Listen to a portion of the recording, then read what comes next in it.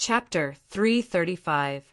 The three elders looked at each other with determination in their eyes and jumped down into the basement. Patriarch Zhao and the rest heard the commotion and shouted, "The remaining members of the Li family, follow me and kill them." Kill. Following the shouts of the several family heads, their clansmen and the other cultivators who had come to assist them once again erupted with battle intent and charged forward with furious roars. Chen Jifu and Li Qinghe's expressions changed drastically. The others did not know the situation below, but they knew very well. They had been in the blood pit before and knew that there was a terrifying existence below. Just as he was about to warn the others, he saw Xiao Yang's figure flash and block the entrance. He unleashed his terrifying cultivation of the fourth-level martial ancestor realm and forced the patriarchs and cultivators to retreat. Gu Shanhe, Gu Shanqing, Zhao Zheju, Patriarch Lin, and the others looked at Xiaoyang in confusion. Some frowned and said unhappily, "Xiaoyang, what are you doing? If you're afraid of death, stay here. We're going down to eliminate the enemy." Among the cultivators in the army, some were taking the opportunity to make a fortune. Some were really eliminating the enemy, and some were just joining in the fun. Yes, there must be treasures of the Li family down there. Xiaoyang, you can't take it all for yourself, right? Some cultivators even questioned Xiaoyang. When Gu Shanhe and Gu Shanqing heard these words, anger appeared on their faces. They knew Xiaoyang's character best. Why was he so busy? It was all for them, but now they were acting like this. It was really chilling. He knew that Xiaoyang must have his reasons for doing this. Xiaoyang had his reasons for doing everything. However, he did not know what was down there. He was just speaking up for Xiaoyang. Li Qinghe and Chen Jifu could not bear to watch any longer. They shouted, "Shut the F***CK up! Mother F***er, are you crazy about getting rich? Below us is the underground cage that held the victims. Next to the cage is a secret room. In the secret room, there is a 30-meter wide blood pit. The blood ancestor that the Li family is talking about is down there. He is at least a 5th-level martial arts grandmaster. If you go down, you won't be able to get out. If you want to die, then go ahead. We won't stop you." Chen Jifu added. Xiaoyang glanced at them coldly, then stepped aside. He said to Gu Shanhe, Gu Shanqing, Lan Jiaoye, Li Qinghe, and the others, "The Li clan has been annihilated. The rest of the battle is not something you can participate in. Retreat quickly." Gu Shanhe, Gu Qianqian, Chen Jifu, and the others were very convinced by Xiaoyang. Naturally, they did not say anything and directly turned to leave. "Cousin, what about you? Why don't you leave with us too?" Lan Jiaoye looked at Xiaoyang reluctantly. She did not want to see Xiaoyang get hurt. Gu Qianqian was also reluctant. Xiaoyang frowned slightly and said worriedly, "The 3 cabinet elders may not be able to deal with the blood ancestor. You guys go first. Let's go. Don't be a burden to brother Xiaoyang." Gu Shanhe and Chen Jifu persuaded. Thus, Lan Jiaoye, Gu Qianqian, and the others left one after another. Patriarch Zhao, Patriarch Yi, Patriarch Qian, Patriarch Sun, and many other patriarchs were puzzled when they saw this scene. They had agreed to help because of the benefits. Now that the Li clan had been annihilated, what was left should be the wealth. Many people were unwilling to leave just like that. Xiaoyang did not persuade them anymore. Anyway, he had said all the good things. Whether they lived or died depended on their own choice. "Zhao clan, let's go." Patriarch Zhao did not say anything. Based on his understanding and trust of Xiaoyang, he immediately led the Zhao clan and left. Following the departure of the Zhao clan, the Lin clan, the Yi clan, and the Sun clan also left one after another. In an instant, 60 to 70% of the cultivators left. However, there were still many cultivators who stayed. Almost all of them were a group of people with evil intentions. Counting them carefully, there were more than 100 people.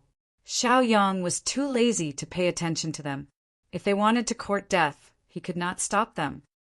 "Let's go. Those who want to get rich, follow me down. It's also convenient for us to take the wealth away. They won't stay and fight with us." Someone shouted and jumped into the underground prison. Following that, many people also shouted and jumped down. "That's right. It's good that they're gone. They won't fight with us. The Li clan has been annihilated. Who else can be our match? All that's left is wealth and cultivation resources. Those who are afraid of death can't even drink hot soup." Voices of doubt and ridicule were heard. Hundreds of cultivators jumped down one after another. Boom, boom. Not long after, there was a huge explosion in the underground prison. The strong impact caused the entire ground to shake, shaking off a lot of dust and gravel. At the same time, there were also screams and wails coming from the underground prison. From the sound of it, one could tell that it was the leader of the group who had shouted and urged the others to go down. Help, I don't want to die. Get out, quick, get out. Run quickly." Chaotic and anxious voices came out from the underground prison, making people who heard them tremble in fear. Xiao Yang stood 10 feet away from the entrance. As one of the insiders, he would not go down to die. Even if he had the cultivation of a 4th-level martial ancestor realm, it would be difficult for him to protect himself in a 6th-level martial ancestor realm battle. Before a few of them could walk out, they heard the bloodthirsty and violent voice of the Shuazu. "Since you're here, you still want to leave? Be good, my prey. Hurry up and contribute your blood." Following this terrifying and ferocious roar, the entrance to the fake mountain suddenly rumbled and collapsed. The entrance was blocked. Then there were all kinds of screams and wails in the underground prison, accompanied by the sound of violent explosions. 3 or 4 cultivators who were lucky enough to escape saw this tragedy and heard the shrill screams. They were all scared out of their wits, and their faces were pale. It was too terrifying. If they had not run fast enough, they would have died tragically. They were even crying. Their legs were weak, and they could not run. They could only sit on the ground, unable to run even if they wanted to. "Brother Xiaoyang, hero Xiaoyang, Xiaoyang, hero Xiaoyang, help take us away. I beg you, take us away." The few cultivators who were lucky enough to make it to the surface were so scared that their pants were wet. Their faces were full of fear. When they saw Xiaoyang, they could not help but ask Xiaoyang for help. Xiaoyang pursed his lips and ignored them. "What were you doing earlier? You didn't listen to anything I said. What's the use of regretting now?" Xiaoyang did not think that he was the savior of the world. If they wanted to die, who could they blame? Humph! The patriarchs and cultivators who had already run far away heard the screams and explosions behind them. Their hearts trembled, and they wished they could run faster. Chapter 336. As for the 4 cultivators who were too scared to move, they responded with mockery and sneers without any sympathy or pity. They had clearly warned them and stopped them, but they were still stubborn. Who could they blame? This was the consequence of being greedy and courting death. Boom! Boom! Boom! Boom! The tragic sound of the explosion became more and more intense. The entire ground collapsed with a loud bang. It was as if the entire residence had collapsed. Even the 4 cultivators who had called for help earlier had fallen into it. Then a bloody palm slapped towards them. The palm was at least 10 feet wide and directly covered them. Then they stopped moving and were crushed into a cloud of blood mist. The blood mist was absorbed by the huge bloody hand. This was the terrifying part of the blood ancestor. The blood ancestor could survive wherever there was blood. As long as there was enough fresh blood, he was like an immortal existence. The more he fought, the stronger he became. The only drawback was that if the blood was not replenished, he would easily become weak and even die. Bang! Bang! Bang! Several figures rushed up from the collapsed ground. After breaking through the ground, they instantly rushed into the sky. The 3 of them were Pavilion Elder Lei, Pavilion Elder Jianga, and Pavilion Elder Fo. Judging from their expressions and cultivation fluctuations, it was obvious that they had just experienced a tragic battle. They hovered in midair, watching the movements below with rapt attention. It was obvious that the Blood Ancestor was not dead yet. They were guarding against the Blood Ancestor's sneak attack. The 3 sixth stage martial grandmasters did not have the upper hand against the Blood Ancestor. It was obvious that the Blood Ancestor was capable. Xiao Yang blinked his eyes and instantly unleashed his cultivation. He executed his movement technique and ran even further away. Bang! Not long after he left, a loud bang rang out from where he had been standing. First, a bloody hand about 3 feet long burst out from the ground. Then it bent its wrist and gripped the ground. Then it exerted force, and the ground cracked even more. A bloody head burst out from the ground. Its eyes were the size of fists. After scanning its surroundings, it exerted force again, and a huge body appeared on the ground. This was the real body of the Blood Ancestor. It was 10 feet tall and covered in blood. Everywhere it passed, the ground was dyed red. Judging from his current aura, he was a rank 6 pseudo-martial ancestor. The reason why he had added the word fake was because the other party's 6th level martial ancestor cultivation was not a cultivation that he had truly broken through. It was merely a cultivation that he had temporarily obtained through some means. There was a time limit to this. Once the time limit was up, he would regain his cultivation and might even injure himself. If the 3 pavilion elders had not broken the array so quickly, and if Xiaoyang had not reminded them to rush into the secret chamber, the Blood Ancestor might have really broken through to the 6th level of the martial ancestor realm. Xiaoyang narrowed his eyes and made a judgment. The Blood Ancestor had reached the 6th level of the pseudo-martial ancestor realm. It could be seen that the 3 pavilion elders had given him a lot of pressure. Otherwise, he would have been able to advance safely. 3, we haven't seen each other for 100 years, and you guys have become mischievous again. 100 years ago, I taught you how to be a man, and 100 years later, I can still teach you how to be a man. The Blood Ancestor raised his head and looked at the 3 elders. His voice was filled with arrogance and confidence. Blood Ancestor, you have killed countless young girls. You have committed a heinous crime and cultivated the blood demon technique. Your crime is even worse. Aren't you going to be executed on the spot? Pavilion Elder Lay roared. As his cultivation fluctuated, the lightning on his body swam even more wildly. As he pointed with one finger, a ferocious bolt of lightning roared and struck the Blood Ancestor directly. However, the Blood Ancestor did not suffer much damage. There was only a bit of charred smoke on his shoulder. The Blood Ancestor chuckled.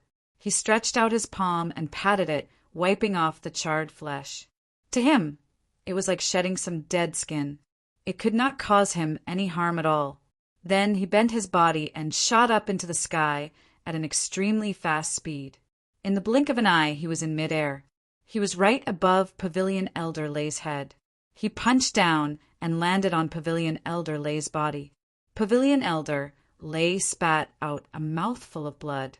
He was blasted to the ground by the other party, creating a huge crater. Bang! The Blood Ancestor's 10-foot-tall body was like a mountain. He instantly descended and wanted to use this opportunity to crush Cabinet Elder Lay. However, Cabinet Elder Lay turned into a bolt of lightning and disappeared from his original spot. His speed was indescribable and could not be seen with the naked eye.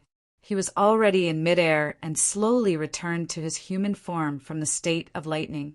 The Blood Ancestor is so terrifying. Do you have any good ideas? Pavilion Elder Lay frowned. He still had lingering fear in his heart as he spoke seriously.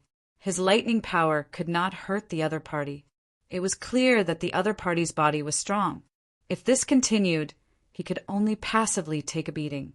No matter how strong the Blood Ancestor is, he only has the evil demon technique. Let me try. Pavilion Elder Lay's face darkened. He put his palms together.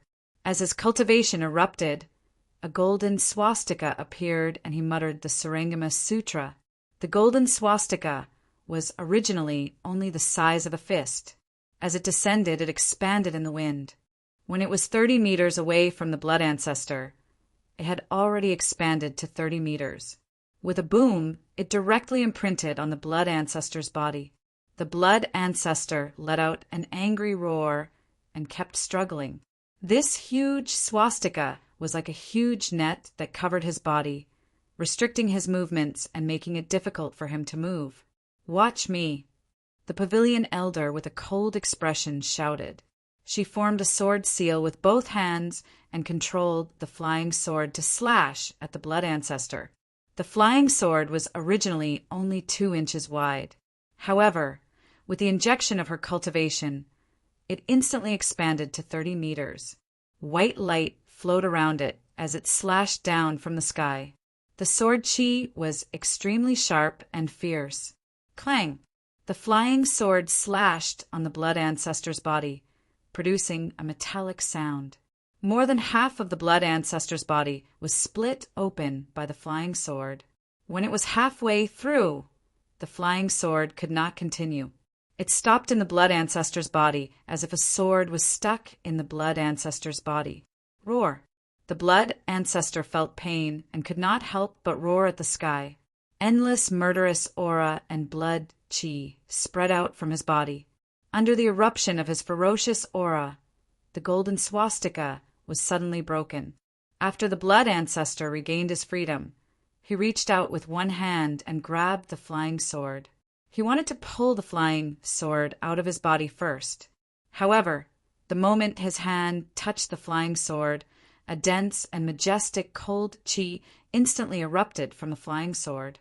This cold chi was cold enough to freeze a person.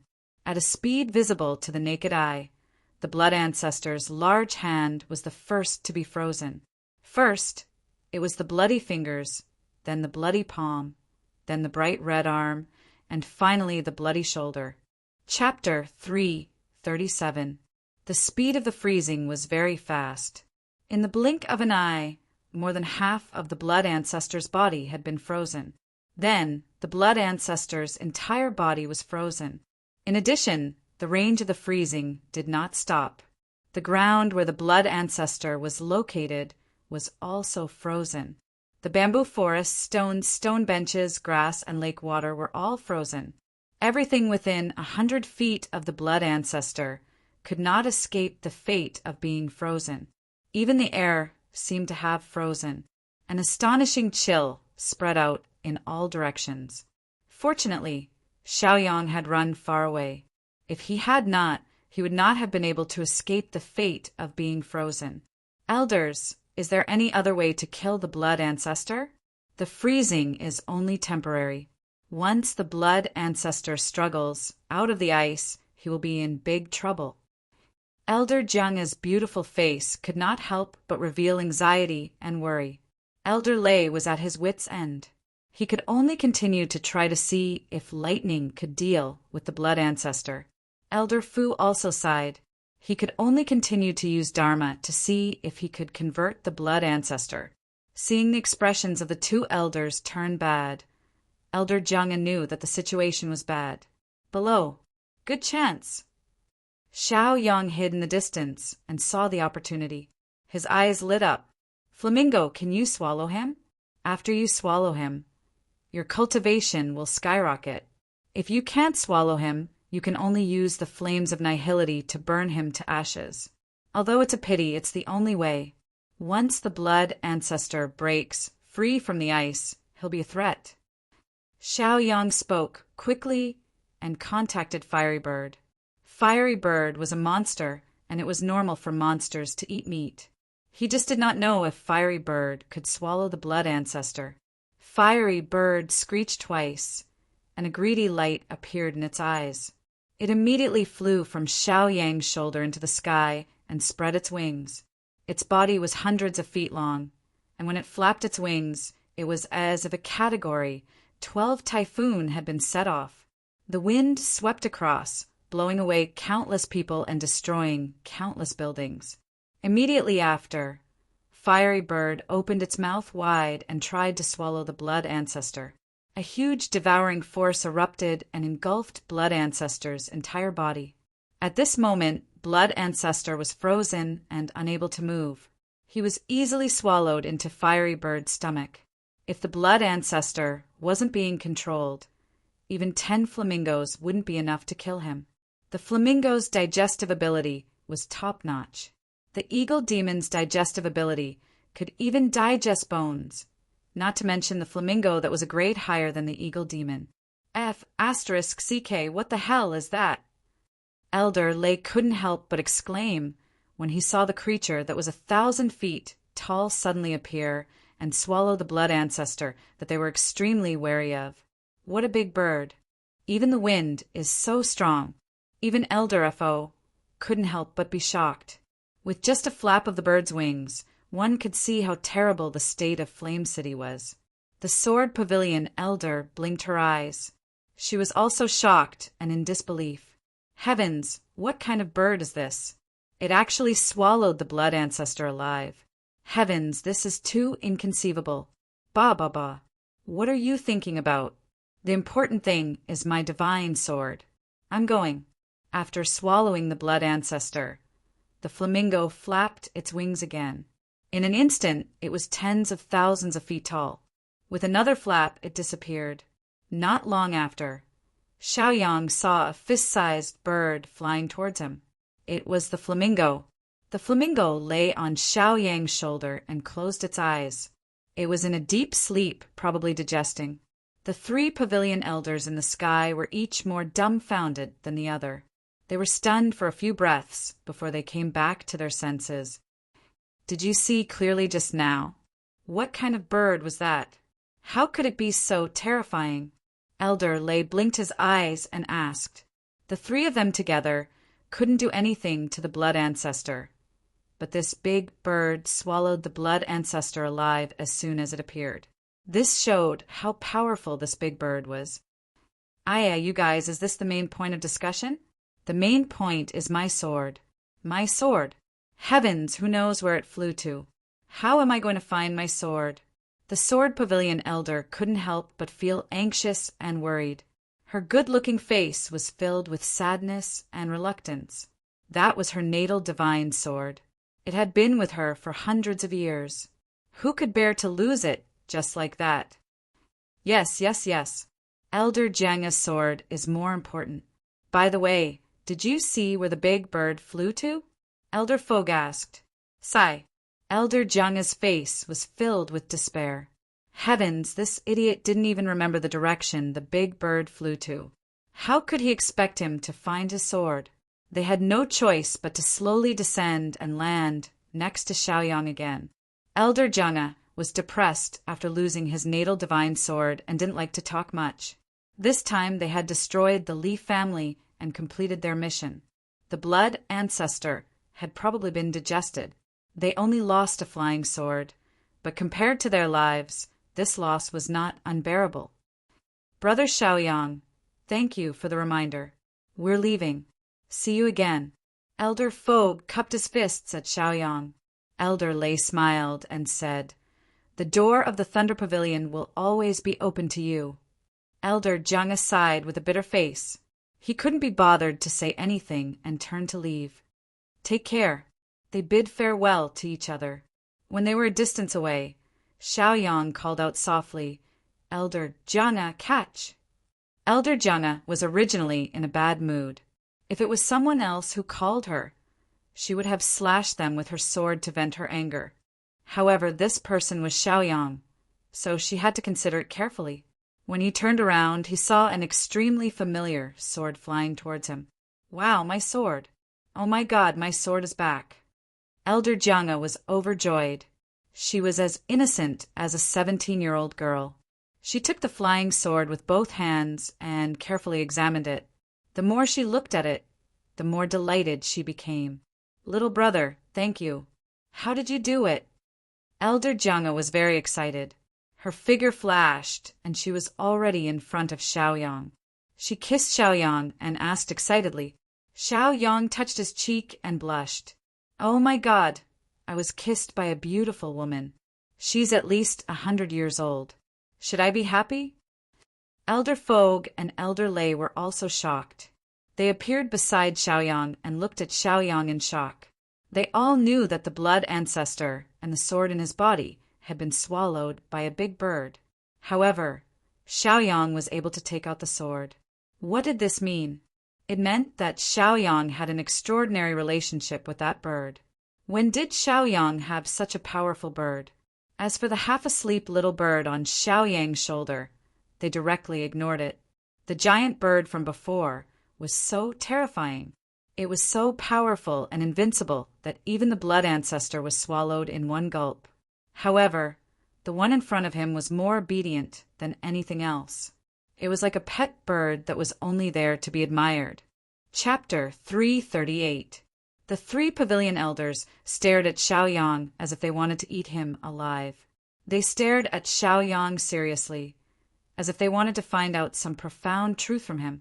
Xiaoyang was not afraid. After all, he had contributed greatly.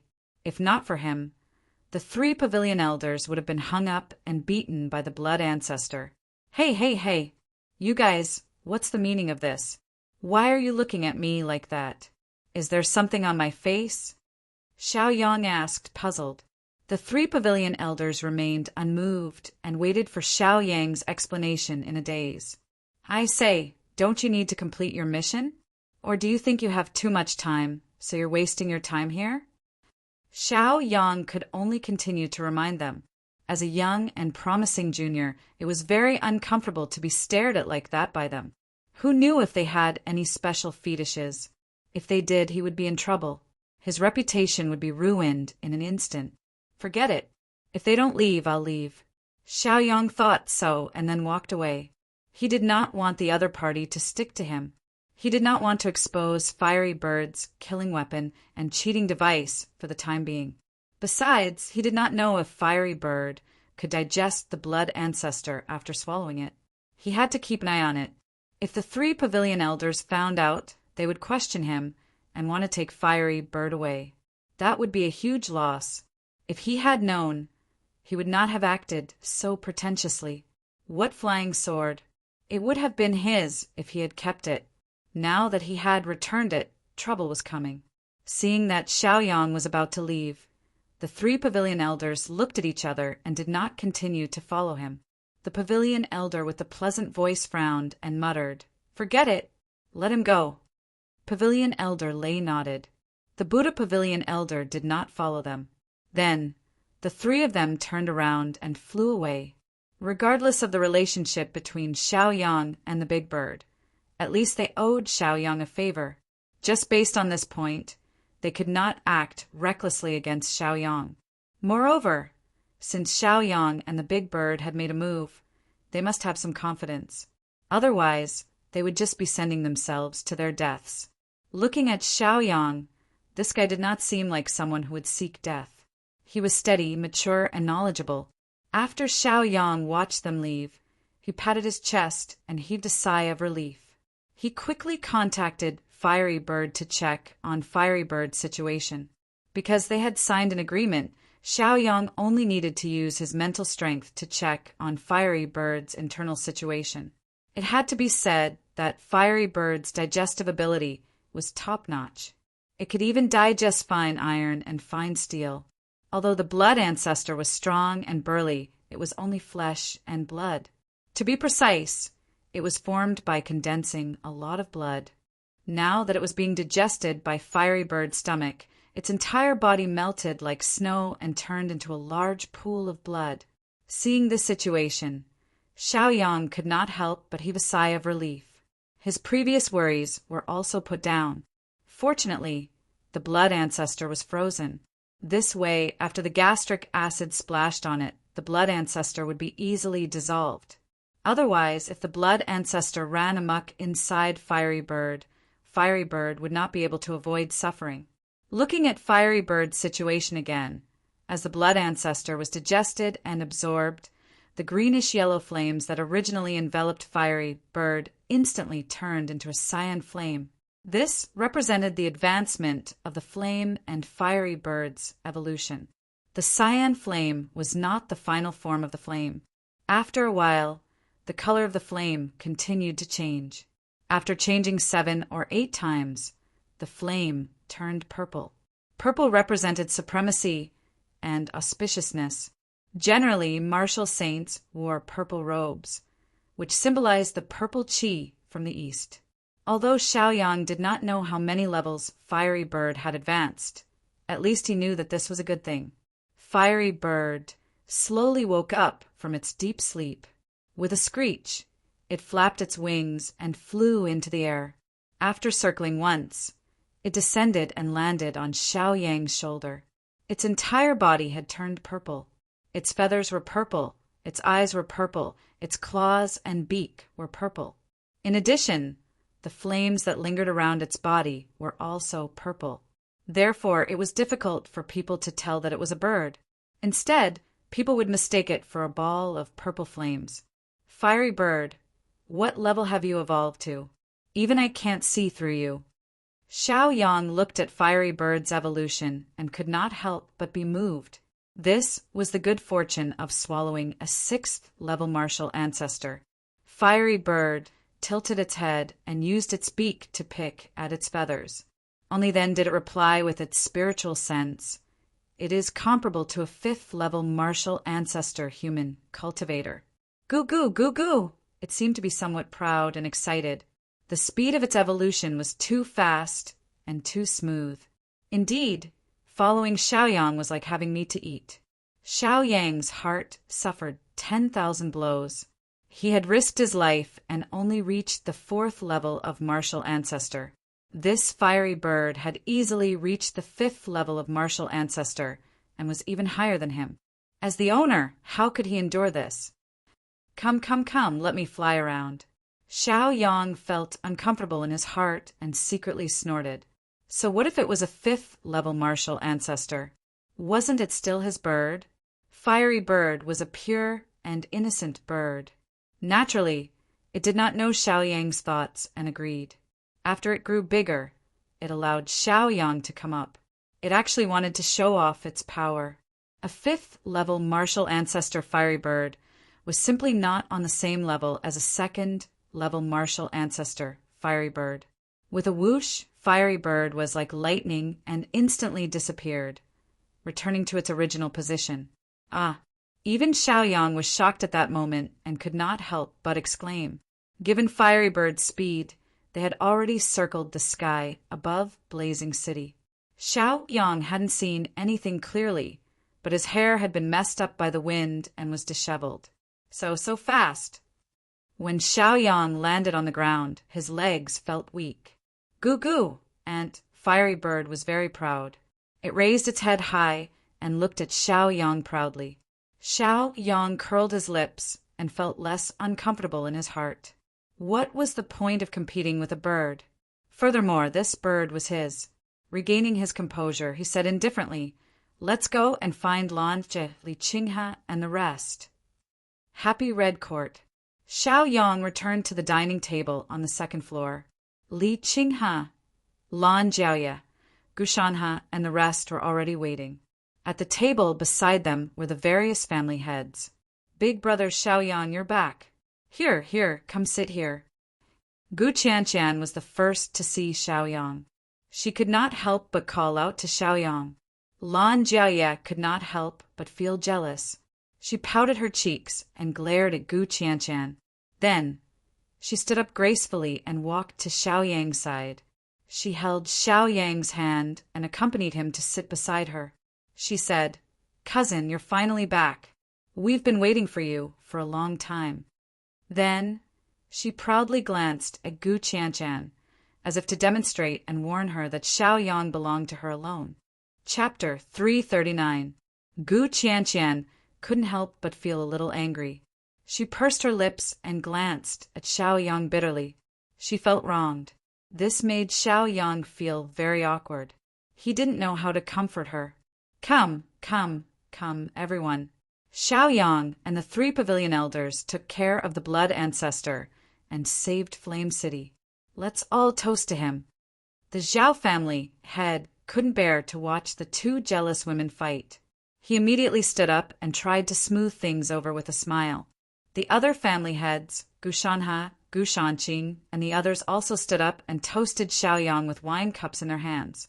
Even Lan Jiaoye and Gu Qianshan put down their jealousy for the time being. They picked up their wine glasses and took a small sip symbolically. This made Xiaoyang breathe a sigh of relief. He gave the Zhao family head an encouraging look. If the Zhao family didn't give Xiaoyang a way out, Xiaoyang would have been caught in the jealous battle between Lan Jiaoye and Gu Qianshan.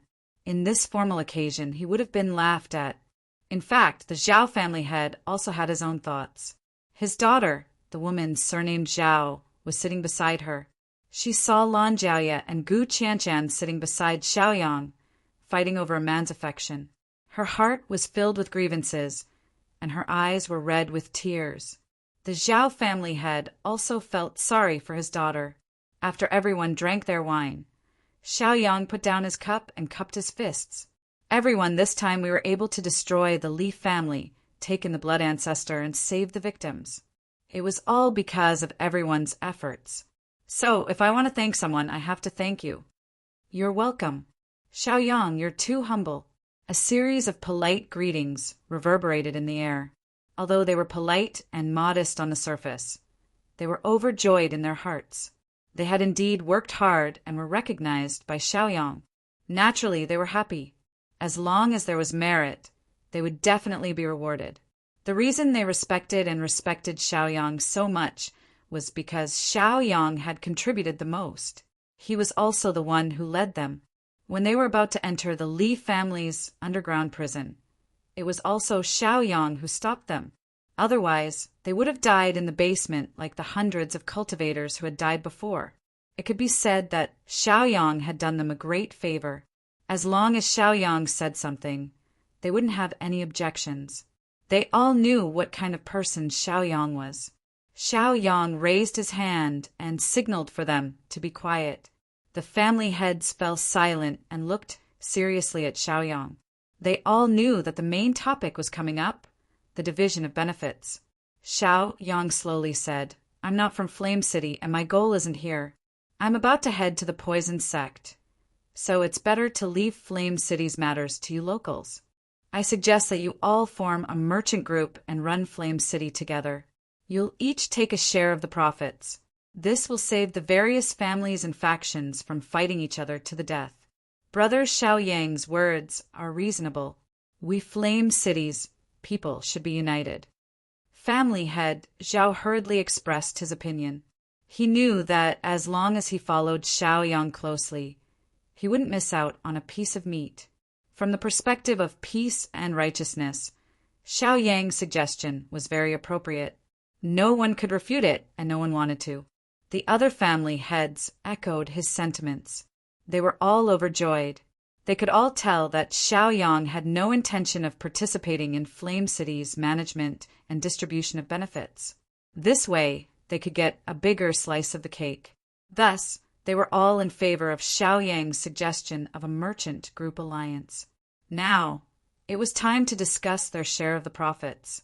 Xiaoyang swept his gaze over Gu Shanha, Gu Shanqing, Qin Jifu, Li Qinghe, and the others. You've all contributed greatly, so why don't you take 20% of the profits from this merchant group? 20% was quite a lot. After all, they didn't have to contribute anything. All they had to do was sit quietly and wait for others to deliver benefits to them. Gu Shanha, Gu Shanqing, and the others smiled dryly. With Xiaoyang as their role model, how could they have the nerve to ask for benefits? Besides, the poison sect was far from here, and they couldn't participate in the management. If these family heads didn't want to give up their profits, they could just make up some fake figures to trick them.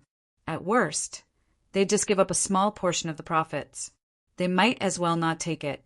At least they'd gain some reputation. Not to mention, the poison sect already knew what they were doing here.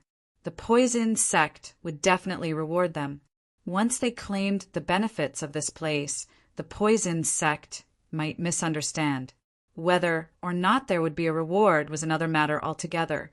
Due to various factors, they decided to give up. Gu Shanha smiled. We're just passing by. When we see injustice on the road, we draw our blades to help. We don't have any thoughts of asking for benefits. Let's leave Flame City's matters to the family heads. Gu Shanqing, Gu Qianchan, and the others expressed their opinions one after another. Although their words were different, their meaning was similar. Chan Jifu, Li Qinghe, and Lan Jia all had their hearts set on the poison sect. How could they possibly associate themselves with the poison sect for the sake of some benefits? They tactfully declined as well. The family heads all accepted Xiao Yang's group wholeheartedly. At the very least, they didn't have such a forthright and magnanimous attitude. Xiao Yang looked at them again and calmly said, "You've all heard it. Our ambitions don't lie here, so you can handle the formation of the merchant alliance yourselves. In my opinion, how about the Zhao, Qian, Lin, Sun, and Yi clans take the lead? Everyone else will cooperate and take a share of the profits. This way, the entire city will be under your management. Of course, the specifics will still depend on yourselves. You may disperse." Family head Zhao hurriedly stood up and declared, "The people of Flame City have always been clear about gratitude and grudges. We won't forget the merits you've done for our city. As for the matter of the Merchant Alliance, I propose that you all take a position in the alliance. It's up to you whether you want to take part in the management or not. However, the profits will definitely be sent to you every month." Family head Zhao, what do you think? Family head Lin and family head Yi both expressed their opinions. That's how it should be. Please don't refuse. Otherwise, once word gets out, our Flame City's reputation will be ruined. That's right. Those who have done well will be rewarded, and those who have done wrong will be punished. There will be no exceptions. If we don't reward those who have done well, won't we be chilling the hearts of the people? Let alone us. Even the citizens of Flame City won't agree. We must ask the young heroes to take a position in the alliance and take a share of the profits. Family head Qian and family head Sun also spoke up. Since Xiaoyang had singled out the 5 family heads, it meant that Xiaoyang and the others supported them. The other family heads could only submit. At this time, if they hugged Xiaoyang and the others' thighs, then their positions in the alliance and their share of the profits would be guaranteed. With the 5 family heads speaking up, the other smaller family heads could only add flowers to the brocade and chime in. Chapter 340. Everyone present was at least at the level of a family head. They understood the importance of Xiaoyang, Gu Shanhe, and the others. These youths had been chosen by the poison sect and would grow there in the future. Xiaoyang, in particular, was on equal footing with the 3 pavilion elders. His future was limitless. Once they used the Caravan Alliance to kidnap them, they could ask for their help if they encountered any problems in the future. Even if others were greedy for the alliance, they would still have to consider Xiaoyang's strength and background. This was like fighting for a protective umbrella. The family heads were all shrewd people. How could they let these big shots go so easily? Besides, the Caravan Alliance's focus wasn't on profit, but authority. Xiaoyang and the others couldn't split themselves off to participate in the management, so they were guaranteed supreme authority. Xiaoyang couldn't refuse the family head's enthusiasm. After all, many of the people had pleaded for him before. This moved him greatly and warmed his heart. It was only right for him to do something for Flame City and the Caravan Alliance in the future. All right, then we'll do as you say. If there's nothing else, you may disperse. You can decide on the exact structure of the organization, the proportion of people, and the management. Remember to give credit to the cultivators who volunteered to help us.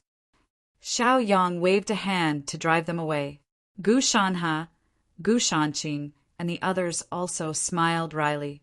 In truth, these benefits weren't essential to them, so they didn't care too much about it. Letting Xiaoyang make the decision wasn't a big deal.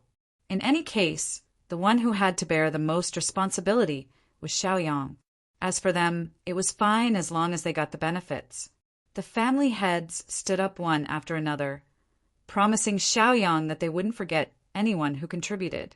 Then they cupped their fists to Xiaoyang and the others and bid farewell. One of the family heads suddenly recalled the terror of the flamingo and asked Benefactor Xiaoyang, Do you know anything about the giant bird that swallowed the blood ancestor? When the patriarchs heard this, they couldn't help but slow down their footsteps and perk up their ears to listen. Even Gu Shanha, Gu Shanqing, and the others looked over. Everyone present knew that the blood ancestor had been swallowed by the flamingo. After all, when the flamingo transformed, it was 1,000 feet tall and covered the sky. The entire city was within its shadow, and many innocent people were injured. Therefore, it was normal for them to be shocked. Xiaoyang thought for a while. Since he had already agreed to join the business alliance, he might as well give them some reassurance so that they would feel at ease. He pointed to the purple flamingo on his shoulder and said with a smile, "To be honest, the big bird you're talking about is the one on my shoulder. Its name is Flamingo, and its cultivation is comparable to a 5th-level martial arts grandmaster. Therefore, in the future development of the business group alliance, we don't need to be afraid of anything. We don't bully others, but we can't be bullied casually." This could be considered as Xiao Yang's promise and guarantee, which made all these patriarchs happy and excited. Wasn't the reason why they wanted Xiaoyang and the others to stay was to fight for protection? Therefore, they expressed their gratitude to Xiaoyang and used various words to praise Flamingo. Flamingo couldn't help but feel smug. It raised its head high and screeched a few times. It was indeed amazing that Flamingo could evolve to this stage.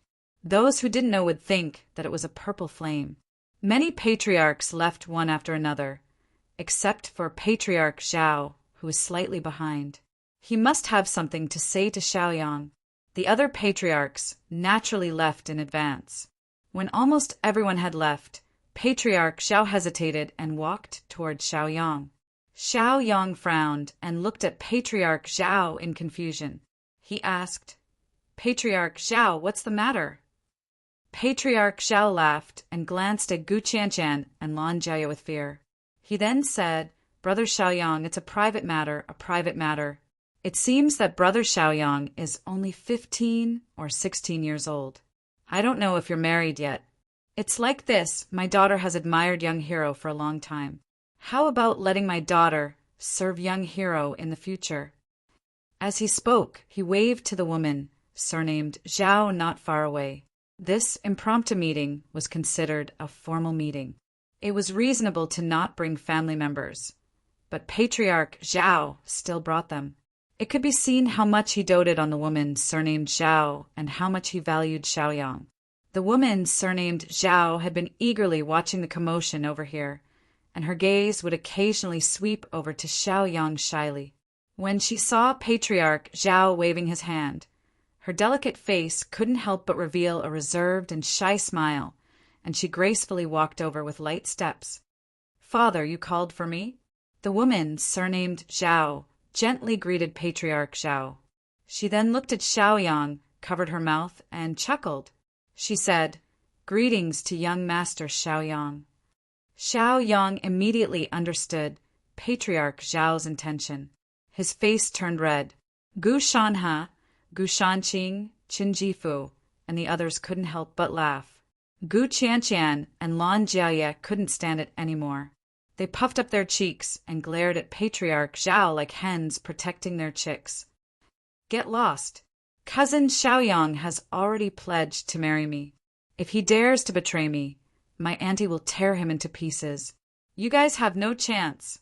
Patriarch Zhao scolded Gu Qianqian. Gu Qianqian heard this. Her body trembled.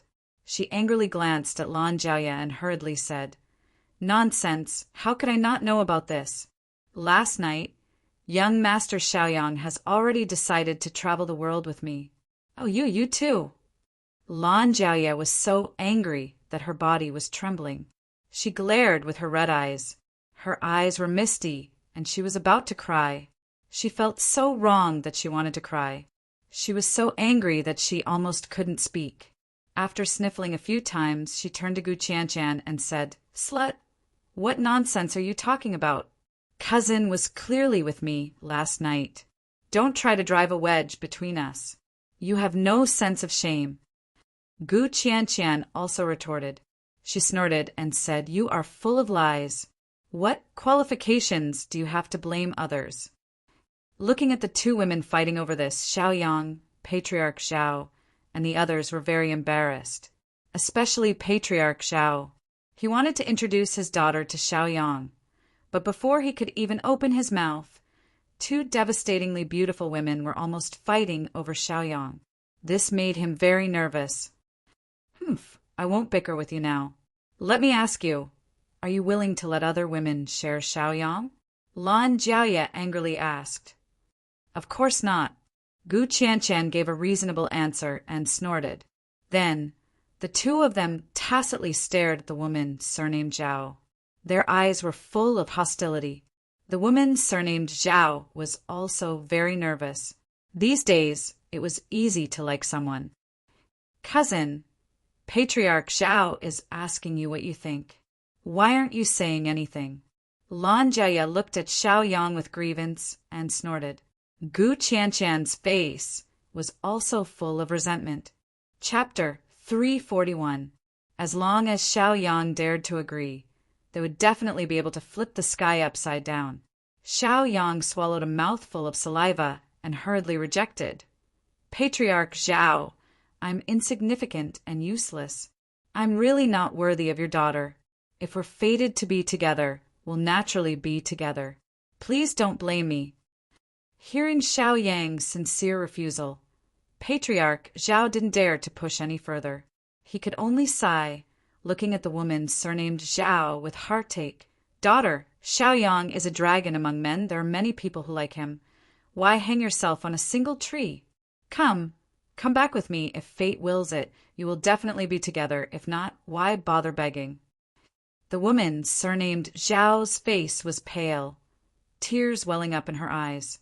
She pursed her lips and couldn't help sobbing, stomping her foot, looking at Xiaoyang bitterly, then turned and ran out of the courtyard. Patriarch Zhao looked again.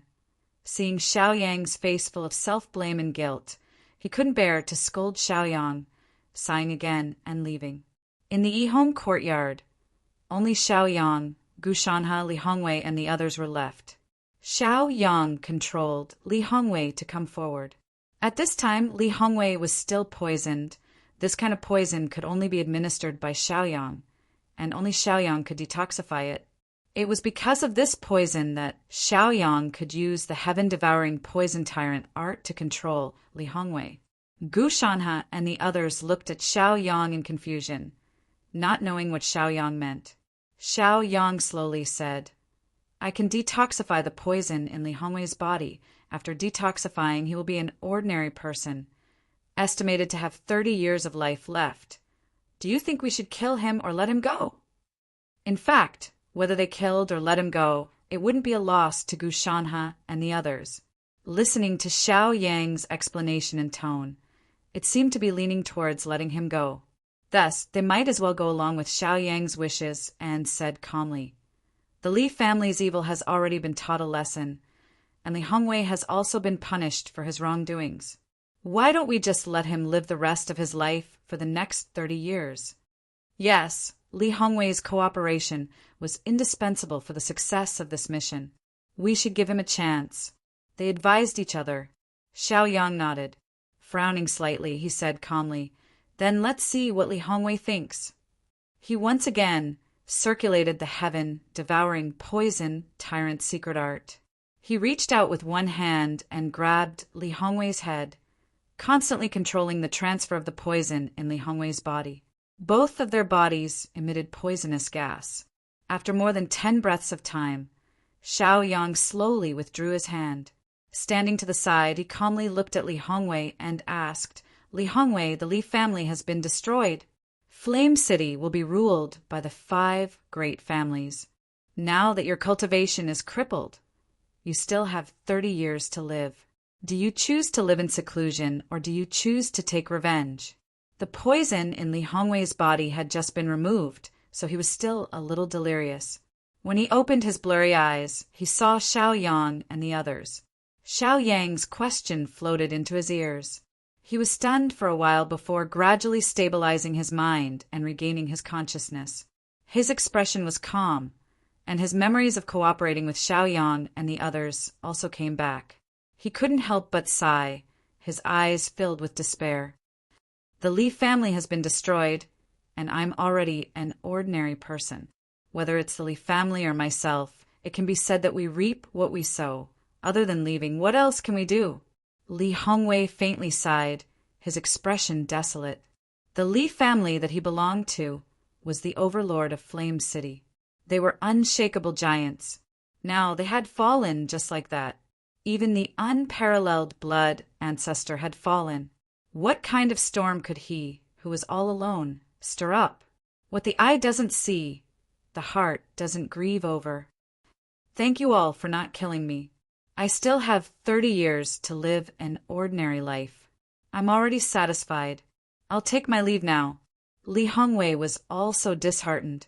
Now that things had developed to this point, there was no room for choice. He cupped his fists toward Xiaoyang and the others, then turned and left. This matter was over, but the Li family's black-robed guards were still under control. Xiaoyang once again asked everyone, "The Li family's black-robed guards are still under control. Do you have any good ideas about how to deal with them?" Gu Shanqing pondered for a moment, then asked tentatively, "Why don't we let them go?" Gu Shanha glared at him in annoyance and snorted. "Please, they have several third-level martial ancestor realm cultivators. Just the number of martial ancestor realm cultivators is more than 10. If we let them go, they'll gather and cause trouble. The entire Flame City will be destroyed." Gu Shanqing shrunk his neck, not daring to utter another word. Li Qinghe thought for a moment, then muttered, "Why don't we cripple their cultivation and then let them go?" There were more than 10 of them. Killing them wasn't appropriate. Moreover, each and every one of them was a powerful cultivator. If used properly, they would be a force to be reckoned with. It would be a pity to kill them. Lan Jiaye curled her lips and expressed her opinion. "Are you all stupid? Why don't we just control the strong ones and assign the weak ones to the various large families? Isn't that enough? It's fine to let them manage their own people." Everyone's eyes lit up as they looked at Lan Jiaye in shock. Lan Jiaye felt their gazes and couldn't help but feel even more pleased. She raised her swan-like neck and hummed an unknown tune. She looked so relaxed and lazy. Let's go together." Xiaoyang led them out of the Yihong courtyard and arrived at the place where the Li clan's black-robed guards were being held. These people had been poisoned by an unknown poison and had fainted. If Xiaoyang didn't detoxify them, they would remain unconscious for a long time. The black-robed guards had a total of 35 people. 2 of them were third-level martial ancestor realm. 3 were second-level martial ancestor realm, and 5 were martial ancestor realm. As for the rest, although they weren't martial ancestor realm, the lowest was an 8th-level martial master. This was an incomparably powerful force, enough to wipe out the entire Flame City. If the Li clan had such a force, Xiaoyang and the other clan leaders' alliance would have been defeated long ago. For safety's sake, Xiaoyang took out the deity striking whip and restrained the 2/3 level martial ancestor realm. Then he activated the heaven-devouring poison skill and absorbed the poison from their bodies, waking them up. When the 2 of them woke up and saw Xiaoyang, they couldn't help but roar in anger. Their eyes were bloodshot and filled with hatred. They stared fiercely at Xiaoyang, wanting nothing more than to eat Xiaoyang alive. "Brat, it's you, bastard. You dared to trick us. You're dead meat. Under the heavens, there's no way for you to live. We'll hunt you down and kill you." Their expressions were resolute as they roared at Xiaoyang. They even wanted to struggle and attack Xiaoyang. Unfortunately, they were tied up by the deity striking whip and couldn't use their limbs. Xiaoyang frowned and glanced at them with dissatisfaction. The corner of his mouth curled up, revealing a mocking smile. Chapter 342. He snorted and kicked out, sending the 2 roaring thieves flying. Their bodies slammed into the wall with a dull thud, then fell to the ground. They couldn't help but groan. Blood flowed from the corners of their mouths, and their faces were pale. They were a little scared now, but their expressions were still filled with unwillingness.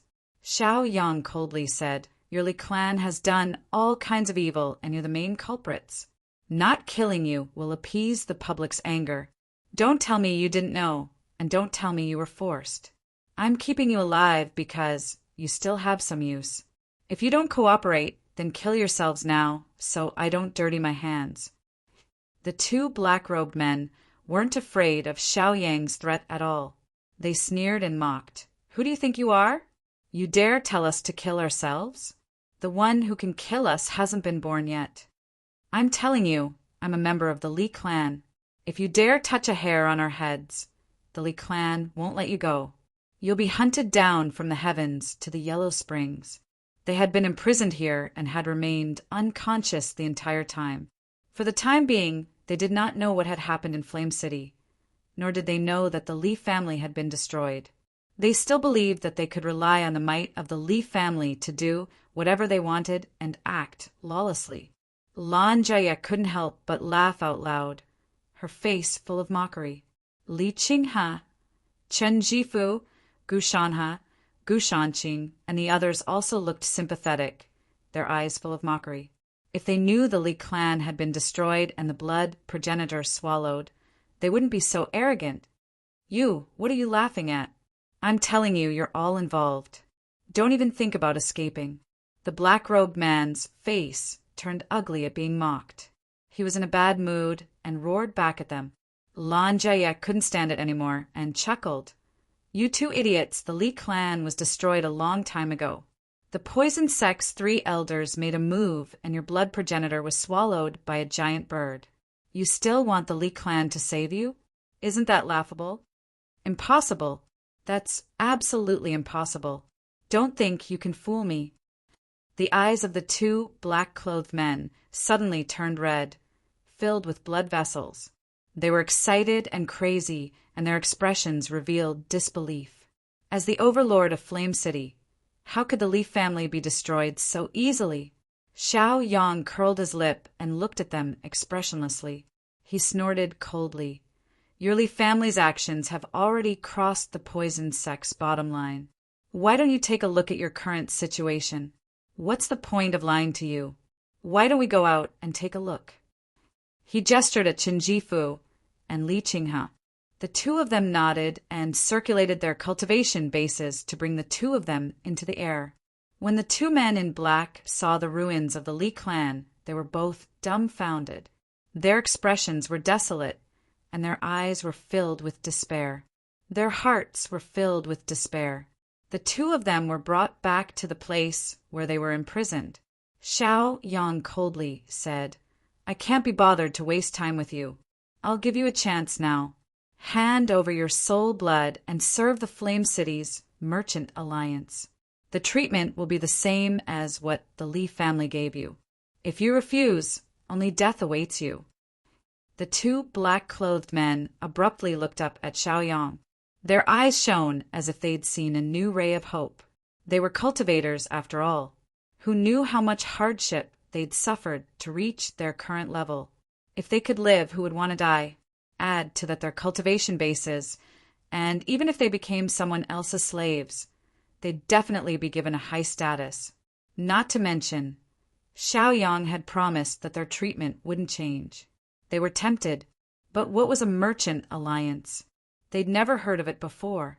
What exactly did this merchant alliance do? No matter what it did, they didn't have a choice. Agree or die. We agree.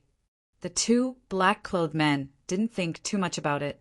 They immediately knelt on the ground and cupped their fists at Xiao Yang's group, expressing their allegiance. In their minds, it didn't matter what this alliance did. They'd done plenty of evil deeds, so they wouldn't feel burdened if they continued. If they did good deeds, then that'd be even better. It could be considered as accumulating some virtue for their future descendants. Very good. Hand over your soul blood to show your loyalty. Of course, you can refuse. It's just death. What's the big deal? In 18 years, you'll be a good man again. Xiao Yang said indifferently and even teased them. The two black-clothed men smiled bitterly. Damn, is this how you persuade them? You're clearly hoping that they won't submit. You're using death to show your sincerity. Even Gu Shanqing and the rest couldn't help but laugh. They didn't expect Xiaoyang to have such a bad taste. "We're willing to hand over our soul blood." The two black-clothed men sighed faintly. They took out a drop of soul blood from their glabella and handed it to Xiaoyang. After Xiaoyang accepted it, he also retrieved the holy whip that tied them up. The two black-clothed men were considered to be free. Xiaoyang's gaze once again landed on the three black-clothed men of the second-level martial Grandmaster realm. He used the same method to wake them up and explain the current situation. Then he brought them to see the ruins of the Li family. With the help of two third-level martial Grandmaster realm black-clothed men, the three of them also submitted and handed over their soul blood. The same method continued and successfully controlled the remaining 5 martial grandmasters. Other than the top 10 martial grandmasters, the rest were all cultivators below the martial grandmaster realm. They were much easier to deal with. Xiaoyang directly woke them up. He didn't even use the holy whip. After those people woke up, they were all stunned. When they saw Xiaoyang, their eyes were filled with hatred and resentment. Their expressions were ferocious. Before they were tricked, they remembered that Xiaoyang had attacked them. Therefore, they hated Xiaoyang very much. Xiaoyang said expressionlessly, "The top 10 martial grandmasters have already submitted. You have no choice. Submit or die." He was too lazy to waste his breath. He left with Gu Shanhe, Lan Jiaoye, and the others. He said calmly, "Let's go. I'll take you to see the people of the Business Alliance. In the future, you will work for the Business Alliance. Your treatment will be the same as before. By the way, kill those who don't follow." After Xiaoyang walked out of the door, he stood still and ordered the martial grandmasters who had already submitted. The soul blood of these martial grandmasters was in his hands. They had to obey. The top 10 martial grandmasters cupped their fists and shouted to Xiaoyang, "My colleagues, we used to work for the Li family. Now, don't make it difficult for us." The top 10 martial grandmasters reminded the other companions. The companions could only smile bitterly. Even the captain of the black-clothed guards, the vice-captain, and the other top 10 martial grandmasters had no backbone and no integrity. What else could they do? If they didn't want to die, they could only submit. There was no other choice. "We submit." The black-clothed guards spoke one after another. The group of people walked out of the place one after another and followed Xiaoyang and the others. Along the way, these black-clothed guards who didn't know the situation listened to the explanations of others. They also understood the current situation and situation. Chapter 343. The Li family had already perished. Currently, Flame City was under the management of the Business Alliance, led by the 5 family heads. The situation had changed. They thought about it carefully and felt that it was not a bad idea to work for the Business Alliance. Zhao family residence. Family head Zhao, family head Lin, family head Yi, and the other family heads were discussing the structure of the organization, the purpose of the service, the management of operations, and other matters. When they saw Xiaoyang, Gu Shanhe, and the rest leading the 10 great martial ancestor realm martial artists to their door, they were alarmed. Their expressions changed greatly as they hurried out to welcome them. "Heroes, may I know why you are here? Why didn't you inform us so that we could welcome you?" Family head Zhao led the other family heads to greet Xiaoyang and the rest. Especially when they saw the Li family's black-clothed guards, they were all terrified and shaken to the core. They were extremely clear that these black-clothed guards were comparable to half of the Li family's peak strength. This was a terrifying force that could not be ignored. Xiaoyang said slowly, "In the future, these people will be the guardians of the Business Alliance. Their treatment will be the same as before, and there will be no changes. The Business Alliance should be able to support them. I also believe that they will bring more benefits to the Business Alliance. What do you think?" It turned out that this terrifying force wanted to join the Business Alliance. Family head Zhao and the rest looked at each other and smiled. Their expressions relaxed, and they were overjoyed and excited. Good, good, good. This can't be better. Currently, the Business Alliance is in charge of all matters in Flame City and lacks top-notch battle strength. With them joining, it will be like adding wings to a tiger. Not to mention, they are also people of Flame City. I believe that they will be happy to help build their own home and city. Family head, Zhao said with a smile. The other family heads echoed and expressed their welcome. The black-robed guards also heaved a sigh of relief. They had done many evil things in the Li family and were afraid that these people would reject them. Since these people did not care about the past and intended to put them in an important position, they were overjoyed and grateful.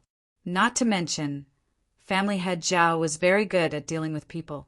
He was also very good at shifting the conflict. Previously, it was a conflict between the great families and the Li family.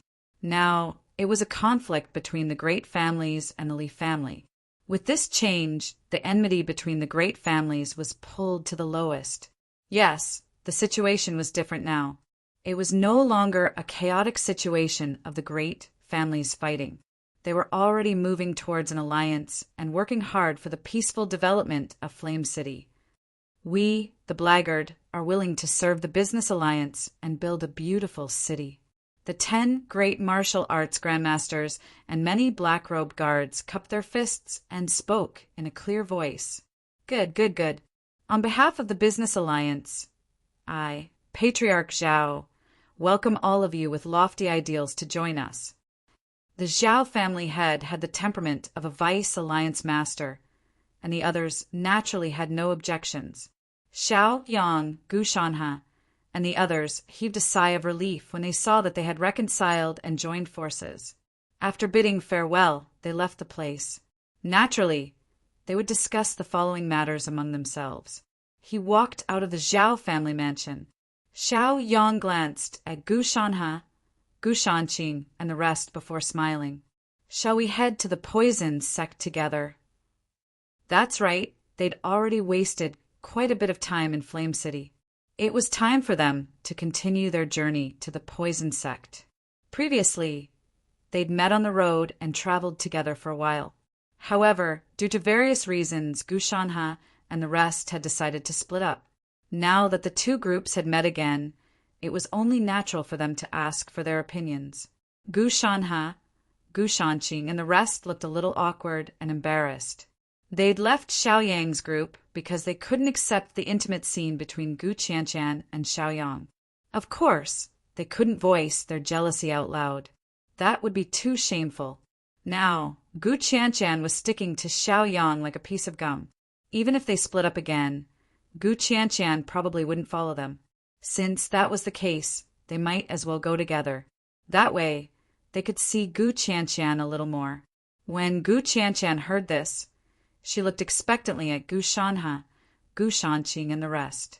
She didn't want to split up. Even if she stuck to Xiao Yang, she wasn't confident that she could control Xiao Yang's heart, much less split up. After all, that slut Lan Jia had never forgotten Xiao Yang. Once Lan Jia had the chance, wouldn't Xiao Yang be monopolized by that slut? She couldn't leave Xiao Yang no matter what. Gu Shanhe's heart was sour as he slowly said, "We split up earlier because we had other matters to attend to. Now that we're done, we'll naturally head to the poison sect together. This way, we can look after each other." Gu Shanqing and the rest nodded in agreement. Only Gu Qianqian was puzzled and astonished. They'd been hurrying the entire way, so where did this so-called miscellaneous matter come from? What kind of miscellaneous matter was this? Li Qinghe and Chen Zhifu looked pensive, then laughed. They didn't expose their thoughts. Lan Jiaoye pouted her cheeks and hummed. She raised her snow-white neck. She didn't want these people to join in because, with Gu Qianqian, that slut, she had to divert some of her strength to guard against Xiao Yang. She didn't want Xiao Yang to be eaten by Gu Qianqian. That's great, big brother Xiao Yang. We can travel together now. Gu Qianqian was very happy. She beamed at Xiao Yang and leaned closer to Xiao Yang. They returned to their residence, packed their luggage, and set off on foot. Let's go. Qin Jifu shouted excitedly as he led the group forward. After this incident, he'd thoroughly entered Xiao Yang's group and won Xiao Yang's approval. He'd even gained the friendship of Gu Shanhe, Gu Shanqing, and the rest. This was a huge achievement. Thinking about how sullen it was to be in the same group as Chao, Ji, Huzi, and the rest, compared to now, it was much more glorious. However, the past was the past. Chao Ji was dead, and he'd drawn a clear line with Huzi and the rest. There was no need to think too much. Along the way out of the city, there were many women walking on the road. At first glance, there were hundreds of them. These women were the victims of the Li family's robbery. Now that the Li family was destroyed, they could return home in peace. Ah, help! Sister Hong, leave quickly! Suddenly, a panic cry for help came from the end of the street. The voice was full of anxiety and despair. Xiao Yang and the rest, who were leaving the city, couldn't help but stop in their tracks. In broad daylight, the Li clan has just been destroyed. Who dares to court death and kidnap a civilian girl? Chen Jifu acted like a righteous errand boy. After letting out a sigh, he said to Xiao Yang and the rest, "I'll go take a look." "I'll go too." "Me too." Although Lan Jiaoye and Gu Qianshan were women, they didn't lack chivalry. They were full of curiosity and resentment as they followed Chen Jifu. Chapter 344. Xiao Yang, Gu Shanhe, and Gu Shanqing looked at each other and smiled. They had no choice but to follow on foot. How could they let the two girls take the risk? When they arrived at the scene of the incident, they saw two servants who were trying to capture several young girls. These young girls were delicate and pretty, and their appearances were as beautiful as flowers. "Stop! You dare to bully weak girls in broad daylight? Do you have any shame? Who told you to do this? You're courting death." Lan Jiaoye and Gu Qianshan were the first to speak. They shouted at the two vicious servants. Their expressions were cold and righteous, adding to their elegance. This made Chen Jifu, who wanted to show off his heroic demeanor, very sullen. His words were stuck in his throat, but he swallowed them back down. He looked at the two girls with hidden bitterness.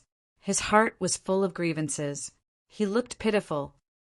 "Yo, where did these little girls come from? They look so delicate, charming, and beautiful. Amazing, amazing. Young master will definitely like them.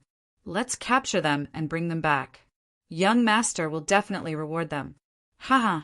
The two tall servants' eyes lit up. Their faces were full of excitement. They immediately rushed towards Gu Qianshan and Lan Jiaoye. Lan Jiaoye coldly snorted. She flipped her hand and took out her long whip. She swung the long whip in her hand, creating a paw sound. Then, she coldly glanced at the two evil servants.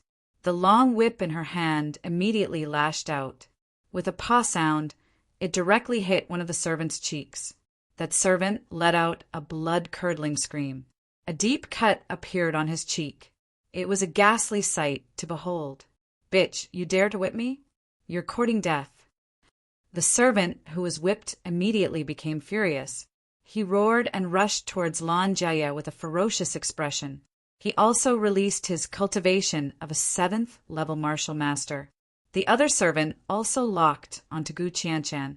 He grinned and crazily rushed forward. The desire and greed in his eyes were clearly visible. "Stinking bitch, you're so pretty. Once the young master is tired of you, he'll reward me. I'll definitely make you wish you were dead." The servant smacked his lips, feeling even more thirsty.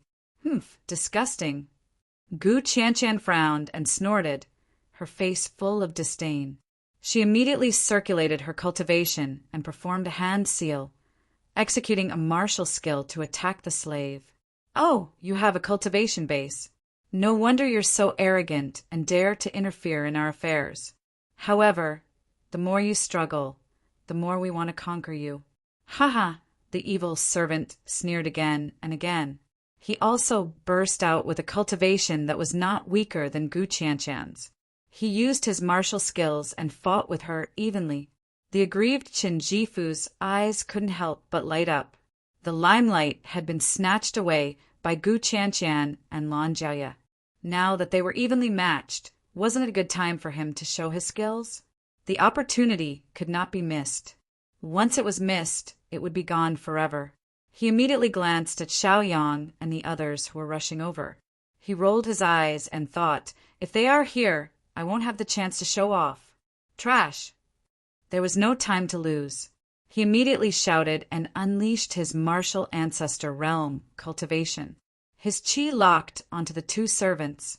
Then he took a step forward and his chi shot into the sky. Two despicable lackeys. How dare you bully my companions? Die! He executed his movement technique, and with a flash he appeared behind the other party. Before the other party could react, he reached out his hand and threw the other party into the air. Then he moved sideways and appeared in front of the other servant. He kicked the servant into the air. Leave these two bastards to me. Chen Jifu was immensely proud and overjoyed. This time, it was finally his turn to stand out and show off his prowess. He laughed and leaped into the air. While in the air, he punched the two servants who had fallen to the ground. Banging sounds rang out as the two servants spat out large mouthfuls of blood. Watch me. Chen Jifu appeared to be in high spirits. With a sweep of his foot, he directly swept the two servants into the mud on the ground. The two servants' burly bodies were smashed into a large pit. Their bodies were limp and they could not exert any strength. It was as if their bones were falling apart. They were in extreme pain. Chen Jifu's figure slowly floated down and hovered above the two servants. He said fiercely, "Tell me your names. Who allowed you to bully weak women?" There were no less than 200 people around him. Most of them were women. These women were discussing animatedly. Their beautiful eyes were filled with infatuation. Their faces were filled with admiration and worship. They all recognized that Chen Jifu was one of the people who had saved them. Now that he had helped them again, their impression of him skyrocketed. Many of the women even threw handkerchiefs at Chen Jifu. Chen Jifu blinked and became even more proud. Wasn't this the effect he wanted? No matter what, he was still a genius. Although he could not be compared to a genius like Xiaoyang, he could not be too weak, especially when he heard the chattering of praises. Chen Jifu was even more proud. His heart was blooming with joy. As a martial ancestor realm expert, as long as he wanted to, he could hear anyone's whispers. Looking at the sky full of women's handkerchiefs, Chen Jifu's eyes lit up and his heart thumped. God, it turns out that I'm also so popular. Finally, a girl confessed to me. Should I not accept it or not? Lan Jiaoye and Gu Qianqian looked at Chen Jifu, who was deliberately floating in the air for everyone to see. Their charming faces were filled with confusion. It was as if this was the first time they met Chen Jifu. So this guy also liked to show off. The two women's faces were filled with black lines. Forget it. If he likes to show off, then let him show off. The two women silently retreated and gave the stage to Chen Jifu. They wanted to let Chen Jifu fulfill his wish and enjoy the pleasure of showing off. Further away, Xiaoyang, Gu Shanhe, Gu Shanqing, Li Qinghe, and the others laughed. This Chen Jifu was really naughty. You two are still not going to say it? Could it be that you want me to be serious before you say it? Chen Jifu, who was deliberately floating in the air in a conspicuous position, roared at the two evil servants. His eyes narrowed and released killing intent. His body was also emitting a baleful aura. He slapped out with one hand, and an invisible force immediately acted on the two evil servants. The two evil servants immediately spat out large mouthfuls of blood. The shock in their eyes was even more intense. The two women who were previously bullied by the two evil servants rushed forward when they saw the two evil servants being suppressed. They expressed their gratitude to Chen Jifu and then complained about the Qiu family's various crimes and despicable actions. Benefactor, they are from the Qiu family. Originally, many of our sisters took refuge in the Qiu family. We wanted to wait until the Li family was destroyed before leaving. But, Chapter 345. Speaking up to here, they couldn't help but cry, quietly sobbing. Their faces full of tears, they looked pitiful. Their shoulders trembled, making people want to protect them. Qin Jifu pretended to be an expert, comforting them. It's fine, speak slowly. I, Chen Jifu, will definitely get justice for you. With me, Qin Jifu here, no one can bully you. He was so domineering that many onlookers couldn't help but admire him. They praised him as a good man, not to mention the woman who had just been rescued. She was so grateful to Qin Jifu that she almost wanted to marry him. Seeing Chen Jifu's enthusiasm and righteousness, the victim continued to cry. But when we wanted to leave the Chiu family and return to the countryside, the young master of the Chiu family refused and forced us to stay. He even used their guards and servants to suppress us. The few of us were lucky enough to escape. There are many other sisters who are imprisoned in the Chiu family, unable to escape. Please, benefactor, save them. This little girl is eternally grateful. Humph! Hearing up to here, Qin Jifu's anger rose, and he couldn't help but coldly snort. Even the people who were listening at the side couldn't stop. The people of the Chiu clan were so hateful. How could they tolerate it? Qin Jifu glanced at Xiaoyang. Seeing Xiaoyang nod in tacit agreement, he loudly reprimanded. The Chiu family is so unbridled and lawless. Let's go, I'll go save your sisters. You too, get up and go to the Chiu family. Qin Jifu fiercely glared at the two Chiu family servants and kicked them, making them lead the way. The girl followed, the onlookers also followed. At this moment, Chen Jifu was like a leader in the limelight, showing off his might. With his hands behind his back, he slowly walked towards the Chiu family. Behind him, there were more than 100 people. Most of them were here to watch the show. Xiaoyang and the others also followed. Lan Jia frowned, asking, Cousin, the Chiu family is so hateful. How should we deal with them? Gu Qianchan didn't even think about it, angrily saying, Of course we should kill them. They are so hateful. What's the point of keeping them alive, Humph? Let's observe the situation first. Xiaoyang replied. The group of people quickly arrived at the Chiu residence. Along the way, this group of people majestically headed towards the Chiu residence, attracting even more attention. Even the patriarchs of the 5 great families were alarmed. In front of the Chiu family's house, when the Chiu family head learned of the seriousness of the matter, he immediately led a large number of Chiu family guards to guard the entrance of the Li family. What do you want? This is the Chiu family, not a place where you can mess around. The Chiu family head's face was gloomy, his expression cold as he glared at Qin Jifu and the others. Qin Jifu coldly said, Family head Chiu, we allowed the victims to take refuge in your family, not to give them to your Chiu family. Now that they want to return to the countryside, you are forcibly detaining them.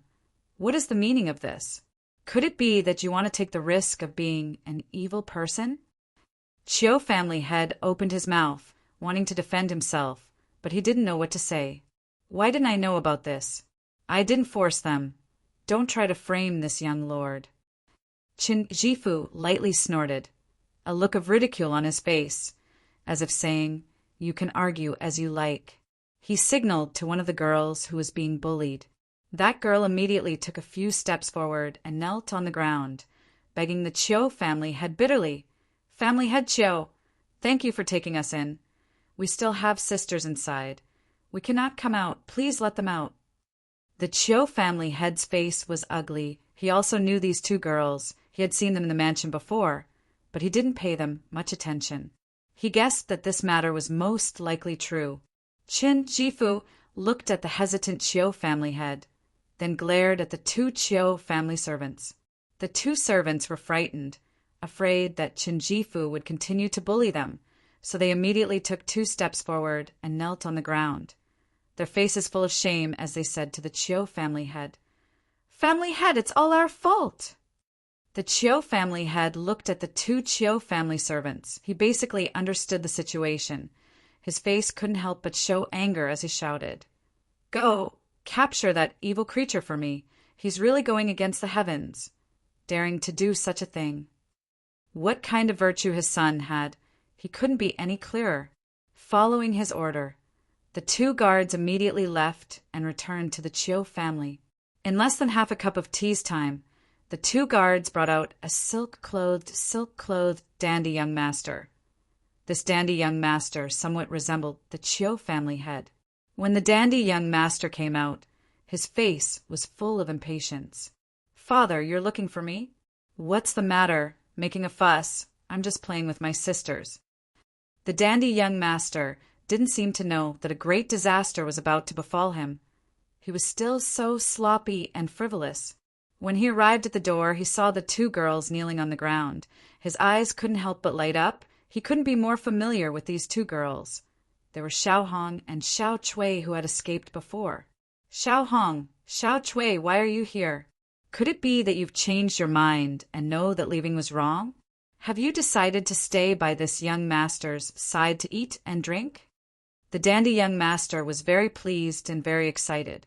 He quickly walked in front of them, wanting to help them up as he said with a lewd smile, "Come, come, come. Don't kneel. Your bodies are weak and need to be pampered. This young master will help you up. As long as you follow this young master will definitely not let you suffer any grievances." Xiao Hong and Xiao Chui were startled and quickly retreated. Their faces were pale and their eyes were filled with fear. Seeing this person was like seeing a primordial beast. They were extremely afraid. Following this, the dandy young master saw the 2 servants kneeling next to him. They were the guards he had sent out. "You 2, why aren't you standing up yet? What are you kneeling for? Didn't you guys capture this person and bring him back? All right, this young master won't blame you." The dandy young master's expression became serious, and he impatiently said. The 2 servants repeatedly signaled with their eyes to let the dandy young master know the situation. But the dandy young master didn't understand and instead said with annoyance, "I say, what's wrong with you 2? Your eyes are uncomfortable, so why are you blinking? This young master told you to stand up, didn't you hear?" "We don't dare." The 2 servants were on the verge of tears. This reminder was a hidden reminder, but he said it out loud. It was directly betraying them. "Enough!" The Chiu family's patriarch directly shouted. At this point, he understood what he should understand, and he also understood what he shouldn't understand. He was very angry, and his face was filled with anger. His eyes seemed to be burning with flames, and he was so angry that even his breathing became hurried. Chapter 346. He angrily glared at the silk pants and roared, "Bastard, do you still know your wrongs? If you still don't repent, then I can't save you." The Chiu family head had already noticed Xiaoyang and the others in the crowd.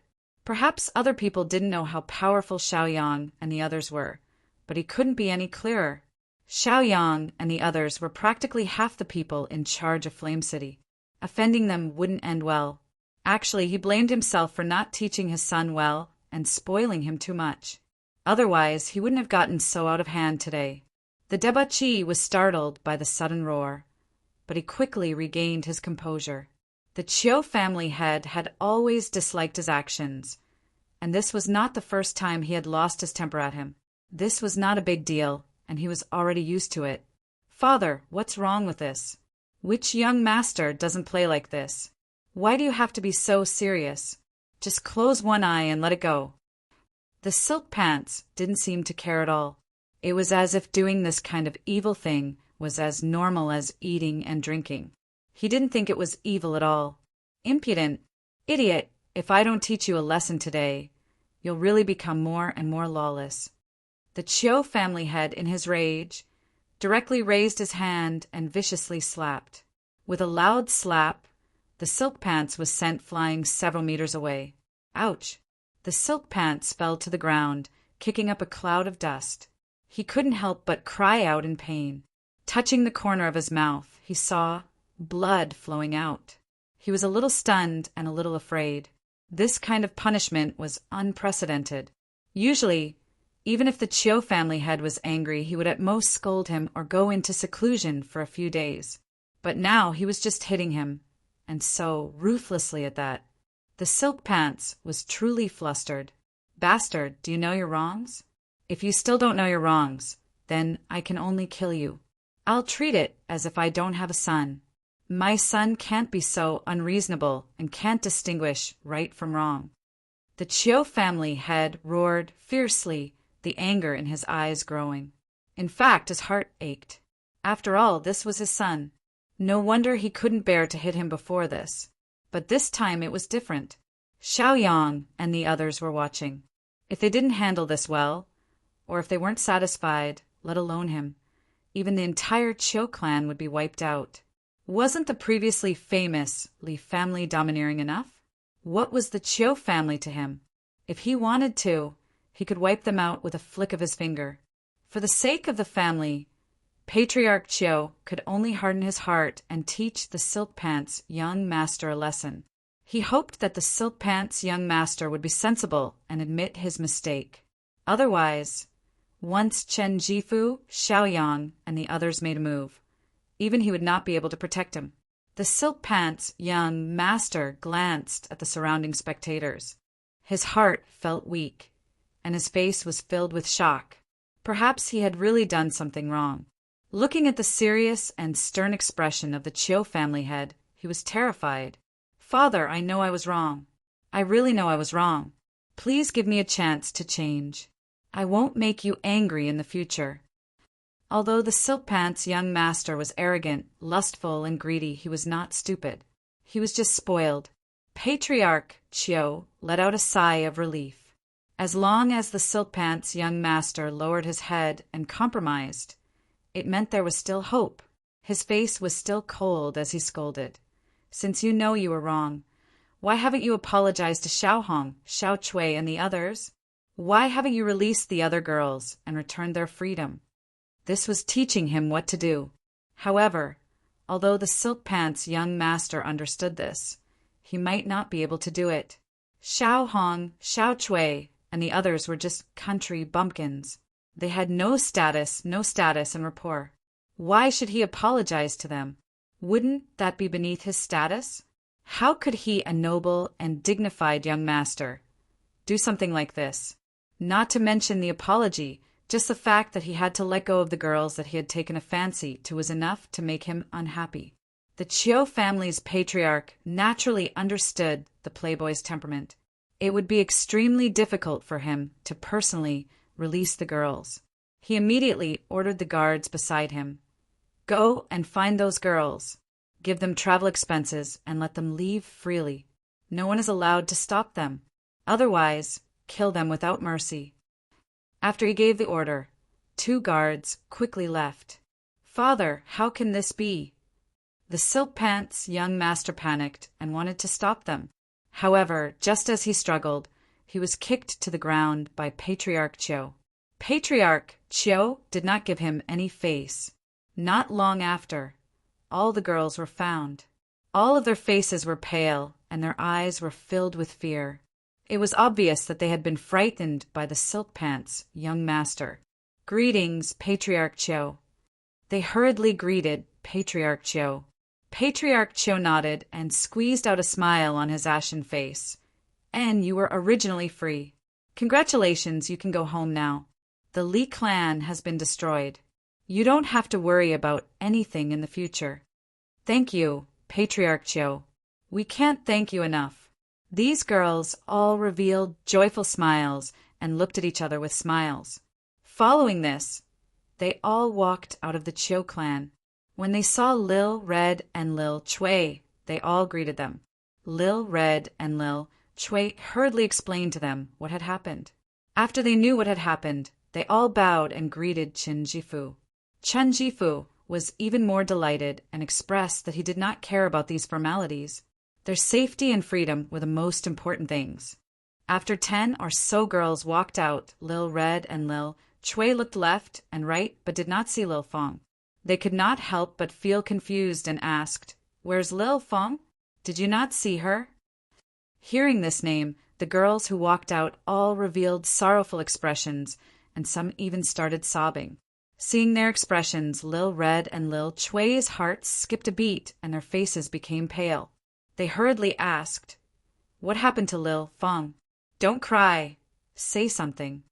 Lil Fong was forced by the Chiu clan's young master. She swore to die and died. Died. Lil Red and Lil Chui's eyes widened in disbelief. They almost fainted and staggered a few steps. If it weren't for someone supporting them, they would have fallen to the ground. When the spectators heard this, they were all furious and glared at the young master. A debt of blood must be paid in blood.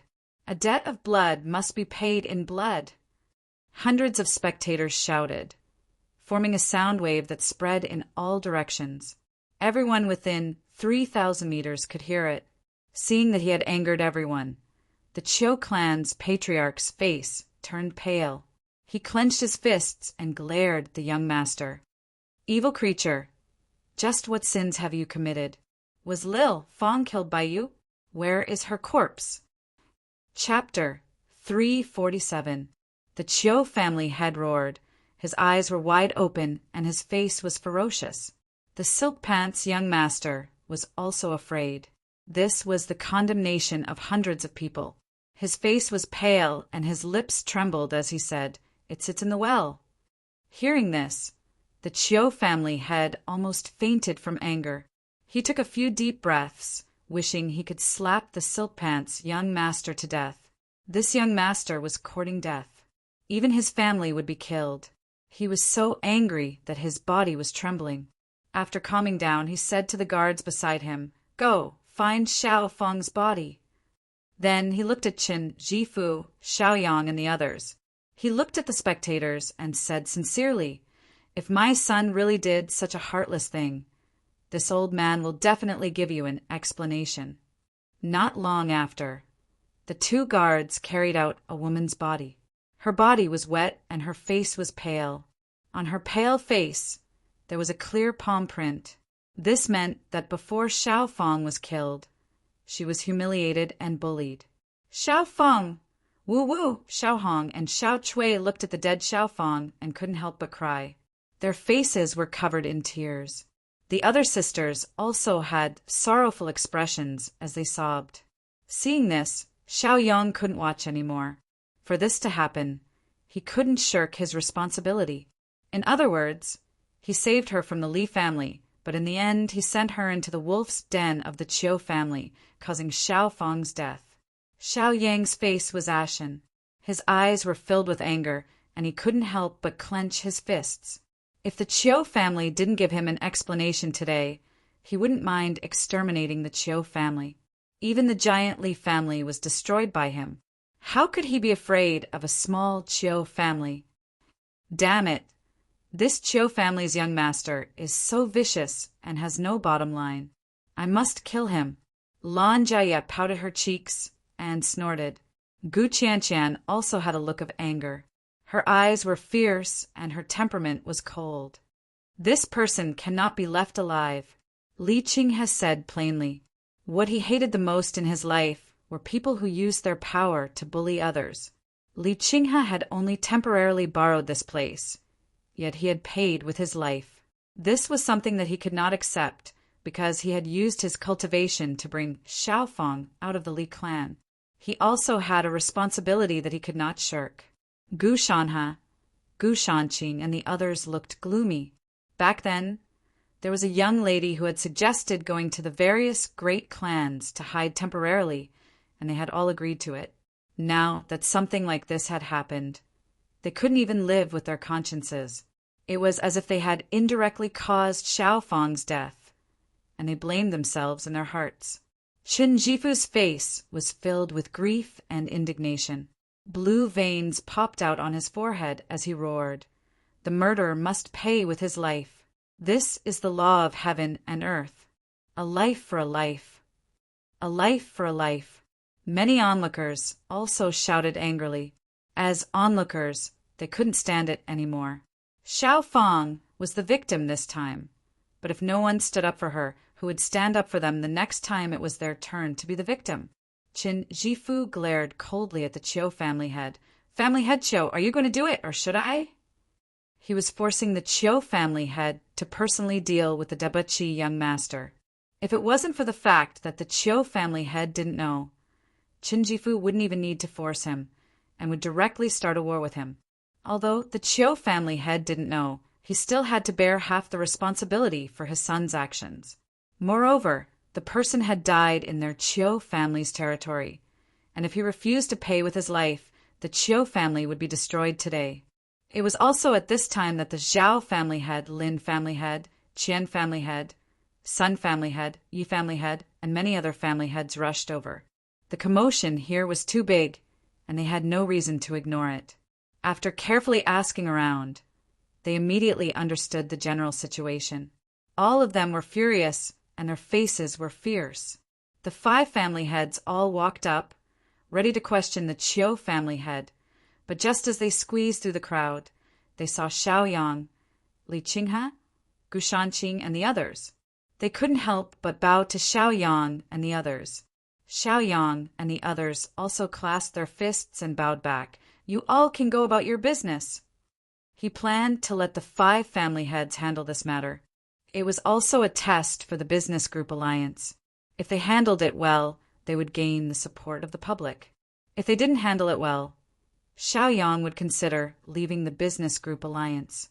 Actually, things had already developed to this point, and they had to distinguish between right and wrong. They just had to carry it out. This was like a cake that was delivered to their hands. As long as they weren't stupid and incompetent, they would know what to do. Greetings to the 5 family heads. The Chiu family head saw the 5 family heads coming together and didn't dare to be slow. He quickly bowed. Every family head knew that the Flame City was now under the management of the Business Group Alliance, and the 5 family heads were the managers of the Business Group Alliance. Chiu family head, we already know about this matter. You don't know, but your son has done such an outrageous thing. You should give the public an explanation. What do you think? The Zhao family head frowned. His expression was gloomy. He was being lenient now. Otherwise, he could have used this matter to destroy the Chiu family. The Chiu family had naturally understood the Zhao family head's good intentions. However, when he thought of having to execute his son personally, his heart was filled with grief. However, he had no other choice. He could only agree. He slowly said, I know what to do. Then he looked coldly at the hedonistic young master. He grabbed with one hand, and a terrifying martial ancestor cultivation exploded forth. The power engulfed the hedonistic young master's body and lifted him over. He held his neck with one hand. Say, do you know your wrongs? Say, are you willing to kneel and apologize? The Chiu family head said expressionlessly. Regardless of whether the hedonistic young master kneeled and apologized, he couldn't avoid death. However, if he admitted his wrongs with a good attitude, the Chiu family would gain some points. Father, father, you can't kill me, you can't kill me. You love me the most, right? I know my wrongs, I really know my wrongs. The hedonistic young master felt the strong killing intent from the Chiu family head. His heart thumped wildly, and his body trembled. He quickly begged for mercy. In his fear, he even shed tears as he admitted his wrongs. If you know your wrongs, then kneel and apologize. The Chiu family head slowly closed his eyes and let go of the hedonistic young master. After the hedonistic young master regained his freedom, he couldn't help but gasp for breath. However, he didn't apologize to Xiao Fong, Xiao Hong, Xiao Chui, and the others. Instead, he immediately rushed into the Chiu family residence.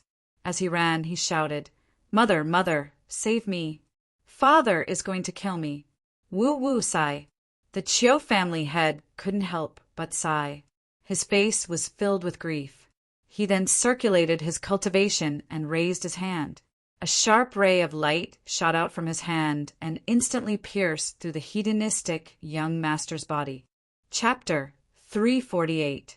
The hedonistic young master, who was running, suddenly stopped and fell to the ground, motionless. He was dead. Everyone, my son has made a grave mistake and has been punished by me. Everyone should calm down and protect the justice of heaven and earth, fight for a fair society, and build a harmonious city. Everyone has a responsibility, and I am no exception. I didn't teach my son well and caused the ladies to suffer. It's my fault, so I apologize to everyone here. Please accept my bow." House head Chiu knelt on the ground and bowed to the crowd. When the Chiu family members behind him saw him kneel, they didn't dare stand and followed suit. "All right, it's over now. Get up!" House head Zhao comforted as he helped house head Chiu to his feet. Then he looked at the ladies and said, "Ladies, you can go back now. You're free. Leave Xiaofeng to us for a grand funeral. His victimization brought about a calamity. Now that this calamity has been killed, it has given the world a little more clarity. This is also to tell everyone that evil cannot prevail over good. Those who do evil will receive retribution sooner or later. Thank you, house heads. Thank you, house heads." Many of the onlookers knelt on the ground, praising the house heads for their fairness. Qin Jifu slowly backed away and returned to the crowd, returning to Xiao Yang's side. "Let's go. We'll leave the matters here to them. With this precedent, anyone who wants to commit evil will have to think twice." Xiao Yang spoke slowly, then turned and left the crowd. He didn't pay any attention to the bustling crowd behind him, as if he'd accomplished something and left in a low-key manner. Flame City wasn't far from the poison sect. Starting from Martial Sun City, they'd already covered half of the distance. They only had half of the journey left before they reached the poison sect. There was a transportation formation between Flame City and the poison sect. The 3 pavilion elders had used it to get here, but using it required a lot of energy. Ordinary people couldn't afford it. Qin Jifu was a low-key, invisible tycoon. He didn't have much, but he had plenty of money. Although he wore a plain robe all day long and looked no different from an ordinary person, he was so rich that even Xiaoyang could not compare to him. "Cousin, I remember that the city gate is in that direction. Where are we going?" Lan Jiaoye showed a dumbfounded expression. She looked silly and cute, very cute. Gu Qianchan snorted. "Big brother Xiaoyang naturally has his own considerations. We just need to follow him with peace of mind. What's the point of thinking so much? Big brother Xiaoyang, don't worry. Qianchan will follow you." Disgusting. All they knew was to show their loyalty and fight for affection. That was enough. Lan Jiaoye was very angry. She angrily glared at Gu Qianchan. Then the 2 women continued to bicker. Gu Shanqing, Li Qinghe, and the others were already used to it. Along the way, only Chen Jifu was secretly pleased with himself, as if he was also useful. To be able to be put in an important position meant that he had received affirmation and recognition. Previously, he had been in the limelight, and his heart was still warm. When he thought about how he would be of use in the future, he felt even more satisfied and proud. Perhaps others didn't understand Xiao Yang's intentions, but he couldn't be any clearer. This was the direction of the transportation formation. They were planning to use it to teleport directly to the poison sect. This was something worth supporting. This way, they could avoid the arduous days of traveling day and night and reach the poison sect as soon as possible. After the time it took to brew a cup of tea, they arrived at the formation. This transportation formation was an important protective item. Countless resources had been used to construct it, and its construction cost wasn't cheap. Maintaining it in the later stages required even more manpower, wealth, and resources. A transportation formation that cost a lot of money was naturally the most expensive of all. Its security measures were also very tight. As soon as they arrived, they were immediately intercepted. "Who goes there? Do you have a pass?" A guard walked up the mountain in front of the transportation tower and sternly questioned Xiao Yang's group. This person was wearing golden armor. The armor was an earth-grade magic treasure and was not an ordinary item. This guard's strength was even more powerful. He was a 2nd-level martial ancestor realm cultivator. If he was an expert, he would be placed here to guard the teleportation array. This showed how important this teleportation array was to the poison sect. Xiaoyang's group cupped their fists at the armored guard and said, respectfully, "Senior brother from the poison sect, we're all new members of the poison sect. Please take care of us, senior brother. As long as you check our names, you'll be able to find the relevant information." The poison sect would note them as people who'd been chosen. It was just like how they'd been informed by words and voices in the sky when they were in the various large cities. When the armored guard heard this, his stern expression softened a little. He slowly said, "So it's you newcomers.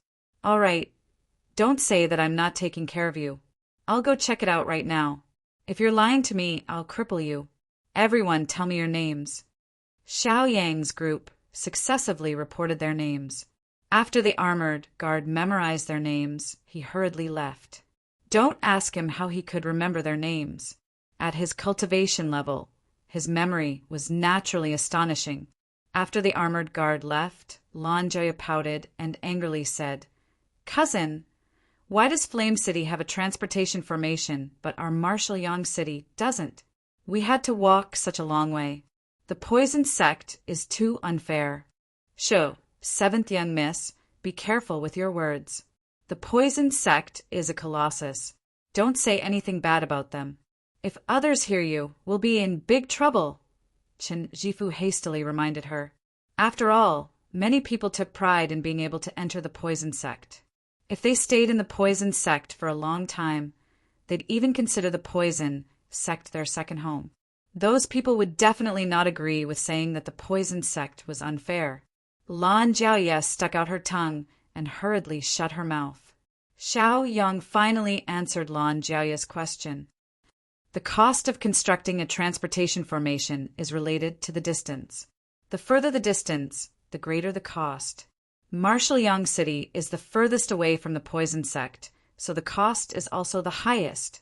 If the benefits don't meet their expectations, they naturally won't build it.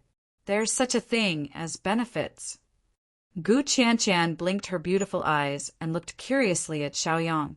They all knew that the transportation formation wasn't for commercial use. Not just anyone could use it. So where did the benefits come from? Xiaoyang found it a little funny. Naturally, he understood her doubts.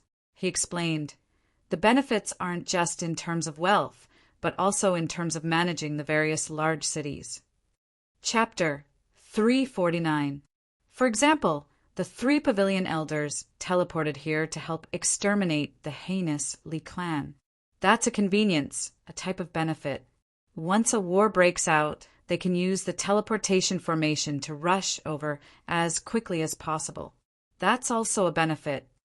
Moreover, the teleportation formation consumes a huge amount of resources each time. Ordinary people can't afford to use it at all. Those who can use the formation are either rich or noble, so the poison sect naturally won't lose out. The armored guard walked over from the side. His eyes narrowed as he looked at Xiaoyang with interest. He'd actually arrived at the door long ago, but slowed down after hearing Xiaoyang's explanation. He waited for Xiaoyang to finish before walking out. Senior brother. When Xiaoyang and the others saw the armored guard walking towards them, they once again cupped their fists and greeted him. The armored guard nodded at them, then looked at Xiaoyang with a smile that wasn't quite a smile. "You're Xiaoyang, right?" Everyone was a little stunned. They didn't understand why the armored guard would specifically ask Xiaoyang this question. Xiaoyang was equally confused before he replied, "I am." "As expected, you're extraordinary and knowledgeable. I admire you very much. But the problem is, I can't let you use the teleportation formation, but others can." The armored guard's gaze landed on Gu Qianqian, Lan Jiaoye, Gu Shanhe, and the others. "You can enter the tower and use the teleportation formation to leave this place. Of course, you'll have to pay a certain amount of spirit stones." They could understand. The poison sect had the right to use it, but they had to pay to use it. But what they didn't understand was why Xiaoyang couldn't use the formation. None of them moved. Xiaoyang was their spiritual leader. Since someone was targeting Xiaoyang, they naturally couldn't just stand by and watch. They also couldn't take pleasure in his misfortune or kick him while he was down. What? You're not leaving? If you don't want to leave, then all of you can scram. When the armored guard saw that Li Qinghe, Gu Shanqing, and the others did not move, the smile on his face suddenly turned ruthless. His murderous aura was dense, and he stared at them with a cold face. He even released a dense and majestic aura in an attempt to intimidate them. Hey, why? Why can't our older cousin use it? He was also chosen by the poison sect. Lan Jiaoye puffed up her cheeks and angrily glared at the armored guard. She felt wronged and angry for Xiaoyang. Gu Qianshan and the rest also had unfriendly looks on their faces. This armored guard was targeting Xiaoyang. Wasn't he also trying to intimidate them? They wouldn't do it. Why? Because I'm the guardian of the teleportation array. My words are the rules. The armored guard changed his attitude and spoke bluntly to Xiaoyang and the others. On the 7th floor of the teleportation tower, an old man with white hair and beard was standing by the window, watching the scene below with a mocking expression. This old man was from the Zhou clan, and his name was Jingxing. The Zhou clan's overall strength ranked in the top 3 of the top 10 cities. They were only slightly weaker than the poison sect. Zhou Jingxing was deliberately making things difficult for Xiaoyang because he knew what had happened in Martial Yang City. One of the judges for the Martial Yang City hegemony tournament was from the Zhou clan, but Xiaoyang had killed him. Naturally, he was furious. The Zhou clan's prestige could not be challenged. Who did this Xiaoyang think he was?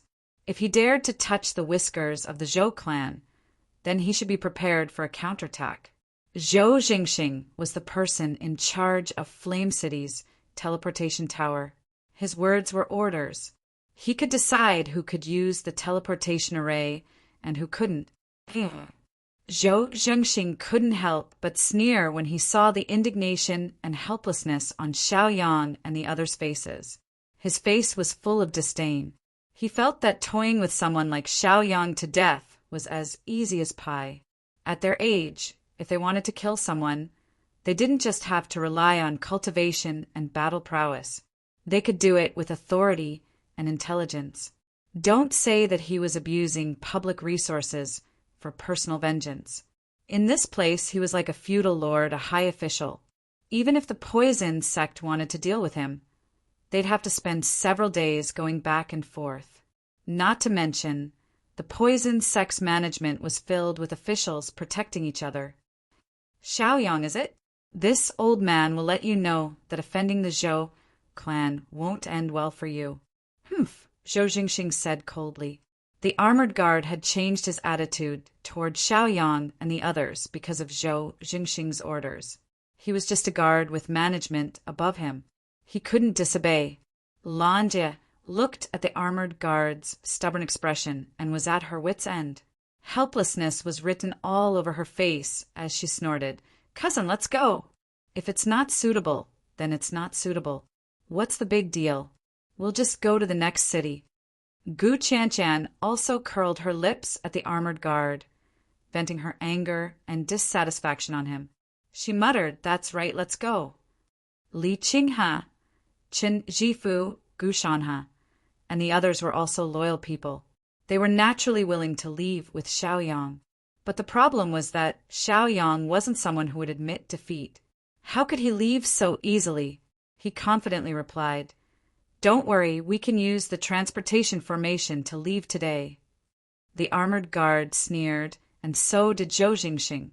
They wanted to see how Xiaoyang would use the transportation formation. As long as he didn't say anything, no one would be able to activate it. "Cousin, don't be silly. The transportation tower doesn't welcome us. Let's just leave." Lan Jiaoye still felt that it was better not to embarrass herself. No one could solve this kind of problem. Right now, it wasn't just a single armored guard's problem. The armored guard's change in attitude was clearly an order from his superiors. This meant that the person in charge of the transportation tower didn't welcome them. Xiaoyang smiled. "Don't worry. We'll definitely be able to teleport. Big talk, the armored guard thought. Before, he'd thought that Xiaoyang had a dignified appearance and an extraordinary bearing. But now, it seemed that Xiaoyang was just a guy who didn't have anything to show off. Other than showing off, he was completely useless. As one of the guards of the transportation tower, he knew better than anyone that Zhou Jingxing was the person in charge here. Without his orders, no one could use the transportation formation. Zhou Jingxing was also sneering. He wanted to see Xiaoyang's embarrassing face when his lies were exposed. The poison sect's transportation formation has a special rule. Those who have rendered meritorious service can use it for free, Xiaoyang said calmly. The armored guard couldn't take it anymore. This young man had just been chosen by the poison sect. He hadn't even entered the poison sect yet. So where did his meritorious service come from? He sneered and said disdainfully, "That's right, the transportation formation does have a special rule." Chapter 350. But may I ask where your contributions came from? Have you ever worked hard for the poison sect? He hated people who were full of lies. Xiaoyang slowly said, "The Heretical Cultivator Alliance is the poison sect's evil tumor and the scourge of the 10 great cities. Killing a member of the Heretical Cultivator Alliance is a meritorious service." The armored guard was even more disdainful. "That's true, but the problem is that you've never even seen the shadow of the Heretical Cultivator Alliance."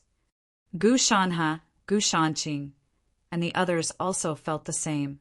They were the geniuses of the ancient city, but they had also never seen anyone from the evil Cultivator Alliance.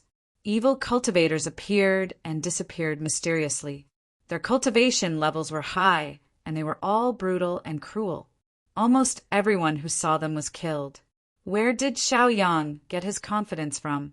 Xiaoyang took out the rank for Heretical Cultivator Mo's identity token and tossed it to the armored guard. "Take a look and see what this is."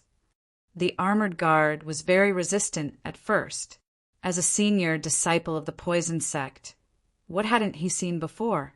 How could he look at a newcomer's things? Even if he could take out something good, how good could it be? However, when his gaze caught a glimpse of the words and handwriting on the token, he was immediately stunned. Then he subconsciously took the token and picked it up to take a look. His expression could not help but change greatly, and his eyes revealed a look of shock. "My goodness! This is actually the rank for evil Cultivator Gue Rua Mo's token. Only by killing Gue Rua Mo can one obtain his token. This is because evil cultivators take pride in their tokens. Even if they lose their lives, they would never throw away the token in their hands." He looked at Xiaoyang a few more times and felt that Xiaoyang seemed to have grown much taller in an instant. He felt a deep sense of dread. Even he couldn't guarantee that he could kill the rank for Heretical Cultivator Gue Ruomo, much less the young Xiaoyang. "Is this contribution enough?" Xiaoyang asked indifferently. Actually, he had an even higher-ranked Heretic Cultivator token, but he didn't take it out. This rank 4 Heretic Cultivator token was already enough to shock the other party. If he were to take out the rank 5 Heretic Cultivator token, Yao Ruomo, he was afraid that the other party would die of shame. You killed Gue Ruomo?" The armored guard was shocked for a while before he recovered. He looked at Xiaoyang in disbelief.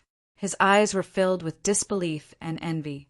If the people of the top 10 cities took pride in being able to join the poison sect, then the poison sect would take pride in killing evil cultivators. This was why there was a special rule for the transportation formation. It was clear to see just how important killing evil cultivators was to the poison sect. Actually, the benefits of killing evil cultivators weren't limited to just this. You could enjoy preferential treatment in all aspects of the poison sect, and it could even bring you fame and prestige. Could it be that you want it to be fake? Xiaoyang asked in dissatisfaction. The armored guard's lips trembled. Taking a deep breath, he hurriedly cupped his fists at Xiaoyang and said, respectfully, "Senior brother has been rude. I'll return this token to you. Please keep it well. You killed the rank 4 heretic cultivator Gue Ruomo, so you're indeed a meritorious person. He reluctantly returned Gue Ruomo's identity medallion to Xiaoyang. He also wanted a medallion like this, as it represented glory and pride. Gu Shanhe, Lan Jiaoye, Qin Jifu, and the others were all dumbfounded. What the hell? What's going on? When did Xiaoyang kill the rank 4 heretic cultivator Gue Ruomo? Why didn't they know? Looking at the armored guard's respectful attitude, this treatment was a bit too good.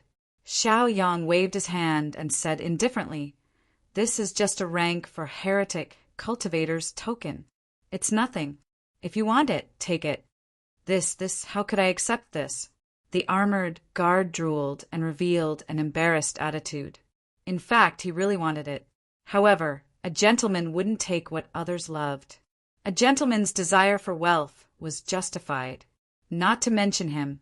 Even Lan Jiaoye, Gu Qianshan, and the others were tempted when they saw the benefits of this token. Seeing Lan Jiaoye, Qin Jifu, and the others' tempted expressions, the armored guard became anxious. He couldn't care less about being reserved and put away the token in his hand. He said, gratefully, "Then I'll have to thank Brother Xiaoyang. With this contribution, it's enough to use the transportation formation. Moreover, it's free. But if you give it to me, what will you do?" "Oh, you're worried about this?" "Don't worry, I still have it." Xiaoyang replied and took out another token. This was the rank 5 heretic cultivator Yao Ruomo's token. Back then, he coincidentally saved the Buddha Pavilion's pavilion elder and killed Yao Ruomo in passing. Xiaoyang had always known the use of this token. It turned out that this thing was so useful in the poison sect. You. When the armored guard saw the identity medallion, he was so shocked that he was speechless. Heavens, this was the identity medallion of the level 5 evil cultivator, Yao Ruomo. A evil cultivator of Yao Ruomo's level was at least a level 5 martial ancestor realm expert. This Xiaoyang was only in his teens. How did he manage to kill this heretic cultivator? Heavens, with Xiaoyang's contributions and battle prowess, he could easily obtain a management position in the poison sect. It wouldn't even be a problem for him to become Zhou Jingxing's superior. Thinking of this, the armored guard became even more excited. He didn't even want to pay attention to Zhou Jingxing anymore. He hurriedly said to Xiaoyang, "Brother Xiaoyang, thank you very much. I'll accept your token. From now on, I'll be your subordinate. If you have any orders, just tell me, and I'll go through water and tread on fire without hesitation." This was a declaration of loyalty. Wasn't this progress too fast? Xiaoyang, Lan Jiaoye, and the others were shocked.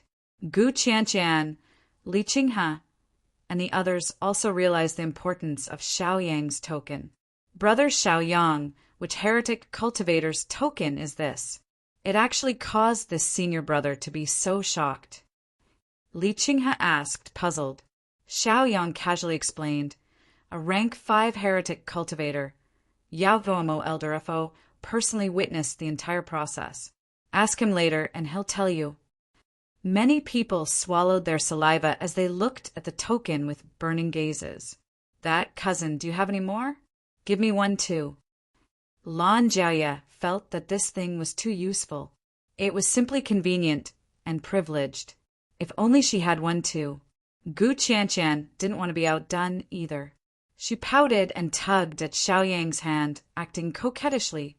"Big brother Xiaoyang, I want one too." Gu Shanhe, Qin Jifu, and the others also wanted one. But the problem was that they were too embarrassed to ask. This thing was so precious that it naturally wasn't cheap. It couldn't be found everywhere on the streets. Xiaoyang probably didn't have many either. Xiaoyang blinked and said helplessly, "I don't have any left. I only have this one. I'll give it to you when I get more in the future." He'd killed rank 3, 4, and 5 heretic cultivators before, but he'd given his rank 3 identity token to his family. Chapter 351. Brother Xiaoyang, junior brothers and sisters. Come. Enter the transport tower, and I'll send you back to the poison sect. Brother Xiaoyang, if you have any orders, just let me know. I'll be waiting for you. My name is Lu Kaijia. Lu Kaijia didn't forget to express his loyalty to Xiaoyang. Xiaoyang nodded and led Lan Jiaya and the others into the transport tower. Halt! This is the transport tower. Who allowed you to barge in? Do you believe I won't punish you? An old man's voice rang out. Following the voice, they saw an old man appear at the entrance of the transport tower. This old man was Zhou Jingxing, dressed in gray robes. He was glaring at Xiaoyang's group with an unfriendly expression. Lu Kaijia, what's going on? Didn't this old man give you instructions? Xiaoyang can't use the transport formation. So why did you let him in? As Lu Kaijia's superior, he naturally had the right to reprimand him. Now that Lu Kaijia had found Xiaoyang as his backer, he naturally couldn't be afraid of the head and the tail, nor could he be a fence-sitter. He hurriedly spoke up righteously. Elder Zhou, Brother Xiaoyang has rendered meritorious service. The transport formation has a special rule that it can only be used by meritorious subjects. Zhou Jingxing looked displeased. This Lu Kaijia had always been very obedient under his command, but now he dared to contradict him. It was obvious that he'd been bribed by Xiaoyang. Zhou Jingxing was even more displeased with Xiaoyang. He roared fiercely, "What bullshit merit? He hasn't even stepped through the poison sect's doors. You're a fool who's been tricked by others." He berated loudly, directly insulting the other party. Lu Kaijia was a second-level martial arts grandmaster, so he naturally had a temper. Now that he was with Xiaoyang, there was nothing to be afraid of. If they were to fall out, then so be it. He immediately shouted, "You old fart, stubborn old bones. How can you speak like that? Do you know how to speak like a human? Who are you calling a fool?" Zhou Jingxing's expression darkened when he saw Lu Kaijia flipping out at him. He glared fiercely at Lu Kaijia before ignoring him. Instead, he turned around and glared at Xiaoyang and the others with hostility. Frowning, he questioned, "This old man, Zhou Jingxing, is the person in charge of Flame City's teleportation array. I have the right to question and investigate the merits you speak of." Li Qinghe, Gu Shanqing, Gu Qianqian, and the others had long been unhappy with Xiaoyang. They also understood that the one who wanted to make things difficult for them was this old man in front of them. When they heard the other party's surname, they realized that he was from the Zhou family. They were relieved that he had a grudge against Xiaoyang. Xiaoyang was neither servile nor overbearing. He sneered, "Can't you see?" He still had Yao Ruamo's identity token on his waist. Since the other party was not treating him nicely, why should he stick to the other party's cold buttocks? Zhou Jingxing snorted coldly. His expression was ice cold. He glanced at the token on Xiaoyang's waist and grabbed it with one hand. As he circulated his cultivation, a suction force erupted and the token was immediately sucked away. He held the medallion in his hand and frowned as he pondered over it. He didn't say anything. Xiaoyang grabbed the medallion with one hand and also unleashed his cultivation base. He instantly grabbed the medallion and snorted. "Did you see it clearly?" Zhou Jingxing's face was ashen and extremely ugly. In any case, he was the person in charge of this place. Everyone treated him humbly. This Xiaoyang was really something. He dared to go against him. "Humph, you're good. Watch how I'll kill you later," he thought fiercely. Then he glared at Xiaoyang and the others and said fiercely, "Follow me." He decided that he would do something in a while and kill Xiaoyang and the others. Under Zhou Jingxing's lead, the group went up to the 6th floor. "You guys stand in the center of the teleportation array. I'll activate the array and send you out." Zhou Jingxing said furiously. Because Xiaoyang was a meritorious person, he brought the others for free. Gu Qianqian, Lan Jiaya, and the others were all overjoyed. They were proud and had smiles on their faces. "Cousin, you're awesome. We knew you'd do what you said." Lan Jiaya had an awesome expression and looked at Xiaoyang excitedly. That's right. When they were rejected at the beginning, they thought they were done for and would not be able to use the teleportation array. Even when Xiaoyang boasted, they were not confident. But now, they finally got what they wanted. Didn't Zhou Jingxing not let them use it? But they did. He couldn't help but feel happy when he saw Zhou Jingxing's expression that looked like he wanted to eat someone. Gu Shanhe, Qin Jifu, and the others admired Xiaoyang even more. At least with Xiaoyang around, nothing was impossible. Xiaoyang was always able to create miracles. The light of the teleportation array descended and enveloped the group. The power of teleportation was about to send them away. Right at that moment, a figure rushed up the stairs. It was none other than Lu Kaijia. He was still some distance away when he shouted, "Not good, Brother Xiaoyang. That's not a teleportation to the poison sect. It's a teleportation to Chaos City." But his warning was too late. Xiaoyang and the others were teleported away in an instant. "Zhouge, you've got guts. How dare you plot against them? I'll report you." Lu Kaijia roared furiously at Zhou Jingxing. Zhou Jingxing sneered but didn't mind at all. He mocked. "Lu Kaijia, I appreciate you and put you in an important position, but you treat me like this. You've disappointed me. I'll give you one more chance. Continue to work for me, and I'll let bygones be bygones." He continued, "As a senior disciple of the poison sect, I'm sure you know that they'll never return from Chaos City. As long as you join me, you'll have a chance to slowly climb up." Lu Kaijia's eyes darted around. He really wanted to agree, or at least compromise for now. But after a moment's thought, he snorted coldly, flicked his sleeves, and left. Since he'd already made his stand clear to Xiaoyang, he naturally couldn't rely on him anymore. He still had that bit of backbone. Chaos City. Holy shit, what is this place? Why am I here? Where are the others? Lan Jia looked around with a dumbfounded expression. All she could see was the dark sky. The ground was barren, the walls were mottled, and there were many corpses.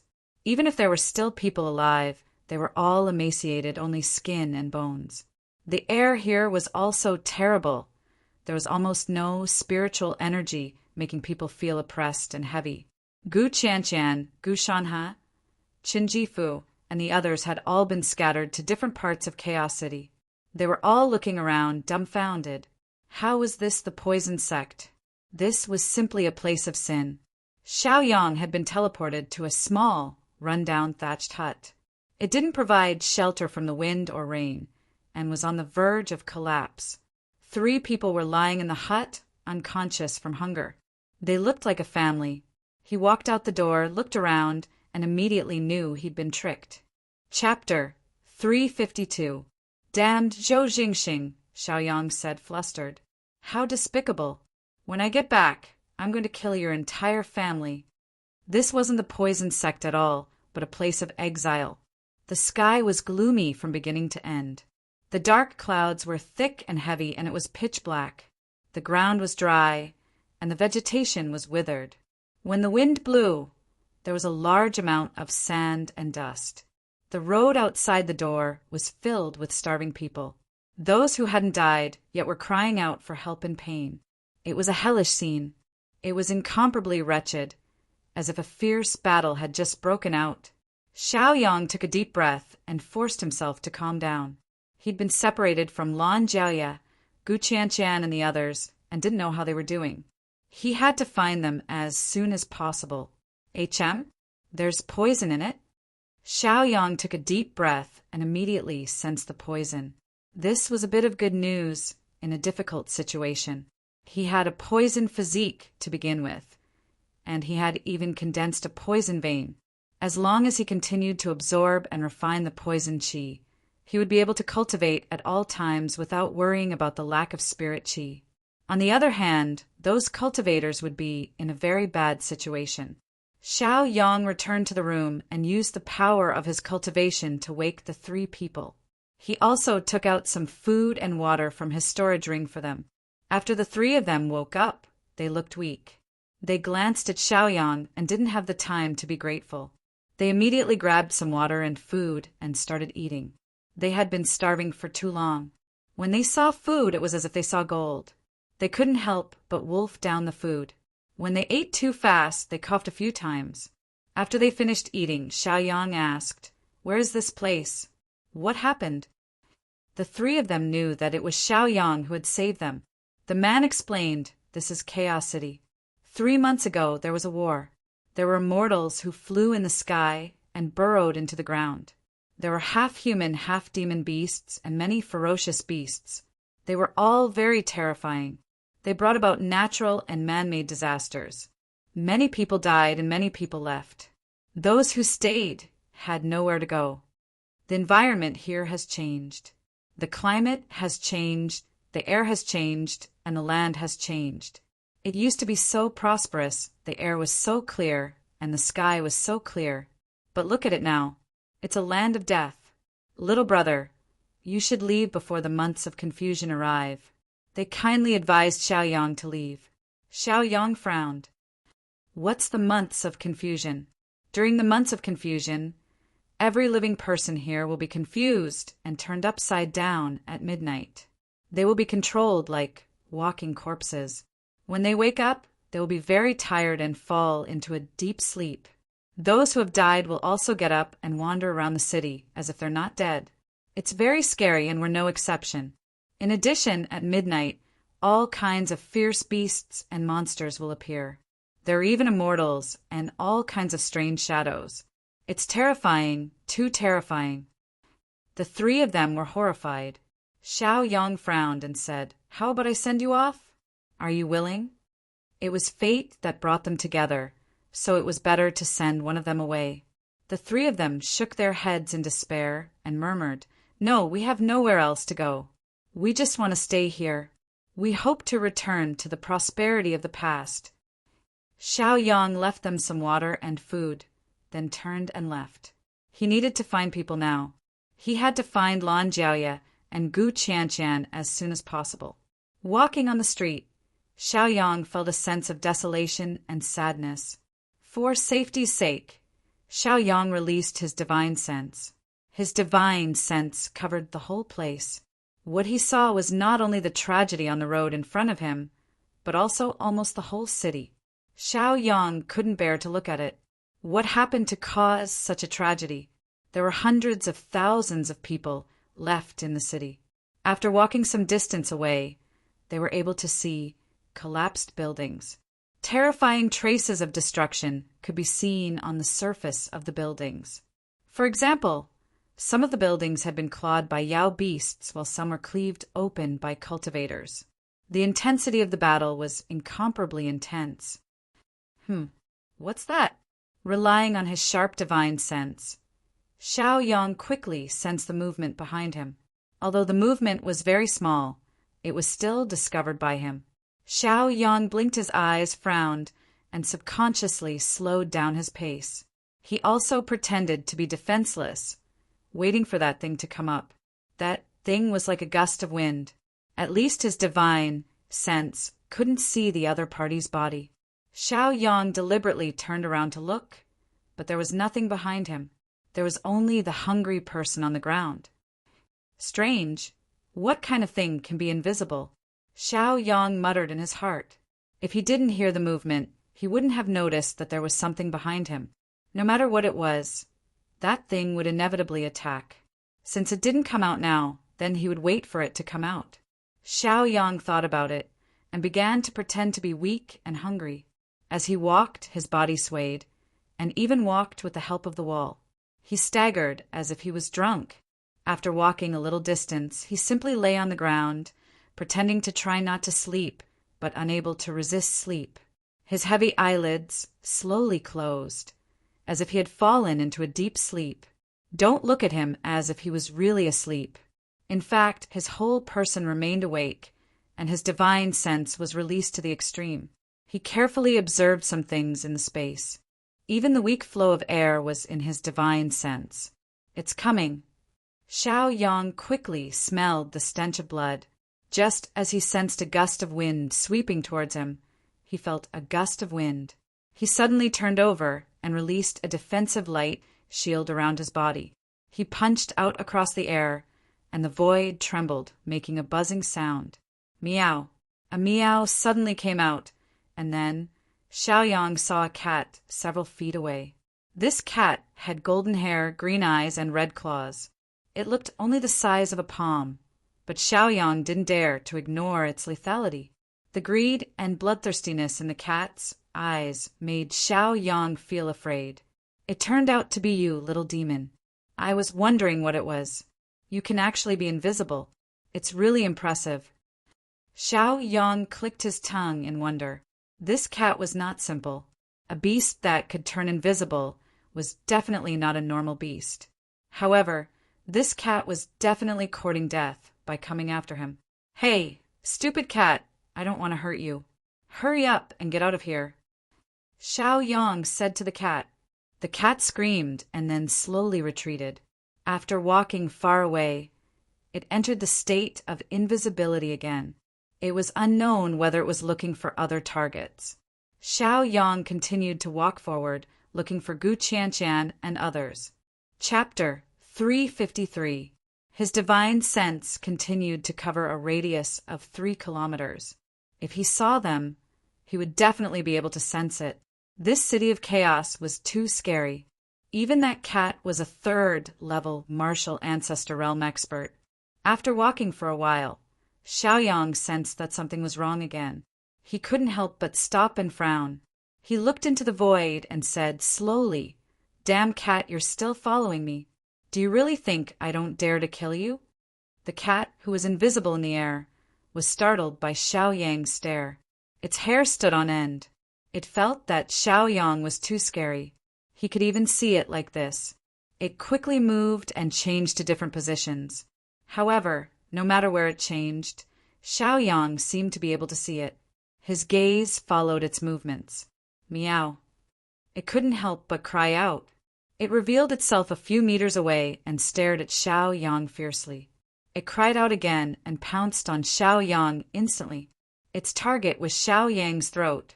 As long as it bit through Xiaoyang's throat, then Xiaoyang would become its prey. You're courting death. Xiaoyang snorted coldly. He instantly released the powerful cultivation of a 4th-level martial ancestor realm. He executed the firmament palm and crushed it with his palm. Meow. A shrill cry came from the cat's mouth. The cat was flung more than 10 meters away. One of its legs was broken. Blood flowed from the corner of its mouth, eyes, nose, and ears. It seemed that the situation wasn't good.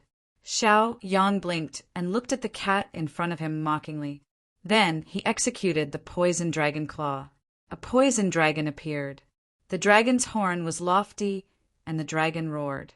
The majestic roar frightened the cat so much that it didn't dare to move. It could only crawl on the ground and tremble. Then the dragon claw grabbed and squeezed, turning the cat into a bloody mist. In the bloody mist, there was a shiny object. It was the cat's inner core. With a wave of his hand, Xiaoyang easily caught the Niden in his hand. He carefully examined it. The spirit qi on it was rich, and there was even demonic qi flowing around it. For cultivators, this was a rare treasure. Xiaoyang directly accepted it.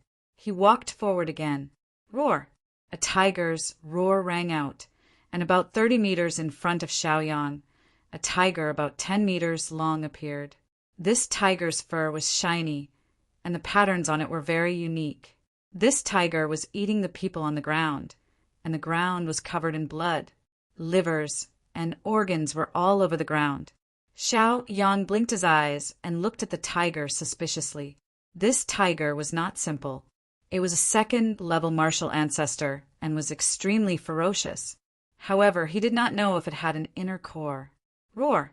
After the tiger roared again, it immediately jumped toward Xiaoyang, wanting to pounce on Xiaoyang and devour him.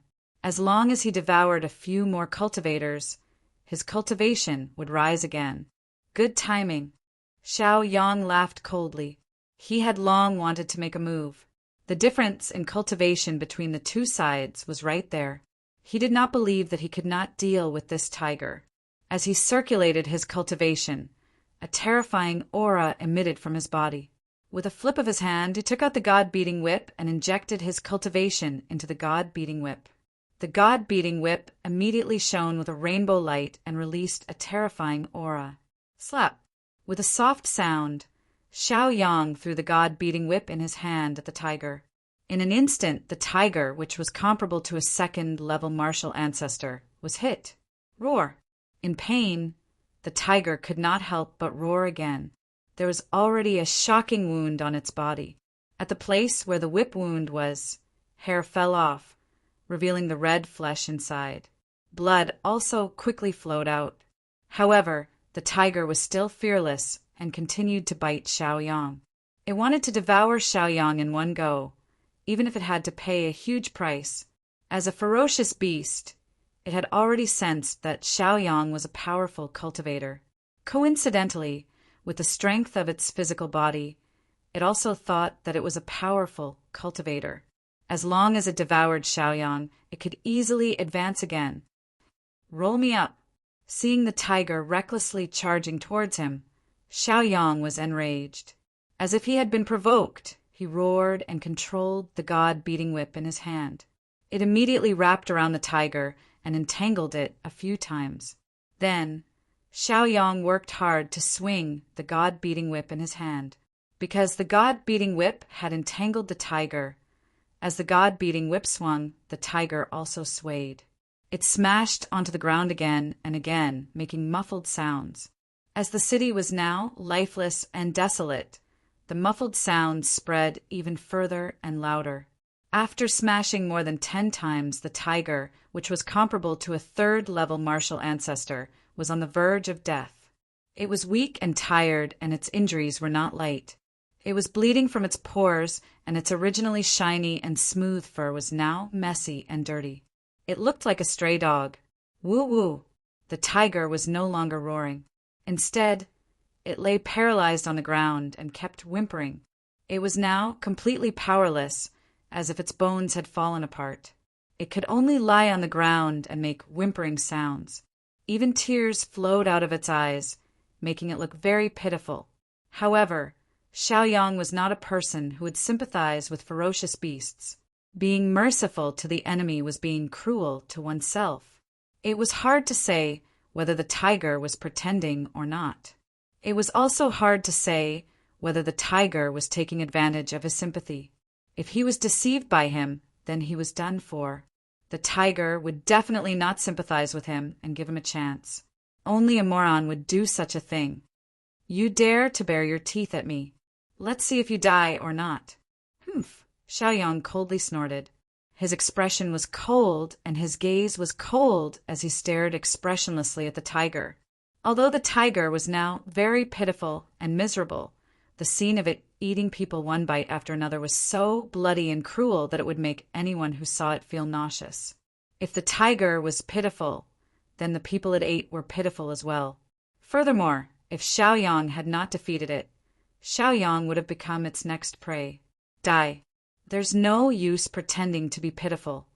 Xiaoyang coldly snorted. His expression was cold. After roaring, the god-beating whip in his hand instantly lashed out again. This time, the god-beating whip was different from before.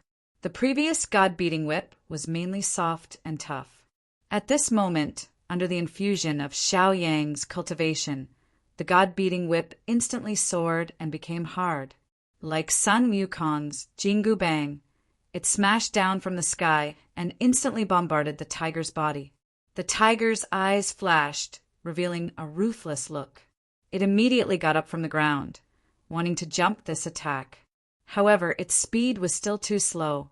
Or rather, it had underestimated Xiaoyang's strength and ruthlessness. Bang! With a dull thud, the tiger was smashed.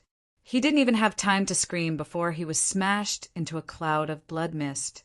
Chapter 354. The blood mist was very dense and bloody. Even when the wind blew, it was difficult to disperse it. Xiaoyang swept his gaze and immediately saw the inner core in the blood mist. The inner core was oval-shaped and was sparkling. It was hard not to notice it. There really is an inner core. Xiaoyang was overjoyed. The corners of his lips curled up into a faint smile. He reached out his hand and circulated his cultivation base. A suction force erupted, and instantly the Niden was sucked into his hand. Looking at the Niden in his hand, Xiaoyang couldn't help but think about it again. Then he took out the Niden of the cat and compared them. It was obvious that the Niden of the tiger was much weaker than the Niden of the cat. It seemed that the strength of their inner core determined the strength of their inner core. It could also be inferred that the strength of their inner core determined the strength of their inner core. Xiaoyang immediately felt relieved. He then felt the bloodthirsty ice worm in his body become restless. He could not help but feel a little tempted. He also seemed to have figured out something. Right? Since ferocious beasts could devour each other to increase their cultivation level, then wouldn't the bloodthirsty iceworm and flamingo be able to do the same? Thinking of this, Xiaoyang immediately became excited. He hurriedly summoned Flamingo and bloodthirsty iceworm and asked them, "Do you want to eat these two inner cores? What use are they to you?" He asked with his divine sense. Because the bloodthirsty iceworm and Flamingo were both demonic beasts and not half human and half fiend, they could not speak. However, they could communicate with them mentally. After all, Xiaoyang had signed a master-servant agreement with them. Eat, eat, eat, I want to eat. Goo, goo, goo, I want to eat. After the bloodthirsty iceworm and Flamingo sensed the energy of the two inner cores, they could not help but be moved. Greed and desire appeared in their eyes, as if they could not wait to devour them. They even became manic because of this. Xiaoyang smiled. It was fine as long as they knew that these things were useful to them. At least his efforts and hard work were not in vain. Xiaoyang glanced at the two inner cores again and found that the demonic energy in the two inner cores had weakened a little. This led him to speculate that this Niden was probably a medicinal pill that needed to be preserved so that its demonic power would not weaken. "All right, here you go." Xiaoyang agreed with a smile. Anyway, the Dantian wasn't beneficial to him. It wasn't a bad idea to give it to his two pets. If his pet's strength increased, it would be beneficial to him as well. Creak, creak, creak. Goo, goo, goo. The bloodthirsty iceworm and Flamingo were extremely excited. They opened their mouths and swallowed the cores in Xiaoyang's hands. As the inner core entered his mouth, the bloodthirsty iceworm was the first to experience changes. Firstly, this inner core was definitely powerful. It was the inner core of a cat at the third level of the martial ancestor realm. Secondly, the bloodthirsty iceworm's starting point was very low, at the 8th level of the martial master realm. As it absorbed the power of the inner core, its cultivation rapidly changed and increased. The demonic beast aura it released also became terrifying. There was no danger in the advancement of a demonic beast's cultivation. As long as there was enough time or energy, they could continue to advance. The higher the level of advancement, the more knowledge they would receive from their race. The bloodthirsty iceworm's originally transparent body was now covered in a layer of white light. As this layer of white light flickered and swallowed, a shell appeared on the bloodthirsty iceworm's body. Not long after, the bloodthirsty iceworm drilled out of the shell and became a new bloodthirsty iceworm. It was like a cicada breaking out of its shell. Xiaoyang couldn't help but click his tongue in wonder. He sighed at the miraculous and strange life. Relying on the rights in the agreement, Xiaoyang could clearly feel that the bloodthirsty iceworm had become stronger. It had at least reached the second level of the martial ancestor realm. As for the bloodthirsty iceworm's body, it had evolved to become even more white and transparent. If one didn't look carefully, it was like air and wind, impossible to detect. This situation was similar to the cat's invisibility from before. However, the bloodthirsty iceworm was better than invisibility. As the bloodthirsty iceworm evolved and improved, the flamingo wasn't inferior either. The light on its body flickered continuously, and its cultivation aura became pure. After the flamingo swallowed the Li family's blood ancestor, Its cultivation had advanced to the 5th level of the martial ancestor realm. Now that it had swallowed the tiger's inner core, it wasn't enough to fill the gaps between its teeth. It couldn't help but smack its lips as if it wasn't enough to eat. Master, go find more inner cores to eat. Delicious, delicious. The flamingo and the bloodthirsty iceworm both felt the inner core's deliciousness and benefits. They couldn't help but call out to Xiaoyang. As long as they had enough inner cores, they could continuously evolve and improve. The feeling of advancing was very comfortable and wonderful. They couldn't help but want to try it again. Xiaoyang was speechless. He looked at them helplessly and said, I just came here and am not familiar with this place. I don't know the situation. How about this? I'm looking for someone. I'm looking for Lan Jiaoye and the others. You guys help me look for them. If you see any other vicious beasts, just tell me. Goo goo goo. Zhi zhi zhi. The flamingo and the bloodthirsty iceworm understood Xiaoyang's meaning. After making a few strange cries, they immediately flapped their wings and flew away with a buzzing sound. They were going to look for their target. Seeing them leave, Xiaoyang couldn't help but be speechless. Only God knew if they were going to help him look for people or vicious beasts. Or if they found vicious beasts, they would do it themselves.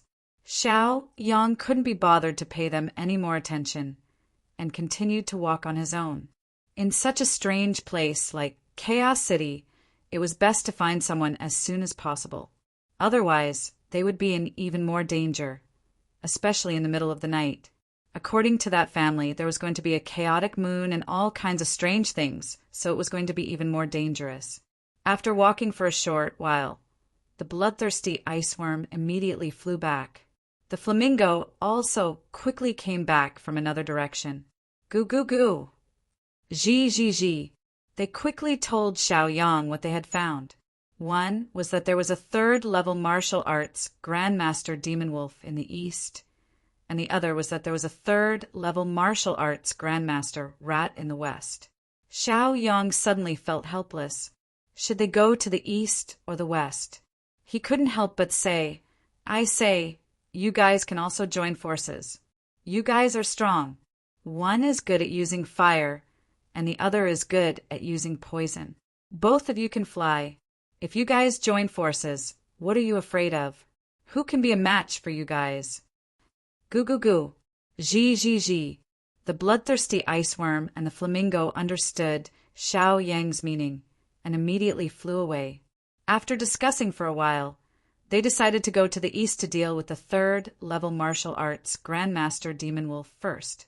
Xiaoyang was a little worried about them, but he still chose to follow them to see the situation. If he found that something was wrong, he could at least help. After all, this was their first time fighting together. Chapter 355. About 100 feet to the east, Xiaoyang saw a fiery red demon wolf. The demon wolf's body was covered in flames. The flames were innate, and the demonic aura it released was comparable to that of a 3rd-level martial ancestor. The demon wolf was also eating someone on the ground.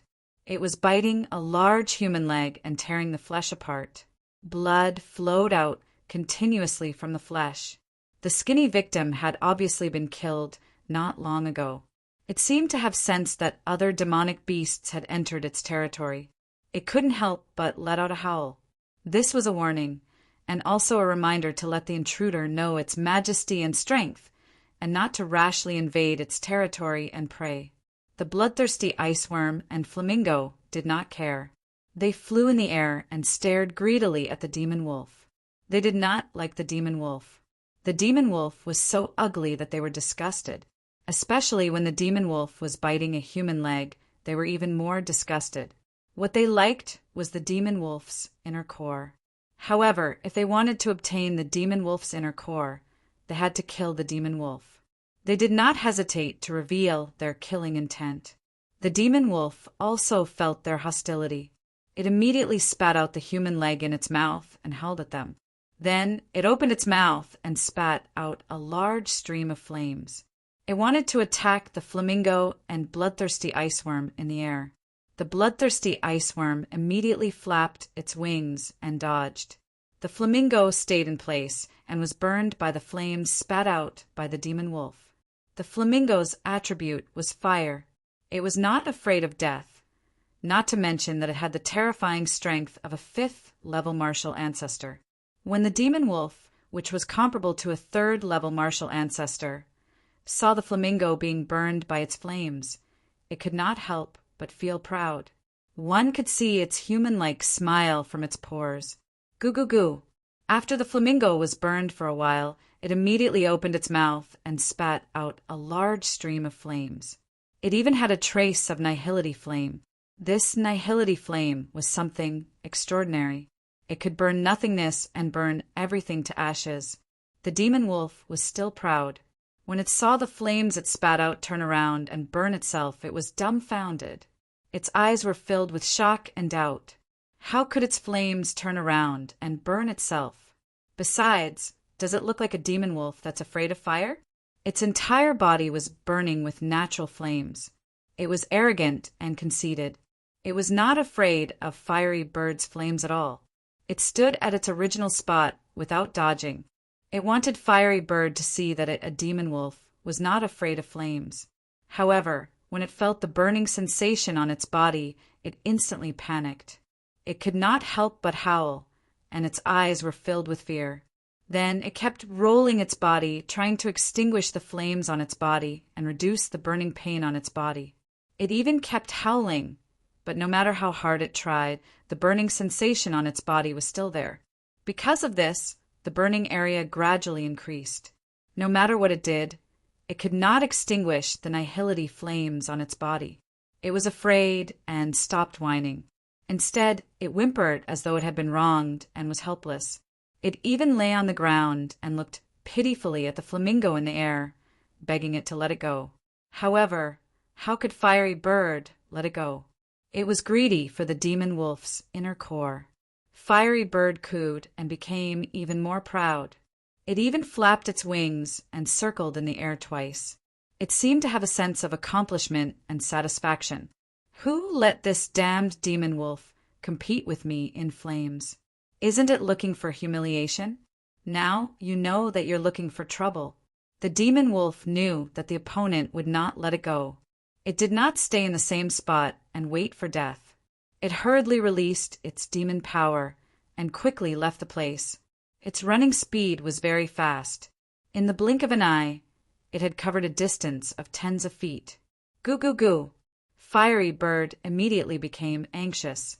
How could it let go of a prey that was already in its hands? It hurriedly flapped its wings and chased after it. Zhi zhi zhi, zhi zhi zhi. The bloodthirsty ice silkworm let out a few strange cries. It was unknown how it used its poison, but after the demon wolf ran for hundreds of feet, it suddenly fell to the ground with a plop. Its 4 legs were powerless as it lay on the ground. Its green eyes looked at the bloodthirsty ice silkworm in front of it. The bloodthirsty ice silkworm saw that the demon wolf was poisoned and became very excited. It could not help but flap its wings and circle in the air a few times to show its pride and satisfaction. Xiao Yong watched from a distance and did not make a move. After all, this was the cooperation of the bloodthirsty ice silkworm and Fiery Bird. It would not be appropriate for him to make a move. Looking at it now, these two fellows cooperated quite well. He could not be bothered and prepared to leave to find Lan Jiaoye and the rest. After all, it was already evening. If he could not find them before tonight, who knew if they would survive the night? As for his 2 pets, they would definitely be able to find them by relying on their spiritual connection. There was no need to worry about that. Fiery Bird and the bloodthirsty ice silkworm did not continue to make any moves. Instead, they waited. Actually, the 2 of them were also vexed. How should they make a move next? One of them was an expert in using fire, while the other was an expert in using poison. Only when the demon wolf was almost completely burned did they begin to make a move. Fiery Bird used its sharp beak to bite and immediately took away the demon wolf's inner core. The demon wolf was gradually burned to ashes. Fiery Bird was not greedy. It acted like a big brother taking care of its little brother, and directly through the inner core to the bloodthirsty ice silkworm. The bloodthirsty ice silkworm made a few strange squeaks and then swallowed it, continuously absorbing the demon energy from the inner core. As it absorbed the demon energy from the third-level martial ancestor realm inner core, the light on its body continued to change. Its cultivation aura also rose sharply, rising from the second-level martial ancestor realm to the third-level martial ancestor realm. It was very pleased. After hinting at Fiery Bird, it hurriedly headed to the west side of the street. There was a demonic rat over there. After working together for the first time, they worked together even better this time. This time, it was the bloodthirsty ice silkworm that made the first move. The bloodthirsty ice silkworm used its transparency to quietly approach the demon rat. While the demon rat was still gnawing on the human bones, it quietly released its poison. Then it quietly left and slowly flew into the air, not attracting the demon rat's attention. It continued to wait, waiting for an opportunity. The demonic rat was still eating mindlessly. It was enjoying the prey it had hunted so far. It felt that this was a delicious meal. To it, there was nothing that could be compared to human flesh. Human flesh was the most delicious thing in the world. Chapter 356. However, as it ate, it felt a little weak. It was as if it was very, very tired. Its eyelids were also very heavy, and it slowly closed its eyes. It also found that its limbs had become weak, as if it couldn't use any strength at all. This was unprecedented. It had never encountered anything like this before. It couldn't understand what was going on. It glanced around and didn't notice any danger. Then it thought that since there were no enemies, it would be a good thing to eat and sleep for a while. Thus, it closed its eyes and fell into a deep sleep. Squeak, squeak, squeak. The bloodthirsty iceworm was very proud of its masterpiece.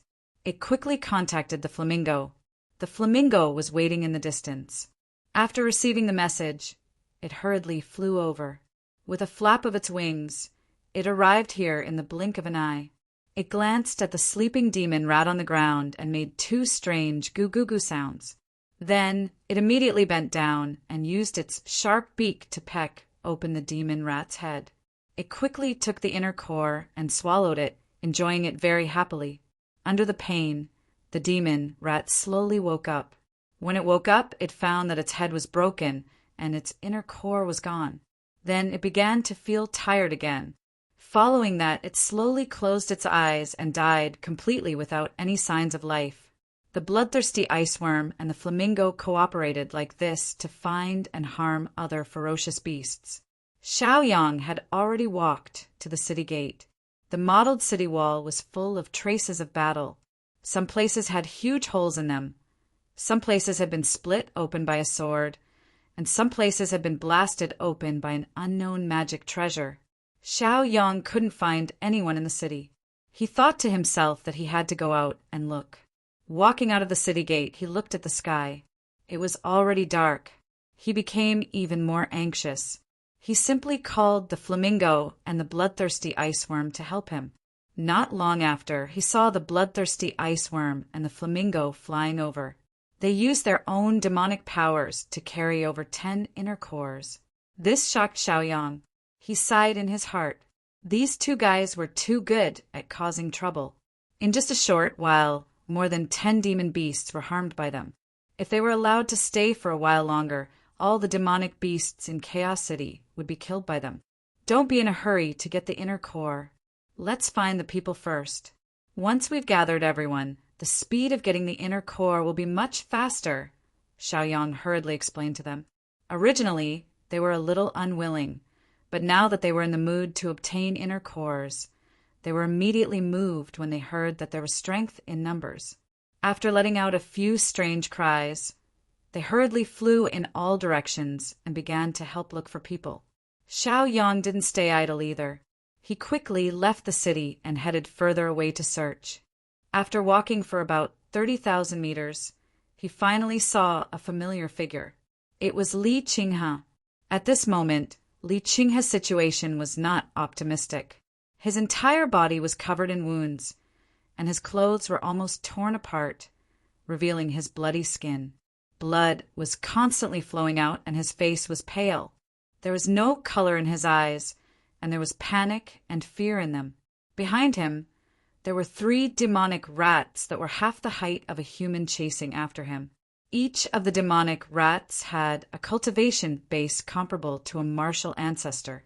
There were as many as 3 of them, so Li Qinghe couldn't be blamed for having a hard time dealing with them.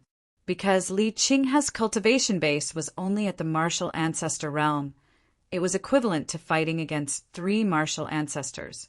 These demonic rats had the bodies of demonic beasts, so their bodies were much stiffer and more resistant than humans. In other words, their defensive power was a natural advantage. Brother Qinghe, over here. When Xiaoyang saw Li Qinghe running away in a panic, he couldn't help but shout out to remind Li Qinghe. When Li Qinghe saw Xiaoyang, he was instantly overjoyed. He almost couldn't help but cry tears of joy. He was so excited that his eyes were moist as he hurriedly ran toward Xiaoyang. The 2 of them were separated by a distance of 300 meters. Suddenly, a huge monster appeared between the 2 of them. It let out a loud and clear roar. It was a huge python named 7-colored, heaven-devouring python. The 7-colored, heaven-devouring python was as powerful as a 4th-level martial ancestor. Even Xiaoyang found it difficult to deal with. It's over. Li Qinghe was running over when he was shocked by the sudden appearance of the 7-colored, heaven-devouring python. He hurriedly stopped in his tracks, and his eyes were filled with fear. Behind him, the 3 demonic rats quickly caught up. When they sensed the 7-colored heaven-devouring python, they immediately stopped. It was obvious that they were shocked by the sudden appearance of the 7-colored heaven-devouring python. Snakes were the natural enemies of rats, and this was no exception in this fantasy world. Hiss, hiss, hiss. Hiss, hiss, hiss. The 7-colored heaven-devouring python spat out its tongue. This tongue was over a meter long, and it quickly scouted for information. Then it instantly swam towards the 3 demonic rats. Its speed was extremely fast, and in the blink of an eye it was in front of the 3 demonic rats. As for Li Qinghe, who was originally the closest to it, he was ignored. Compared to humans and rats, the 7-colored heaven-devouring python was more interested in rats. Damn, you've really hit the jackpot. Why are you still bringing it along? Hurry up and come over. Xiaoyang anxiously shouted at Li Qinghe as he ran towards him. Li Qinghe, who was in a daze, hurriedly unleashed his cultivation and quickly gathered with Xiaoyang. Just now, when the 7-colored heaven-devouring python swam, he thought that he was dead for sure and was about to be devoured by the 7-colored heaven-devouring python. However, he did not expect that the 7-colored heaven-devouring python would actually obey its nature and eat the rats first, giving him a chance to escape. Brother Xiaoyang, I've finally met you. It's great to see you. Oh my God, what the hell is this place? It's too scary. You don't know what I've encountered along the way.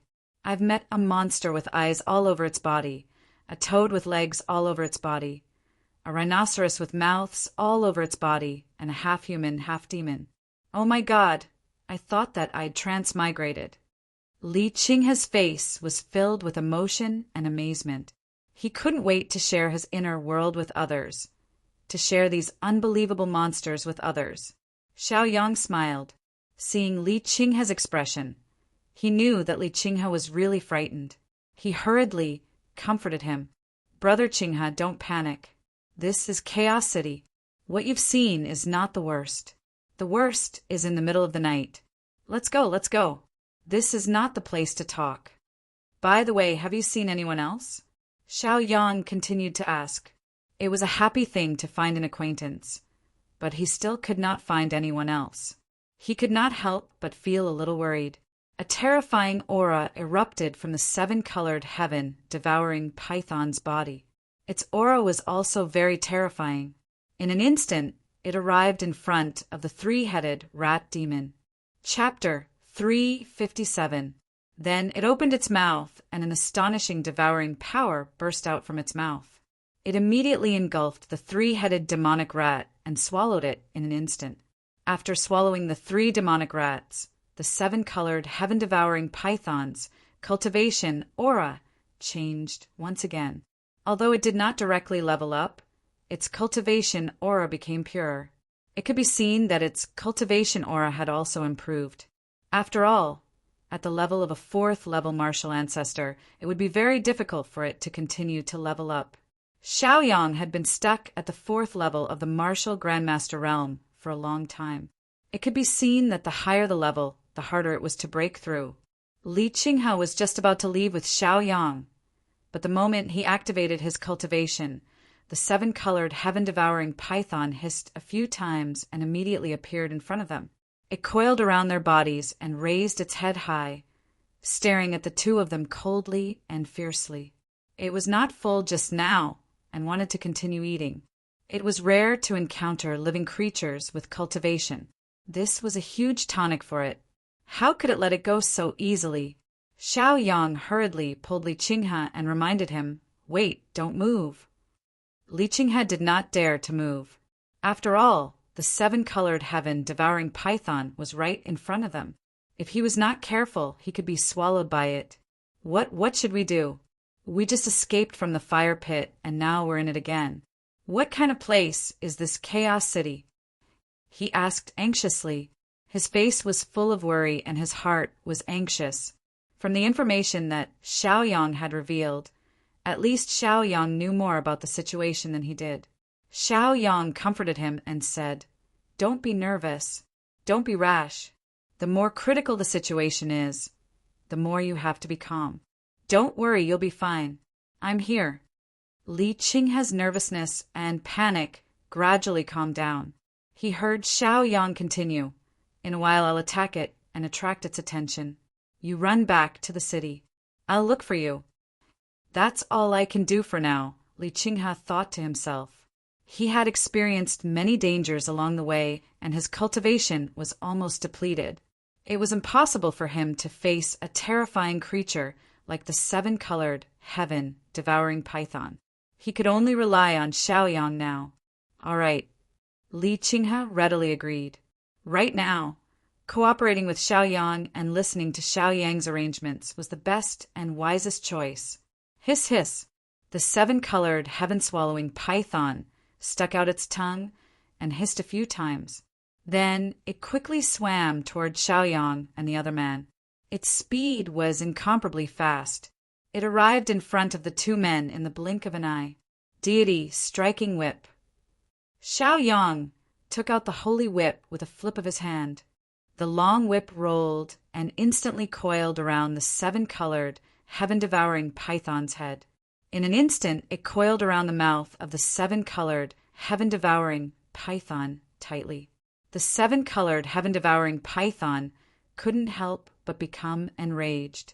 It desperately shook its head and swam in all directions, constantly tugging at the god-beating whip in Xiaoyang's hand. Its body was constantly moving, constantly swinging its tail, wanting to slap Xiaoyang and Yi Shiwen. However, the two of them managed to avoid it. Take advantage of this opportunity to leave quickly, Xiaoyang hurriedly reminded. Li Qinghe said, "Take care," and then quickly left the battlefield. He sped towards the city and soon completely left the battlefield. The seven-colored, heaven-devouring python was still struggling. It was extremely ashamed and angry. This damned human actually tied up its head and mouth with a rope.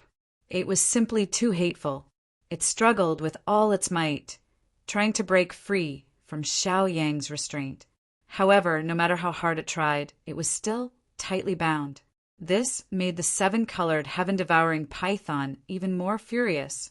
"Evil creature, you still dare to struggle in my hands? Do you want to die?" Xiaoyang coldly snorted. There was disdain in his eyes, and his expression was contemptuous. He glanced at the other party with disdain. Then he took out the heaven and earth mirror. After injecting his cultivation into the heaven and earth mirror, the heaven and earth mirror flashed and released a fierce aura. "Go!" As Xiaoyang shouted, the the heaven and earth mirror that was floating and spinning in midair suddenly shot out a fierce ray of light, slashing the body of the seven-colored heaven-devouring python. Clang! This ray of light was unable to kill the seven-colored heaven-devouring python. It could only injure it. When that ray of light slashed the seven-colored heaven-devouring python's body, it emitted a metallic sound. It could be seen that this seven-colored heaven-devouring python's skin and flesh were very tough. This was also what Xiaoyang felt was troublesome and fearful. The other party was too difficult to deal with. This was not going to be easy to deal with. The seven-colored heaven-devouring python felt pain and became even crazier and angrier. The strength of its swimming and swaying increased by quite a bit. If Xiaoyang did not have the same cultivation level as it, he would not be able to withstand it. This can't go on. Sooner or later, my cultivation will be exhausted by the seven-colored heaven-devouring python. Xiaoyang furrowed his brows and thought worriedly. This was Chaos City after all. His life was much more precious than the seven-colored heaven-devouring python's life. Even if both sides suffered great losses, it would still be his loss. Who knew if other strange murders would appear after this? Right now, Fiery Bird and Bloodthirsty Iceworm were not here. If they were, they might be able to kill the seven-colored heaven-devouring python if they worked together. Forget it. He could only give up for now. Xiaoyang thought for a while. Then he put away the god-striking whip and immediately left this place. He quickly moved in the direction of the city, wanting to get rid of the seven-colored heaven-devouring python. He was very fast. In the blink of an eye, he was hundreds of meters away. However, the seven-colored heaven-devouring python did not give up because of this. With a few swishing sounds, it quickly chased after Xiaoyang, wanting to take revenge and wash away the previous humiliation. Although Xiaoyang was fast, the seven-colored heaven-devouring python was not slow either. With a few swishing sounds, it rubbed against the ground and followed closely behind Xiaoyang. If this continued, he would definitely bring the other party into the city. This was not something that Xiaoyang wanted to see. Helpless, Xiaoyang could only change his direction and lure the seven-colored heaven-devouring python away. As he sped, he reminded Li Qinghe loudly, "I'll lure this thing away first.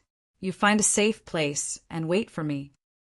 Li Qinghe looked at the scene in front of him from inside the city and secretly felt terrible. He hoped that nothing would happen, so he nodded and turned to leave, sighing along the way. He randomly found a house and entered it. He checked the surroundings to see if there was any danger. After confirming that there was no danger, he immediately entered into a state of cultivation. His cultivation base had been severely depleted, and the spiritual energy in the city was scarce. If he wanted to quickly recover his cultivation base, he could only absorb the spiritual energy in the spirit stones. In this chaos city, only cultivation could save one's life. Everything else was fake. For example, this time, if his cultivation was at its peak, he might not be afraid of the seven-colored heaven-devouring python if he joined forces with Xiaoyang. Chapter 358. Xiaoyang was already far away from Chaos City. Behind him, the seven-colored heaven-devouring python was still following closely. It was as if it would not rest until it devoured Xiaoyang today. Damn it, this damned python. Do I have a grudge against you? Seriously, I tied your mouth shut when you came up. Xiaoyang felt that this seven-colored heaven-devouring python was too irrational. It was as rational as a demonic beast. It did not know how to think. It would not benefit anyone if both sides suffered, okay? But this seven-colored heaven-devouring python did not care. It was a demonic beast. What kind of wisdom could it have? In any case, its heart of hatred was so strong. Whoever heard it, it would hurt. What was there to be afraid of? The most important thing was to vent its anger. Unknowingly, they had arrived at a canyon. Even before entering the canyon, Xiaoyang could already feel a few terrifying auras from within. These terrifying auras even belonged to 7th and 8th level martial grandmasters. The strongest aura belonged to Wu Zun. Damn it! What the hell is this place? There are so many powerful, ferocious beasts.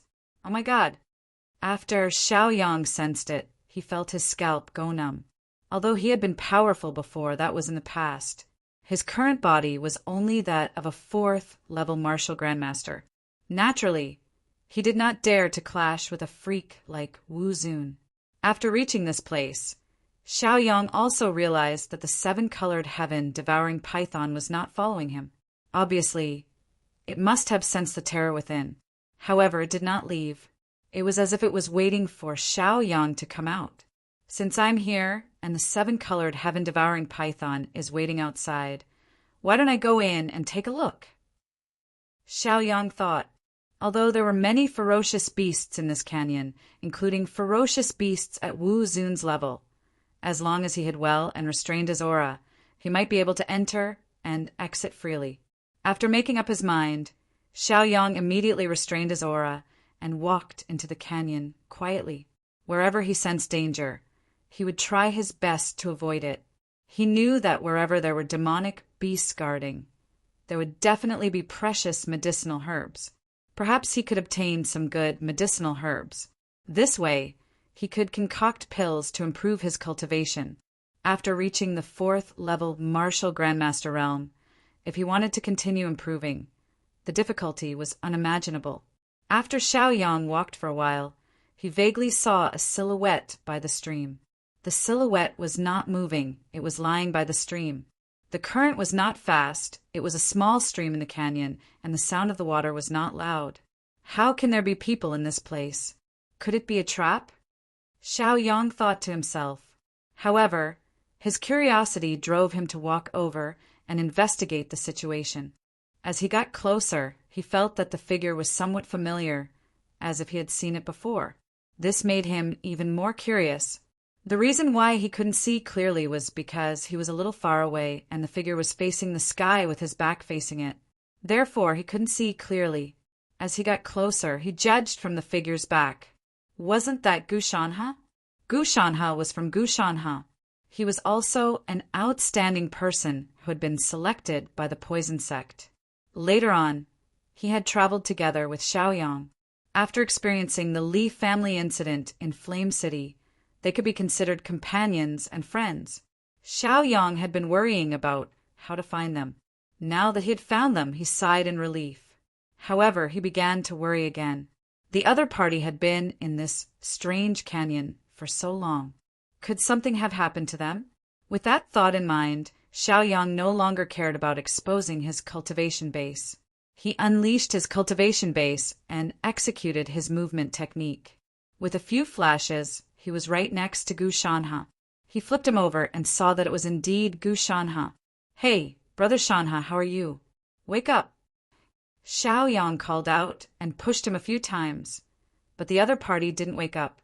Xiaoyang couldn't help but examine the other party's injuries. Then he transferred his cultivation base to the other party and stimulated his meridians and acupoints. After a while, a cough rang out and a mouthful of water sprayed out. Gu Shanha had woken up. "Xiaoyang, it's you? Why are you here? And why am I here? Where is this place?" Gu Shanha had just woken up. He looked at the situation around him and was dumbfounded. Xiaoyang had no choice but to explain everything he knew to Gu Shanha. After Gu Shanha heard everything, he could not help but show anger on his face. He said furiously, "Damn that Zhou Zhenxing! How dare he scheme against us? I will not forgive him." That's right. They hadn't been teleported to the poison sect at all, but Chaos City. The canyon they were in was the outskirts of Chaos City. It was an extremely dangerous place with all kinds of monsters and spirits. After learning about the monster Li Qinghe had encountered and Xiaoyang's fate, his hatred for Zhou Zhenxing had multiplied. Xiaoyang comforted him. "Don't think about that for now. We'll talk about it when we get back alive. Right now, recover your cultivation base and examine your injuries. This canyon isn't as simple as it seems. We can't stay here for long. I wonder if the 7-colored, heaven-devouring python has left yet." Gu Shanha nodded. After examining his body, He breathed a sigh of relief when he found that there were no major problems. "Let's go." He slowly rose to his feet and said to Xiaoyang. Xiaoyang nodded. He looked around and immediately spotted a medicinal ingredient not too far away. It was called the ice soul grass. This was a rare and precious medicinal ingredient. It was almost impossible to refine high-grade pills without it. He thought for a moment, then said, "Wait for me here. I'll go get that ice soul grass." Gu Shanhe looked over and saw the unusual medicinal ingredient. He nodded and told Xiaoyang to be careful. Xiaoyang unleashed his cultivation base. In a few flashes, he was next to the ice soul grass. He plucked the ice soul grass and quickly left. The moment he left, a loud and sonorous ape's cry rang out. Then a violent fluctuation came from the ice soul grass. Clearly, Xiaoyang's action of plucking the ice soul grass had angered the guardian. "Let's go." Without another word, Xiaoyang quickly pulled Gu Shanhe away from this place. The two of them unleashed their body movements to the extreme. In 2 or 3 breaths, they had already walked out of the canyon. Outside the canyon, the 7-colored heaven-devouring python was still guarding and had not left. It could be seen how strong its obsession was and how deep its hatred for Xiaoyang was. It was said that snakes were insidious creatures that liked to hold grudges. The ancients were not lying. "Damn, there are even more terrifying snakes here. What should we do?" After seeing the 7-colored heaven-devouring python, Gu Shanhe could not help but become more nervous. There were tigers and wolves in front of him and behind him. If he did not handle it well, he would be killed. In his fear and panic, he was a little resentful of Xiaoyang. Chapter 359. Why did he pick the ice soul grass for no reason? Now there was a problem. He also knew that now was not the time to find out who was responsible. He could only hope that Xiaoyang could come up with a good strategy. Xiaoyang thought calmly and said slowly, "The 7-colored heaven-devouring python's target is me. Let's split up. Once you leave here, head east. That's where the city is. Li Qinghe is already in the city." Roar! The ape's cry was heard again. The majestic aura scared Gu Shanhe, and his face turned pale. "Let's go," Xiaoyang ordered. He immediately dashed in front of the 7-colored, heaven-devouring python. With a flip of his hand, the holy whip appeared in his hand again. It was the holy whip that bound the 7-colored, heaven-devouring python's mouth. Now that it saw the whip again, it could not help but become angrier. It immediately attacked Xiaoyang. As for Gu Shanhe, he was directly ignored by it. Gu Shanhe did not dare to stay any longer. Whether it was the ape behind him or the 7-colored, heaven-devouring python in front of him, they were both at a level that he could not touch. It was better not to stay and cause trouble for Xiaoyang. Xiaoyang blinked and glared at the 7-colored, heaven-devouring python provocatively. Then he swung the holy whip and made a cracking sound, further enraging the 7-colored, heaven-devouring python. Seeing the 7-colored, heaven-devouring python swimming over recklessly, Xiaoyang's eyes turned. He hurriedly retreated and went in the direction of the ape. Hiss, hiss, hiss! The 7-colored, heaven-devouring python quickly followed. In its eyes there was only Xiaoyang. It would not let Xiaoyang go. Roar! The ape rushed out of the canyon and roared. It even slapped its chest with both hands to show its authority and valiance. Then its huge eyes stared at the 7-colored, heaven-devouring python that was swimming over. It suddenly waved its big hand and slapped at the 7-colored, heaven-devouring python. In its opinion, the 7-colored, heaven-devouring python must be in the same group as Xiaoyang. Xiaoyang didn't move recklessly. After finding a safe place to hide, he quietly hid there. As the saying goes, when 2 tigers fight, one is bound to be injured. Maybe he could even take advantage of the situation. The 7-colored, heaven-devouring python hissed. It wanted to chase after Xiaoyang and launch an attack, but in the blink of an eye, it sensed the hostility of the ancient ape. It couldn't help but immediately become vigilant. Then it instantly slithered its body and stared vigilantly at the ancient ape, hissing again. The ancient ape's attack missed, and it thought that it had lost the ice soul grass. It became even more furious, and once again unleashed its strength. It rushed towards the seven-colored, heaven-devouring python.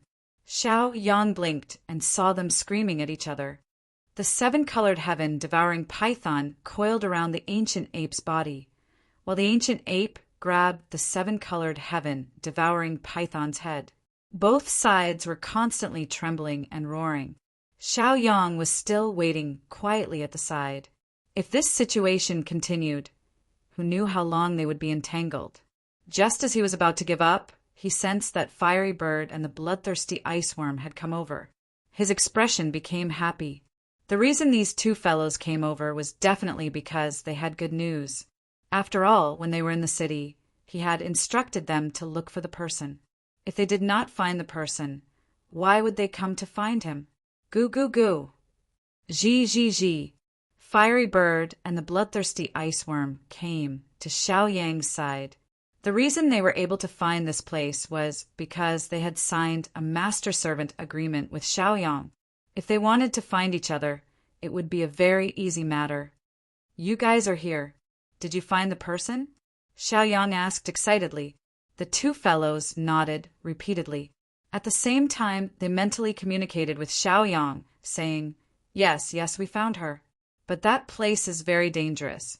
I didn't dare to go in. The bloodthirsty ice worm hurriedly said, My place is not dangerous, but I can't bring her away. It's good that you found her. It's good that you found her. Xiao Yang was excited. Following which, he looked at the battle between the ancient ape and the seven-colored heaven-devouring python. His eyes turned, and he immediately had an idea. He slowly said, You guys see, those two fellows are fighting. Both of them will definitely be injured. At that time, you guys can take advantage of the situation. Fiery Bird and the bloodthirsty ice worm glanced at each other and immediately became excited. Their eyes almost emitted a green light as they nodded repeatedly. Then they conversed with each other.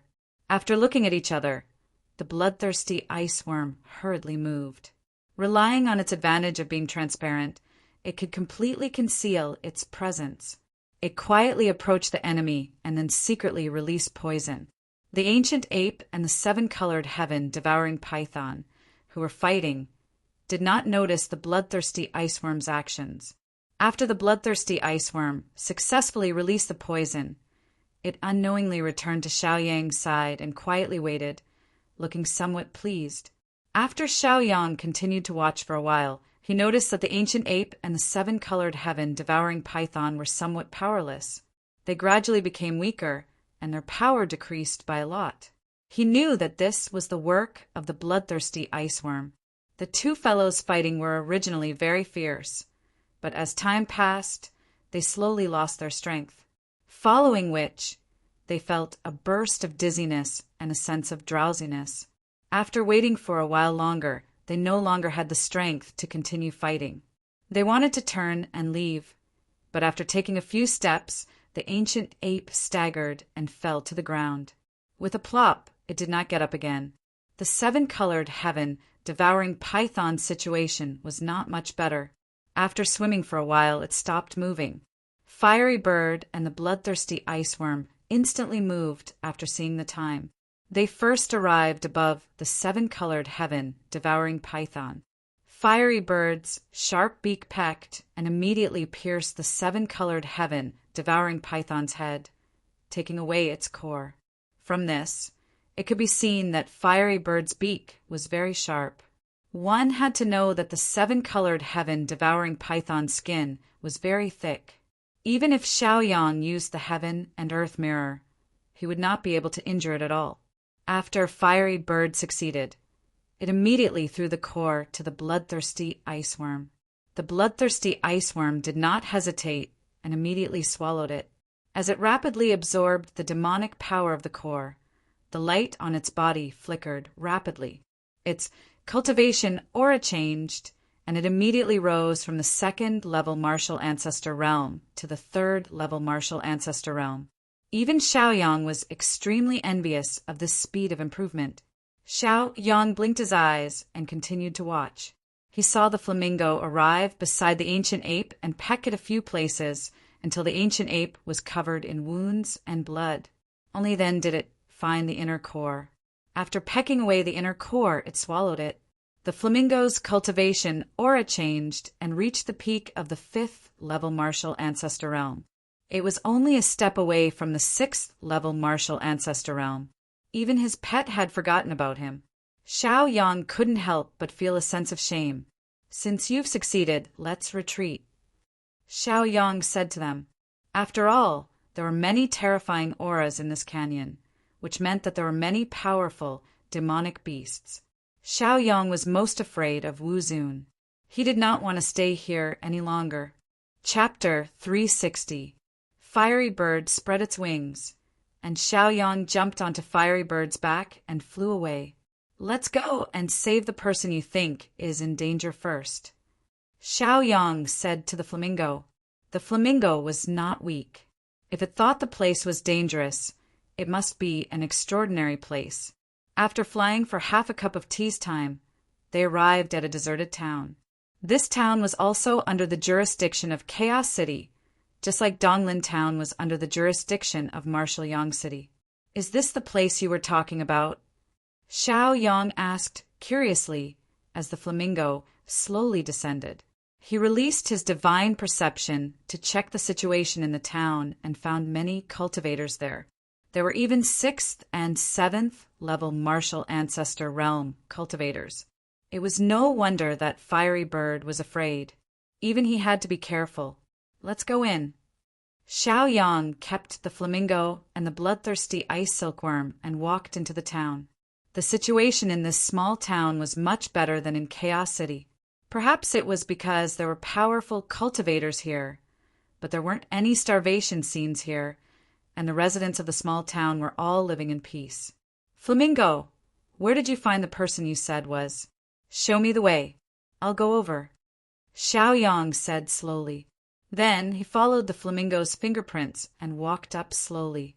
When he reached a place, he saw the words Listening Pavilion written on it. What kind of place was the Listening Pavilion?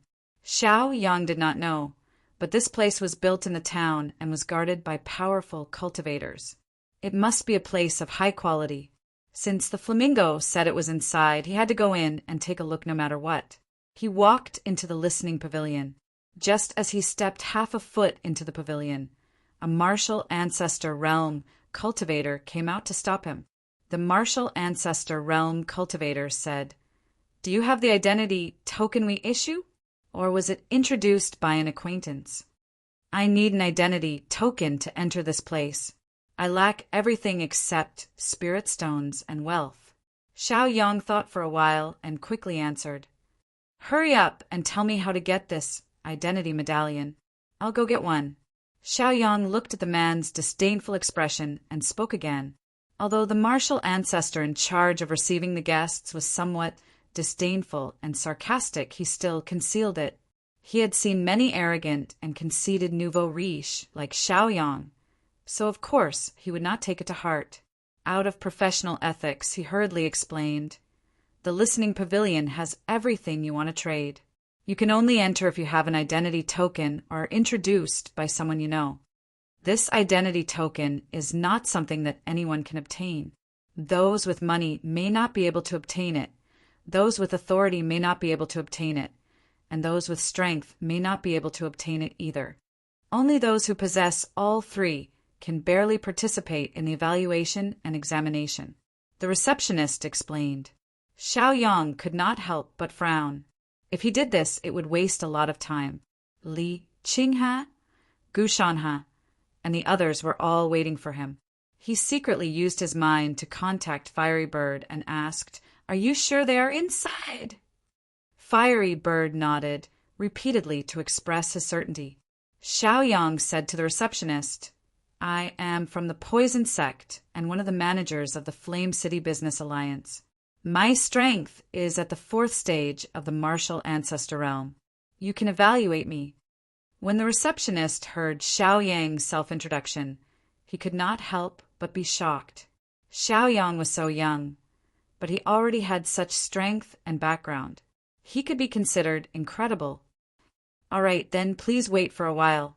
I will call the shopkeeper over. The receptionist knew that Xiaoyang was not a person who could be ignored, so he hurriedly ran off. After all, they all knew what had happened in Chaos City. Now, no matter which faction or organization it was, they were all in need of high-end combat talents. Xiaoyang blinked and released his divine perception to envelop the entire listening pavilion. He wanted to gather the information he wanted, but this listening pavilion actually had a formation that isolated his divine sense, so he could not probe anything unnecessary. He could not help but feel a little angry. After waiting for a while, the shopkeeper of the listening pavilion came out. He sized up Xiaoyang as soon as he came out, then smiled and greeted Xiaoyang. This must be Brother Xiaoyang. I have heard a lot about you. Greetings, shopkeeper. As the saying goes, one does not extend a hand to a smiling face. Since the other party was being polite, he would not keep a cold face. Well said, well said. The shopkeeper was still observing Xiaoyang. Seeing that Xiaoyang had an extraordinary bearing and dignified appearance, he could be considered a young talent. Only then did he ask, "Young man, are the 3 conditions you just mentioned true?" "Of course they are true. I would not dare to lie to you, shopkeeper." Xiaoyang cupped his fists in a manner that was neither servile nor overbearing. If he had not entered the listening pavilion to take people away, he would not have come to this damned place. The shopkeeper pondered for a moment, then slowly said, "We naturally believe in Brother Xiaoyang, but there are rules here. So, can you test your cultivation?" "No problem," Xiaoyang simply and decisively answered. "Then come with me," the shopkeeper said to Xiaoyang. Xiaoyang nodded his head and followed him. After walking inside, he found that there was a completely different world inside. There was only a signboard in front of the door. Inside, there was a lake, a pavilion, and a small forest and grassland. After walking through a few courtyards, they came to a place called the testing room. "Come with me." The shopkeeper led Xiaoyang here and then invited Xiaoyang in. He took the lead and walked in. After entering the testing room, he saw several crystal balls placed on the side. Xiaoyang was familiar with this method of testing cultivation. Just place your hand on the crystal ball, but you must know that if you cheat, you will not have a good ending. Our listening pavilion is not a place where you can mess around. The shopkeeper instructed Xiaoyang and also warned Xiaoyang. Xiaoyang nodded, indicating that he understood. Then he stretched out his hand and placed it on the crystal ball. As he circulated his cultivation, the crystal ball began to flicker with various lights. Finally, the light stopped at green. Xiaoyang looked at the shopkeeper in confusion. The shopkeeper slowly said, "Okay, you can. This is your qualification token. With this token, you are equivalent to a guest of the listening pavilion. You can enter and leave freely and trade." The shopkeeper handed Xiaoyang a token. Xiaoyang reached out and took it. Xiaoyang asked, "I wonder if there are any good items to trade here?" The shopkeeper smiled and took out a brochure and a map. He handed it to Xiaoyang and said in a friendly manner, "The items are marked on this brochure. There is also a map. Take a look. Okay, let's go to the main hall." This was the testing room. After the test, they naturally had to leave. After reaching the main hall, the shopkeeper left. Chapter 361. Xiaoyang's gaze landed on the brochure. The items on the brochure were very plentiful, and they were divided into more than 10 categories. There were elixirs, herbs, beasts, beauties, cultivation techniques, and so on. In each area, there were countless items. For example, elixirs were divided into hundreds of thousands of medium elixirs. Cultivation techniques were divided into hundreds of thousands of cultivation techniques, herbs, and beasts. Xiaoyang's focus was mainly on the beauties. There were also many types of beauties. There were beauties from different cities, half-human, half-beast beauties, and beauties of different ages and skin colors. There were too many to count. Xiaoyang blinked his eyes and followed the directions on the map, heading towards the beauties area. When he arrived at the beauty's courtyard, a receptionist came out to greet and introduce him. "Honorable guest, how may I help you?" Xiaoyang smiled and pretended to be lecherous. He slowly said, "What else can I do in this area? Of course, I'm here for beauties." The receptionist immediately became excited. As long as the customer bought beauties, he would get a commission. He had to take advantage of it. He immediately said, "What kind of beauties do you need?" "We have all kinds of beauties here. Gentle ones, virtuous ones, hippopotamuses, and pure beauties from the city. It's just that the price is a bit more expensive."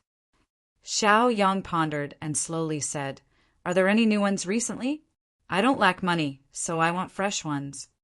"Oh, I was waiting for you to say that. Come with me, I have new ones here. They were just delivered, and they are genuine beauties." The receptionist immediately became excited and quickly introduced them to Xiaoyang. Then, he led Xiaoyang to another room. When they arrived at a room named Heaven, the receptionist stood at the door and explained to Xiaoyang, "The beauties are all in the room. Take a look first, then we can talk about the price." Xiaoyang nodded and walked into the Heaven room. The room was very spacious and there were all kinds of household appliances. This was not what Xiaoyang was concerned about. The important thing was that there were 7 or 8 women in the room. According to the receptionist, they were all fresh goods that had just been delivered. When these 7 or 8 girls saw that someone had come in, their expressions became somewhat fearful. One after another, they retreated and shrank into the corner of the wall, nervously looking at Xiaoyang. Xiaoyang immediately noticed the slightly arrogant Lan Jiaye and Gu Qianshan. These 2 women also noticed Xiaoyang. They couldn't help but be excited. They were about to shout out, but when they saw Xiaoyang's eyes, they immediately stopped and returned to their panicked state. However, the excitement and joy in the depths of their eyes couldn't be concealed. Ever since they'd been teleported to this damned place from Flame City, they'd all despaired. This wasn't the poison sect at all, but the Chaos Lands. All sorts of monsters could exist here, and it wasn't a crime to commit crimes in Marriage Discourse City.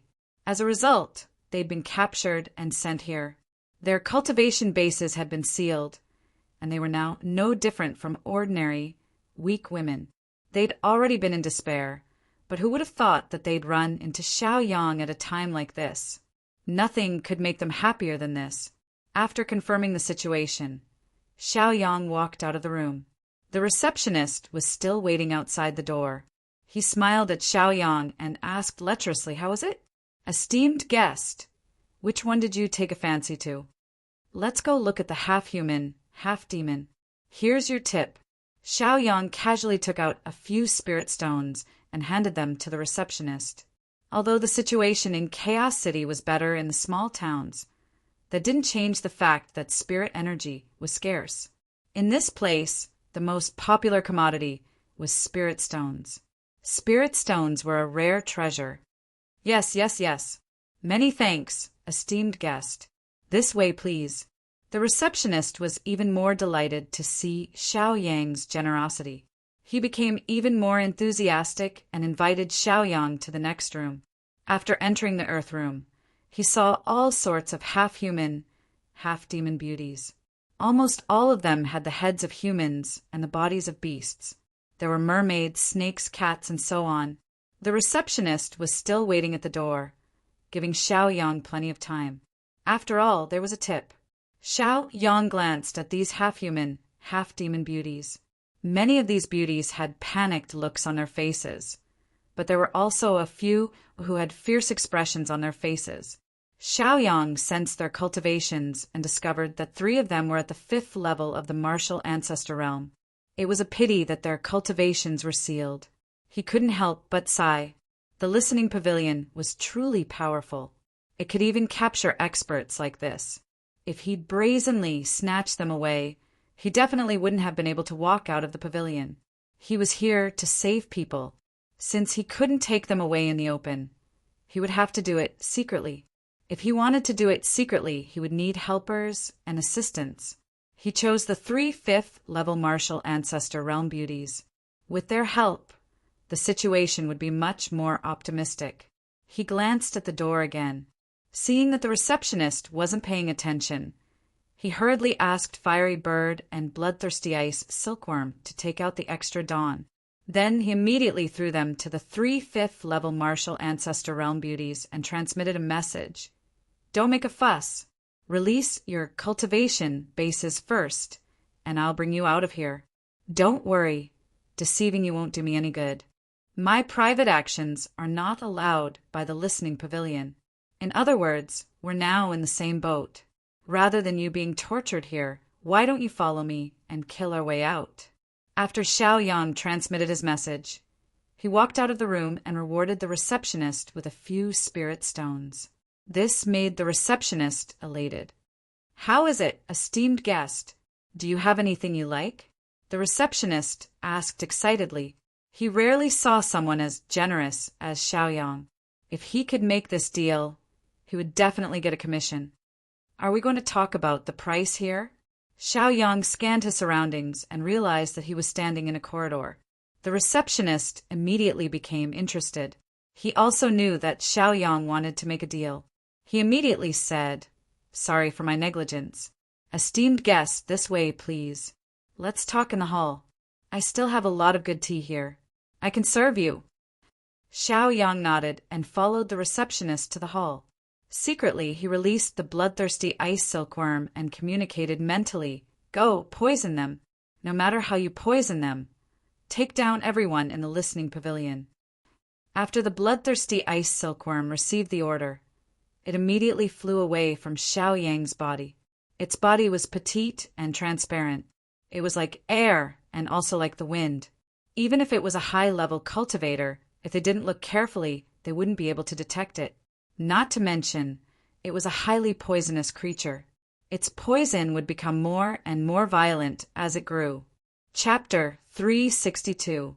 Xiao Yang followed the receptionist to the hall and pretended to be a snake in the hall to stall for time. The bloodthirsty ice worm had already begun to move.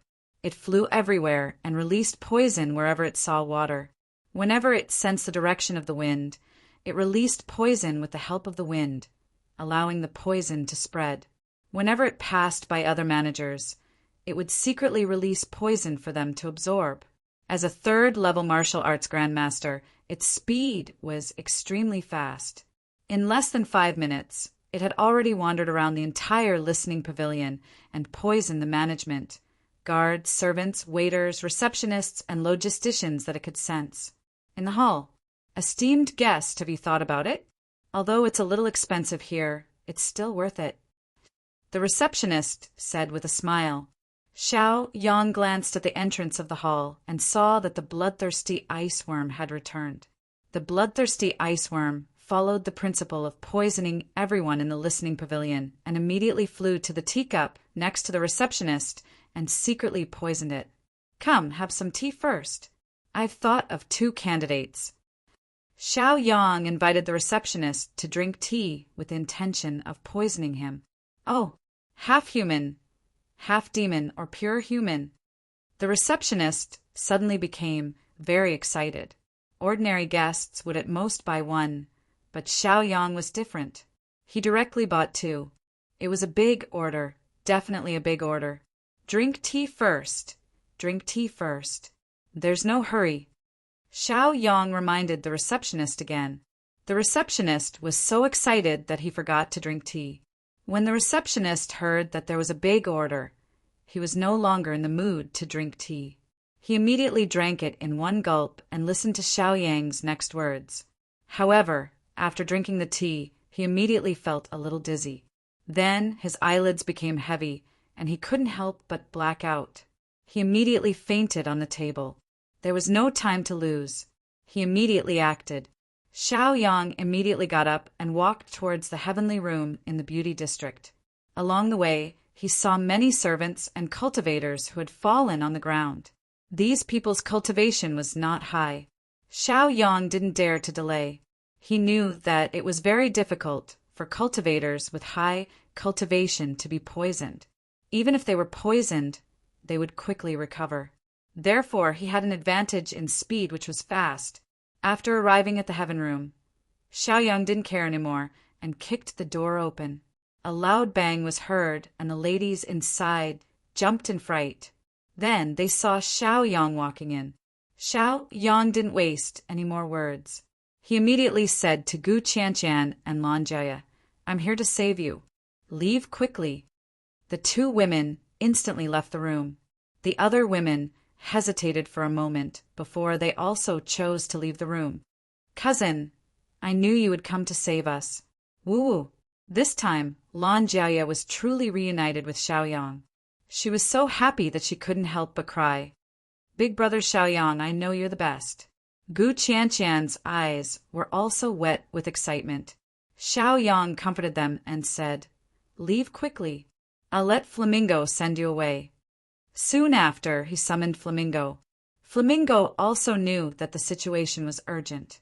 It immediately transformed and became several zhang long. It let Lan Jiaya and Gu Qianqian come up.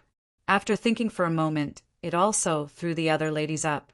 It would save them along the way, so that they wouldn't die after leaving this place.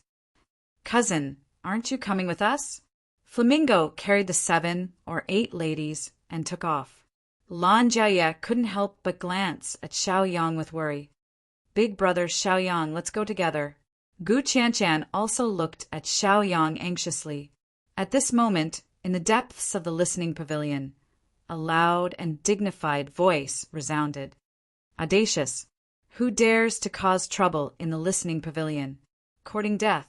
That person was at least at the 7th level of the martial ancestor realm. Even Xiaoyang was afraid of him. At this moment, he couldn't care too much. He hurriedly waved at Flamingo, telling it to leave quickly. At the same time, he shouted, "Leave quickly. I'll be there soon." Flamingo immediately rose into the air and left. Xiaoyang watched them fly far away and let out a sigh of relief. Soon after, he hurriedly walked towards the earth room. With a loud bang, he split open the door and shouted inside, "Leave quickly." The beautiful demons inside had already recovered their cultivation through the use of the Niden. They all walked out of the room. "Benefactor, thank you for saving us. May I know Benefactor's name?" The mermaid, Snake Beauty, Cat Beauty, and the others all looked at Xiaoyang gratefully, without mentioning anything else. Their facial features were really not bad. They were as beautiful as flowers and as beautiful as the moon. Of course, one could not overlook the fact that they were beasts with human heads. Xiaoyang had already sensed that the guards were coming. He didn't have time to exchange pleasantries and hurriedly said, "This is not the place to exchange pleasantries. Leave quickly. Leave as many as you can." He anxiously shouted. He also used his movement technique and quickly left the listening pavilion. "You want to leave? Don't even think about it. Stay here." A dignified old man's figure instantly descended and released the terrifying cultivation of a 7th level martial grandmaster. His imposing manner was majestic and intimidating everyone. "Good boy. You dare to cause trouble in the listening pavilion. You're courting death." The guard was enraged. He sent a palm towards Xiaoyang to crush him. This incomparably terrifying power scared Xiaoyang so much that his expression changed. The other party was 3 levels higher than him. They simply couldn't be compared. Heaven and earth mirror, reverse. At this juncture, there was no room for retreat. He knew that if he used the heaven and earth mirror, it would be damaged. However, he had no other choice in order to save his life. As he channeled his cultivation into the heaven and earth mirror, the heaven and earth mirror immediately expanded. In an instant, it grew to 100 feet in size. It swallowed and spat out light. After the mirror had withstood the other party's palm, dense cracks appeared. This meant that the heaven and earth mirror was on the verge of collapse. However, the heaven and earth mirror did not collapse. The other party's all-out crushing palm rumbled as it attacked back. What? How is this possible? The guard sensed that his terrifying palm energy had attacked him in reverse. This caused his expression to change slightly. Fear filled his eyes, and he was extremely shocked. This was the first time he had encountered such a situation. It also showed that Xiao Yang's methods were impressive and his strength was extraordinary. He knew better than anyone how powerful his palm attack was. He didn't dare to underestimate it and hurriedly used his movement technique to leave his original position. Why aren't you leaving? What are you waiting for? Are you waiting for death? After Xiao Yang blocked the guard, he used his movement technique again and quickly left the place. He also looked anxious. Once the guard realized what was going on, they wouldn't be able to leave even if they wanted to. The mermaid, the cat beauty, and the snake beauty all unleashed their cultivation and left the place with a whoosh. Boy, you've got guts. How dare you cause trouble in the listening pavilion? Chapter 363. Another guard sped over from another direction. Good moves, good strength. It's a pity that you're standing on the opposite side of the listening pavilion. Then I'll let you taste the pain of hell and die. The guard's strength was not to be underestimated. He was a rank 6 martial artist, which was 2 ranks higher than Xiaoyang. Even if Xiaoyang could fight across ranks, it was impossible for him to fight across 2 ranks. Furthermore, the opponent was a rank 7 martial arts grandmaster. If he were to be delayed, death would be the only outcome. Xiaoyang did not even think about it. He snorted coldly and said disdainfully, "You want to keep me here? Dream on." As soon as he finished speaking, he threw out the God Striking Whip. The God Striking Whip was a middle-grade, earth-level Dharma treasure that was hard to come by. Unless it was absolutely necessary, he was reluctant to abandon it. However, this time, facing the pursuit of the 2 guards, he had no choice but to abandon it. After the holy whip was thrown out, it quickly grew longer. Like a spiritual snake, it quickly coiled around the 6th-level martial arts grandmaster who was chasing after him. Xiaoyang took this opportunity to quickly escape. The rank 6 martial arts grandmaster was furious. Unfortunately, his hands and feet were tied and he could not chase after him. He could not help but reveal a look of humiliation and malevolence. His eyes were filled with hatred and he could only focus on Xiaoyang. He roared, "Brat, I'll remember you. Just you wait." Boom! As he shouted these harsh words, the holy whip that was binding him exploded. This was the self-destruction of a mid-grade Earth-level magic treasure. Its power was extraordinary and was comparable to the attack of a 5th-level martial arts grandmaster. Furthermore, it was an attack at such close range. It directly caused the old man to be seriously injured, and then he fell into a coma. Bastard, damn it! The 7th-level martial ancestor realm guard had already recovered. He had spent quite a bit of time dodging the power of his palm. However, it was useless for him to recover now. Xiaoyang and the rest had already disappeared. Thus, he could not help but roar fiercely to vent the anger in his heart. He glanced at the heaven and earth mirror floating in the air. It was this magic treasure that had reversed his attack. He had to admit that this magic treasure was quite amazing. However, after reversing the attack, this magic treasure had been scrapped. It had lost all its spirituality and luster.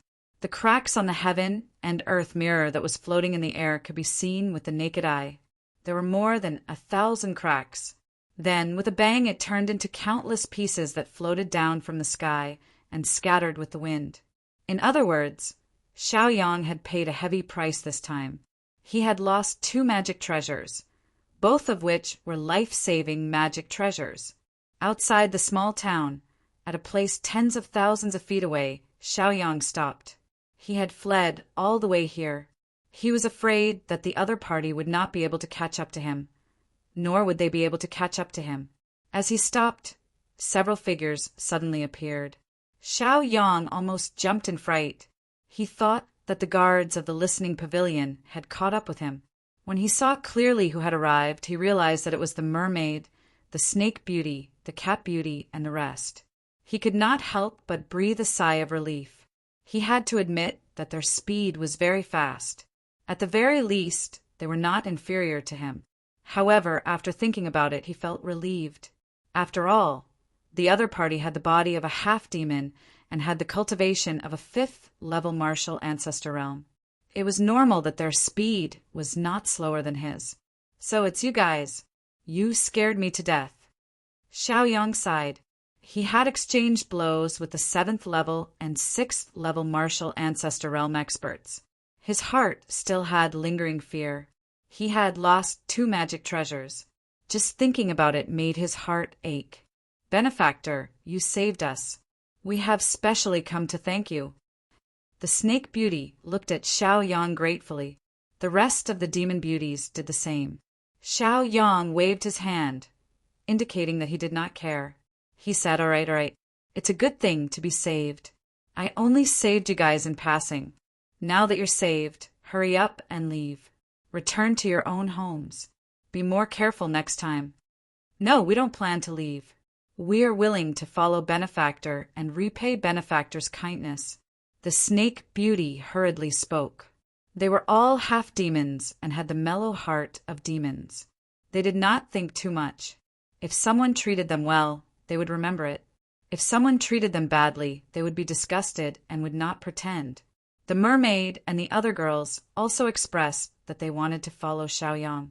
Xiaoyang was a little flustered. Damn, if he were to bring back so many half-demon girls, Lan Jiaye and Gu Qianqian would definitely explode. Not to mention, the others would definitely doubt his sense of beauty. He was, after all, a normal human. Could it be that Benefactor dislikes us? Woo-woo. The mermaid and the other girls saw that Xiaoyang did not agree. They could not help but feel wronged. Their eyes were filled with tears as they looked at Xiaoyang pitifully. This made Xiaoyang feel very uncomfortable.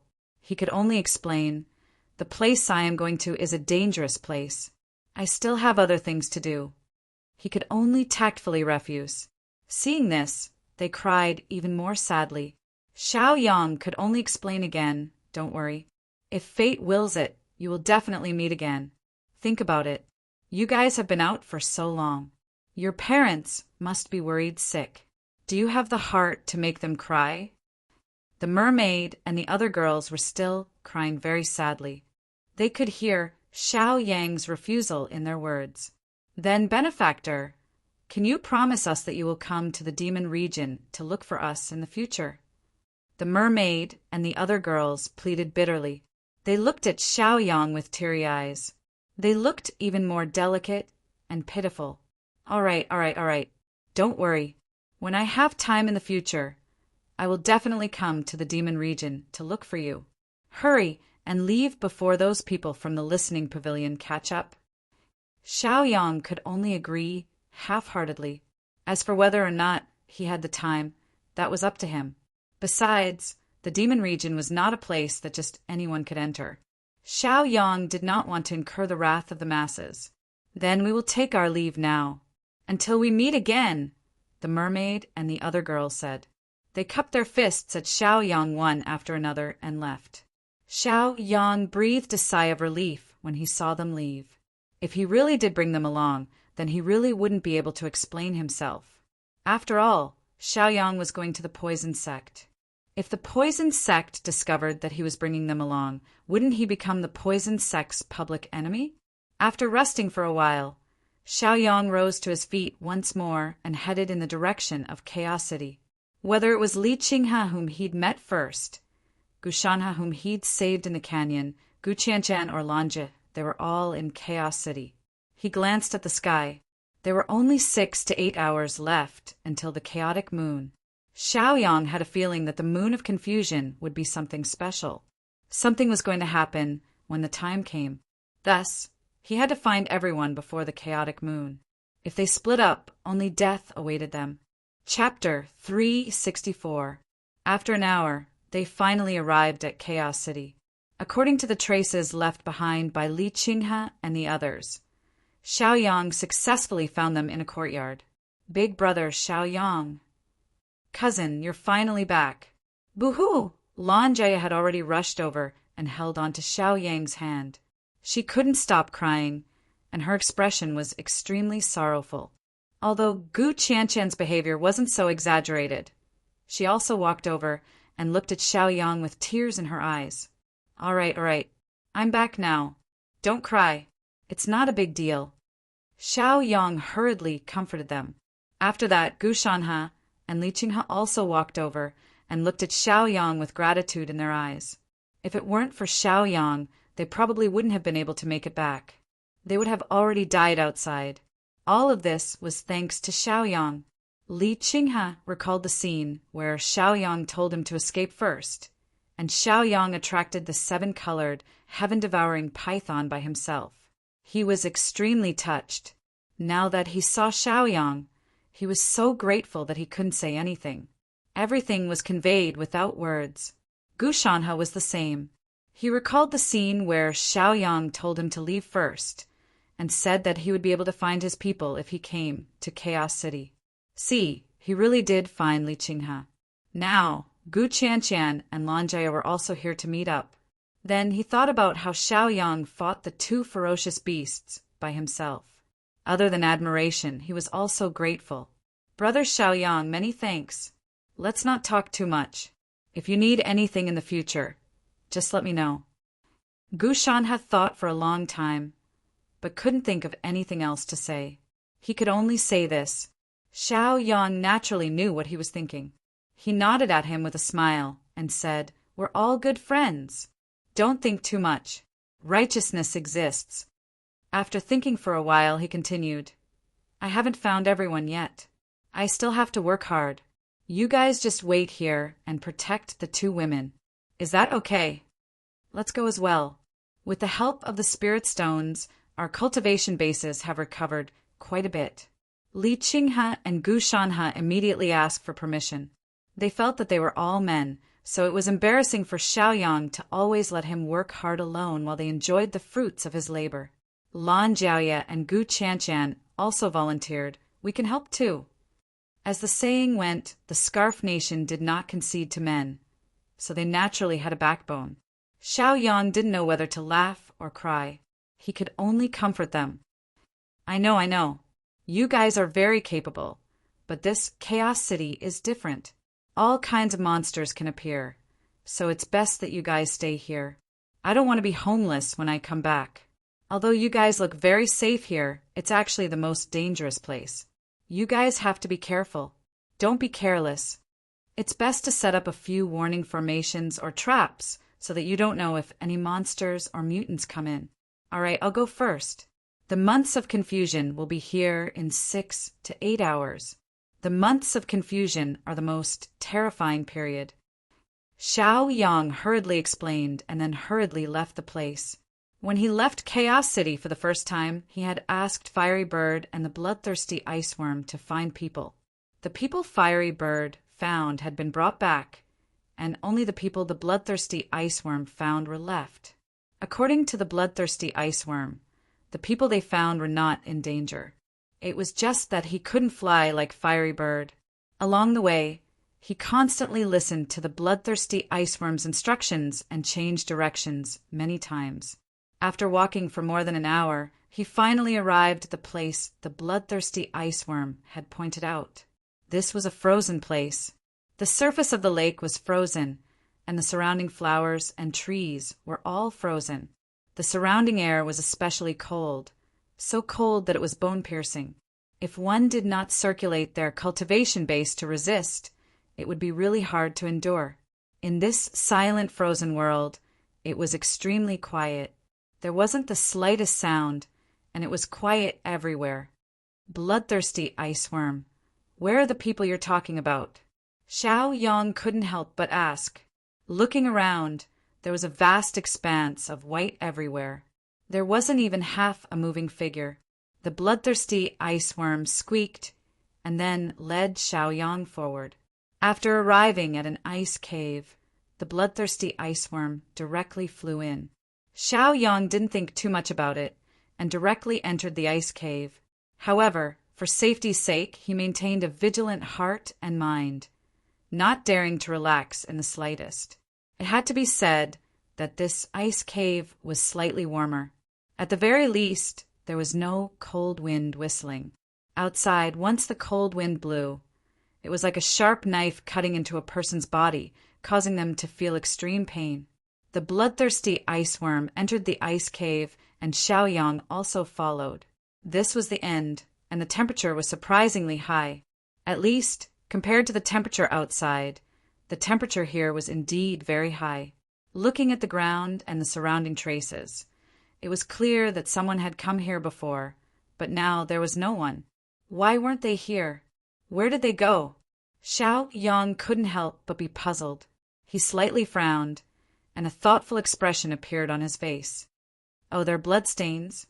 What's going on? Xiaoyang couldn't help but frown, and his expression became even more worried. Flamingo, bloodthirsty iceworm, quickly look around. Split up and look. They must be nearby. They can't have gone far. After giving the order, he also walked out of the ice cave. His divine sense spread out, constantly looking for the others. The bloodstains hadn't dried yet, so the injured people shouldn't have gone far. One man and two demonic beasts walked in 3 different directions. Flamingo could fly and had a huge field of vision, overlooking the ground below. The bloodthirsty iceworm was like a fish in water in this frozen world. Its speed was extremely fast, and it could also fly, constantly scanning the surroundings. Xiaoyang could not only release his divine sense to search, but he could also fly in the air and overlook the surrounding environment. The 3 of them walked further and further away, and finally found a figure in one of the places. Finally found you. After Xiaoyang found them in the air, he couldn't help but breathe a sigh of relief, and a relieved smile appeared on his face. In order to prevent Flamingo and bloodthirsty iceworm from expanding their search area, he immediately released a spiritual connection, telling them that he found them, and asked them to come over and meet up. Xiaoyang slowly descended from the sky. After lowering his altitude, he could see more clearly. What appeared in front of him was Chen Jifu, Gu Shanqing, and the others. Brother Qin, Brother Gu, so you were here. You made me look for you. Xiaoyang's expression was excited, and he couldn't contain his joy. He completely landed on the ground and came to their side. It's Brother Xiaoyang. Damn, Brother Xiao, I finally see you again.